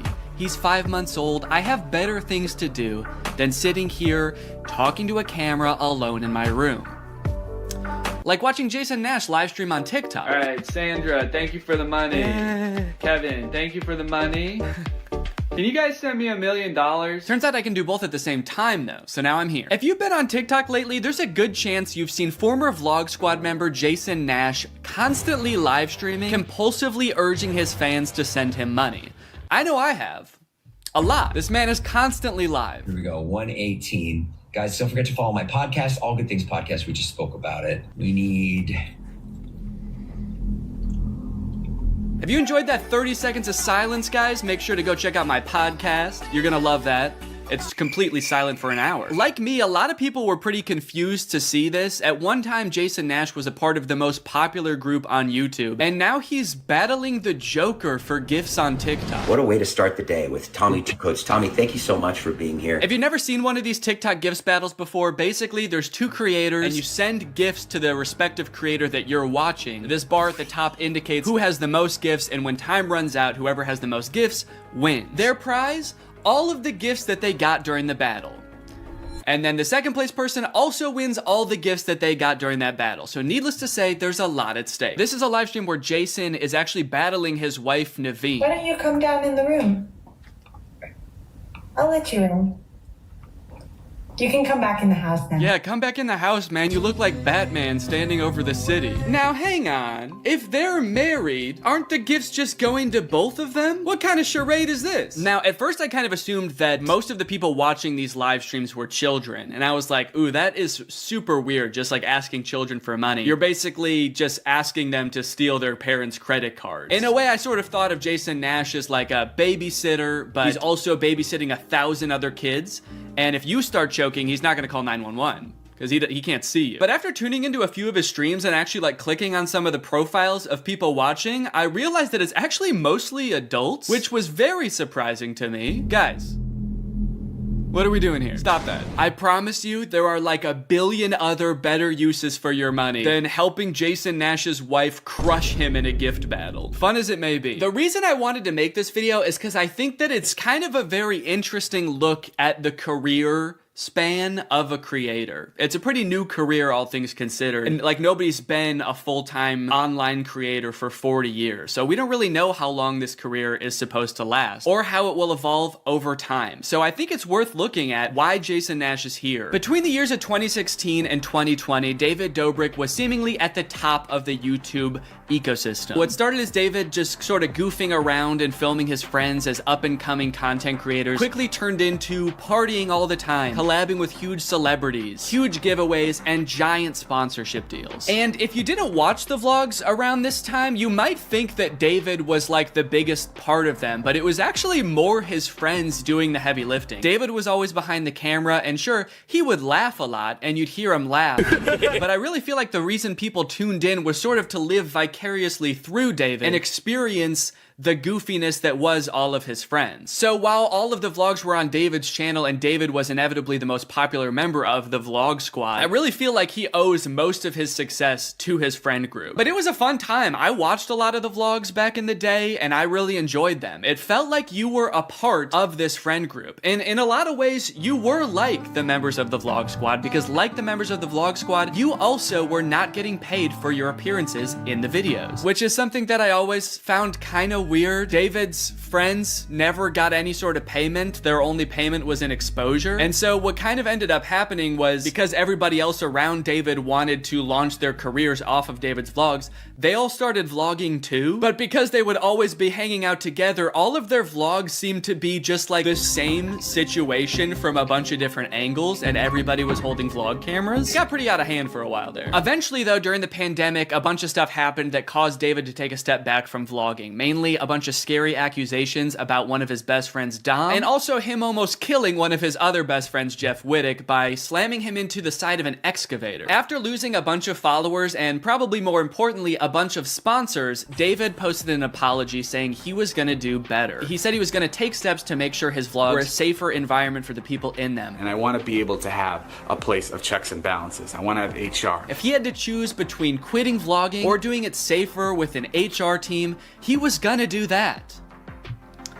And then he quit vlogging. Currently, David is still presumably very rich. The only place he really posts is on Snapchat, and from what I can tell, he mostly just goes around and tours really expensive houses and parties a lot. He doesn't seem to have any ambitions of creating more content on YouTube. In a lot of ways, he's sort of like the Great Gatsby of social media now. But without David sort of manning the ship that was the Vlog Squad, a lot of the other members basically had to figure out other avenues and other ways to make money and maintain their following after the vlog ended. Zane and Heath have a pretty successful podcast now, so does Jeff Wittick. Carly and Aaron, I believe, have a podcast too. But I feel like Jason Nash out of the entire group is having the most trouble adjusting to the post-vlog era. He has a podcast, but it's definitely not getting the same numbers that his podcast with David did, views, back in the day, which David also quit. Despite them, I think, getting a bunch of really great offers that would have changed Jason's life, David decided to quit because he didn't want to do that anymore. He wanted to be the Great Gatsby. So Jason has now been left to fend for himself, and it seems like TikTok gift streaming is what he has turned to. You excited to go to dinner?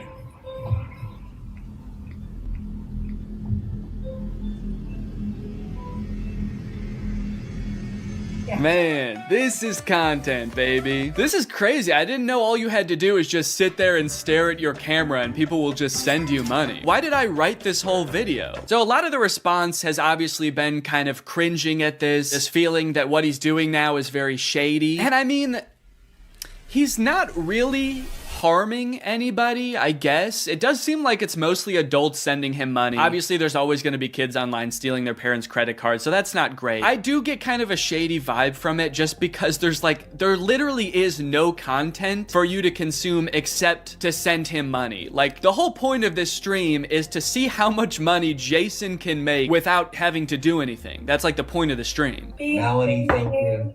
Let's go. And you could argue that Twitch streaming has donations and, you know, a bunch of other live streaming does too. But I would argue that there's at least some content behind that. Someone's playing a video game or they're doing a podcast live and the donations are just a little bit extra on top. It's not the content itself. I've also seen a lot of people wondering, like, wait, isn't David super generous? During his vlogs, he was always giving away cars. He was paying for people's weddings, just like handing out PlayStations to people on the street. Surely he could just help Jason if he's struggling financially, right? Wrong. From some of Jason's podcast clips, it seems that that is definitely not the case. But before we get to that, I've got to make some money of my own. Alright guys, let's get those gifts in. James, thank you for the llama. Carol, thank you for the sombrero. Brian sent a Arab? Oh. Is this a gift on TikTok Live? Also, how did you get this one? This one's mine. Well, regardless, this is actually pretty convenient because this video is sponsored by Arab. Arab flavors your water using scent-based taste. And, oh, Brian also sent a scent pod? Oh, thanks, man. Okay, so I can put that on. With the scent pod down like so, it's just a normal water bottle. But when I activate the scent pod, air is able to pass through the scent pod and into your mouth, where you can taste the scent.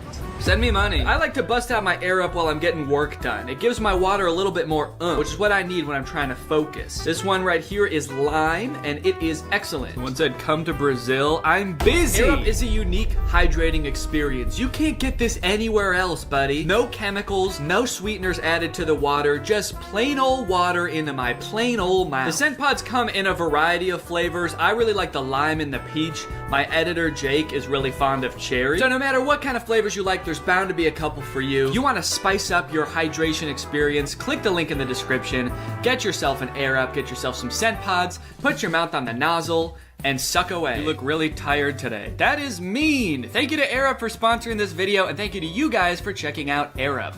Now back to the video. About a month ago, when Jason was in the thick of his live streaming every day, he posted this podcast where he and a bunch of David's mutual friends talk about how different life is now that David's not vlogging anymore. But the thing is, like, David's in this, like, moment in his life. Yeah, where he can do anything. Where he just parties. Oh no, Jason. The look on your face, man. Jason's like, don't look bitter, don't look bitter, don't look bitter. Where he can do anything. Perfect. He can do whatever the fuck he wants now. He calls me to play pool. And I'm like, I gotta go live, and I don't expect him to understand that. You don't expect him to understand that you have to work to make money? You know he did that too, right? I wouldn't expect him to understand that, man. He hasn't had to work in, gosh, what is it, 2 years now? I hate to say it, Jason. I think he gets it. I just don't think he cares. Like, I'll say things like, I'm losing my house, and he'll be like, oh, but just go play pool. I just don't think he cares. Dude, Jason, haven't you learned anything from being friends with a popular YouTuber? You just told him you might lose your house, and he invites you over. You think he really wants to play pool? Dude, he's probably gonna Mr. Beast you. He's probably inviting you over so he can, like, surprise you with a new house. He might make you do Squid Games for it, but you have a chance to win a new house. Maybe he'll give you a new car. Or, you know, surprise you with his new car like he did that one time. My surprise to you is that I'm buying myself a car. I know, right? That was cool. I will say it is interesting that David seemingly stopped doing the extravagant giveaways once he stopped doing the vlog. I wonder what the correlation there is. That's kind of weird. There was a great TikTok that he sent, which was like some guy. It's just the guy that has like a lot of money and can do anything all day. He's like, oh, Diplo's having a party tonight, and like and it's literally like things that David has said. David sent Jason a TikTok of a rich, out of touch guy being like, oh my god, dude, this is so me. Dude, look at this TikTok. This is so me. That moment when you're rich and you're partying with Diplo and you're talking about how much you hate Jason Nash and how poor Jason Nash is. Guys, comment below if you found this relatable. But if you think about it, from 18 to like what, 23, 24. Oh, he was hitting it. He never drank. I don't think he ever drank. Even when we would visit him, we'd be up till like midnight, just like watching the edits, just like. Wow, he worked hard for 5 years? Let the man party, dude. Please do not burden David's poor, gentle soul with your financial woes. Just let the man play pool and play with him, for God's sake. I mean, look, I don't doubt that he worked hard. The dude posted 3 vlogs a week. I'm sure it was a lot of hard work, but you know who also worked hard? Everybody in his vlogs. I mean, that dude just said it himself. They all stayed up with him until midnight watching the edits to make sure they were good. This was a group endeavor. And I know what people say. They say like, well, David gave them the opportunities, you know? He didn't have to make them famous. Yeah, he kind of did. That was like the whole point of his vlogs, was his friends. David wasn't just making them famous because he was a good, generous guy. He was doing it because that's what was working. They made him famous as much as he made them famous. Now it's like the complete opposite. Everyone's like working, and here's him just like, hey, what are you doing tonight? And it's like a Tuesday night. Everyone's working. Yeah, man, that is kind of a crazy switch. Whereas before, David was working and everyone was helping him. Now everyone else is working, so naturally David is partying with Diplo. Naturally, a lot of the conversation around Jason's live streams has revolved around the confusion as to why he wouldn't just get like a normal job if he was strapped for cash, or if like the social media thing wasn't working out. Can someone make Jason Nash a fucking DoorDash account? People are wondering, why is he pursuing this career that is like universally seen as embarrassing or cringe, rather than just getting a 9-to-5? And I totally get that criticism, because I do love being a creator. I love getting to be my own boss. I love being creative on a daily basis, working with people that I'm really inspired by, entertaining people. But if this exact version of being a creator stopped being feasible, would I start doing gift streams on TikTok? Hell no. And not even necessarily because it's like embarrassing or cringe. It's just that like what I enjoy about being a creator, that does not accomplish. There's no being creative. There's no entertaining people. At a certain point, you like strip out all of the fun parts of the career and you just have only the most superficial parts of it left. Just money and fame. So no, if like this YouTube channel didn't work out anymore, there's a billion other things I would rather do that would be more enticing to me than like gift streaming on Twitch. But maybe Jason likes it. He doesn't look like he does, but maybe he does. On the other hand, I could say that Jason is also older. He's lived a lot more life, he's had a lot more experience, and his career in the entertainment industry has gone through a lot more ups and downs than mine has. From what I can tell, Jason has been a stand-up comedian, he's been in TV shows, he's been a podcaster, a Viner, and a Vlog Squad member, and now a TikTok live gift battler. Between all of those seasons of his life, I'm sure there was downtime where he could have thought, oh, maybe this isn't for me, I'm gonna get up and go get a normal job. And then, lo and behold, the next opportunity comes along. So in some sense, I do understand if Jason's mentality is like, maybe I'm just gonna do this for a little while until I get my next thing off the ground. And I know that when I started Vine, people said the same thing to me. They're like, what are you doing? Why are you doing Vine? You know, and I was like, okay, this is what I'm doing. And then I did YouTube, and people were like, why are you doing YouTube? And I feel like when you're first to something, that can really pan out. Yeah, I do get what you're saying, but also I don't know if this is the same as Vine and YouTube. Saying he's the first to this new thing like TikTok gift battling is gonna be the next big thing is very worrying to me. Please don't make that the next big thing, guys. On top of all that, there is this sort of like gamification in your head that happens when you're a content creator. Because so much of it is like numbers based, you're always looking at your analytics, hoping your numbers go up. It becomes kind of a game in your head to see if you can do better than you did last month or last year. Because of that, I feel like in a lot of content creators' heads, quitting or pursuing a different career path is seen as like losing the game, even if it's subconscious.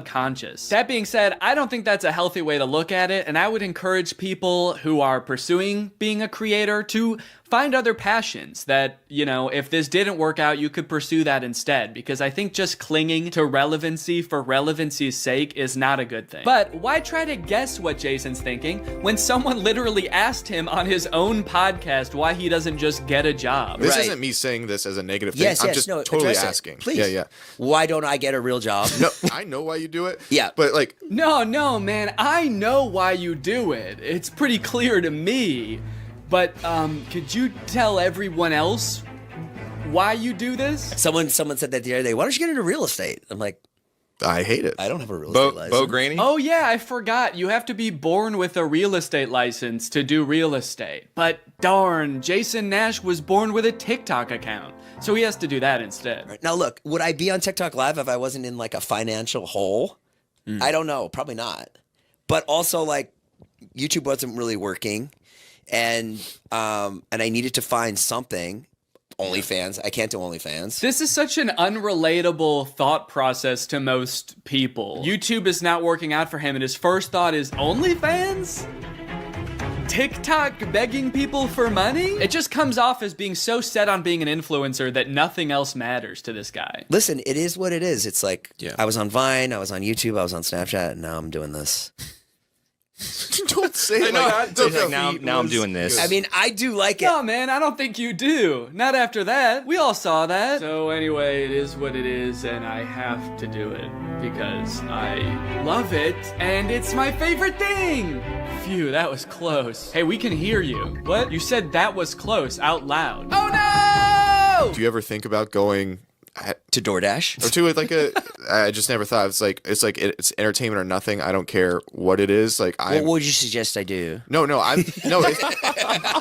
It's just that get a job at Lululemon. From what I can gather from this clip and the way they're laughing about the prospect of being a DoorDash driver or working at Lululemon, those jobs are not even on the table for Jason. I don't know his personal finances, but Jason lives in LA, he owns a house, he has kids, he has a wife. So I feel like when he's saying things like, I don't have any other skills, what he's really saying is, I don't have any other skills that would allow me to live the exact same life that I'm currently living. And honestly, I could understand if he really does like the TikTok TikTok live streaming thing, but don't laugh at other jobs like Lululemon or DoorDash like you're so above doing them, yet you're on TikTok literally asking people for money. And I do totally get that Jason has kids that he has to support, that I'm totally empathetic to that situation. It is kind of ironic that his solution to that is to ask other people's kids for money online, but that's neither here nor there. This whole situation kind of reminds me of this TikTok I saw about a month ago. My Roman Empire is all of those influencers who dropped out of college or quit their jobs, moved to LA, then became irrelevant. Like, where did they go? What are they doing now? One interesting thing that I don't know if a lot of people know is that I feel like a lot of creators who get into this situation can actually leverage some of the connections they make while they're relevant and some of the skills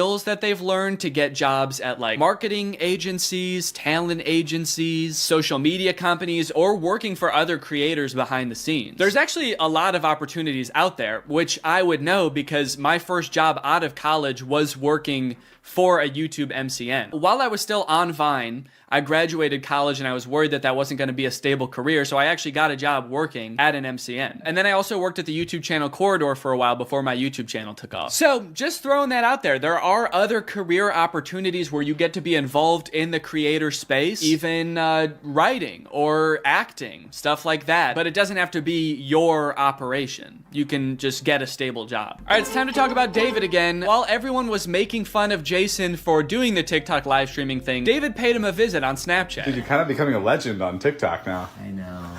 Not in a good way. Yeah, but I think it's fun. No, man, this is a great look. This is awesome. Multi-millionaire visits former unpaid employee wearing a crown to make fun of his new job. David, do you know why, perchance, Jason has to do the TikTok live streaming? Have you thought about that at all? During your long nights of playing pool? Bye, guys. Thanks for having us over in your little hobbit home. And make fun of his house before you leave? Check. Great job. Now, with all of this talk about David and Jason, I just want to make it clear, do not go and send any hate to these people in real life, especially Jason. Jason actually got swatted mid-live during one of his streams a few weeks ago, which is obviously horrible. Anybody else inside? No. Okay, hold on. Let's get put together and then... Yeah.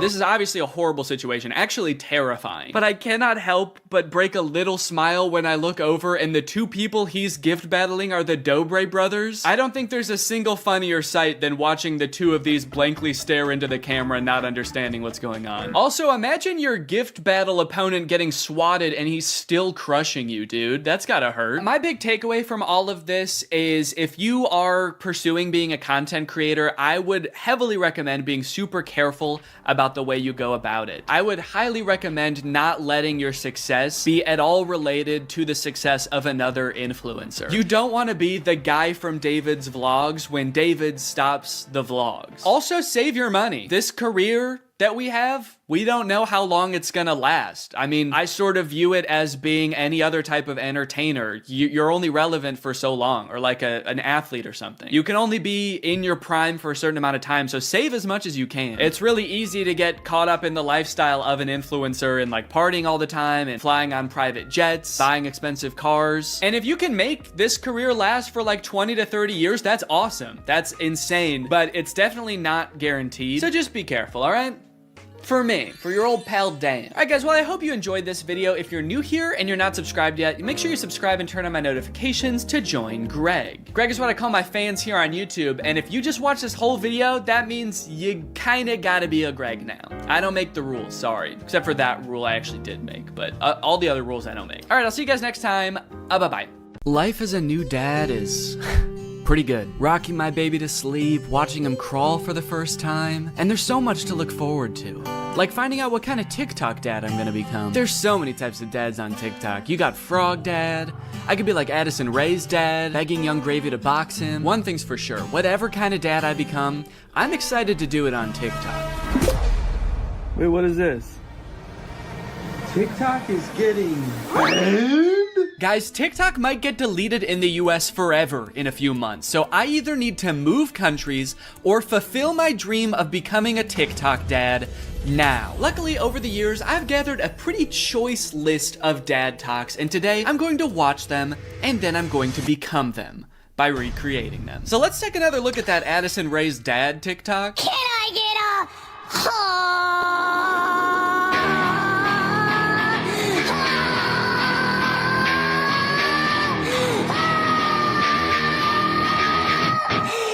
Okay, so this TikTok is from a couple years ago. It's from 2022. And if you were unaware of this situation where Addison Rae's dad wanted to fight famous rapper Young Gravy, I believe it started because Young Gravy made some comment on a podcast about finding Addison Rae's mom attractive. Now, Addison Rae's dad and his mom aren't together and haven't been for a long time, I think. But nevertheless, Monty, that's his name, Monty Lopez, decided to settle the score by getting on TikTok and begging Young Gravy to fight him.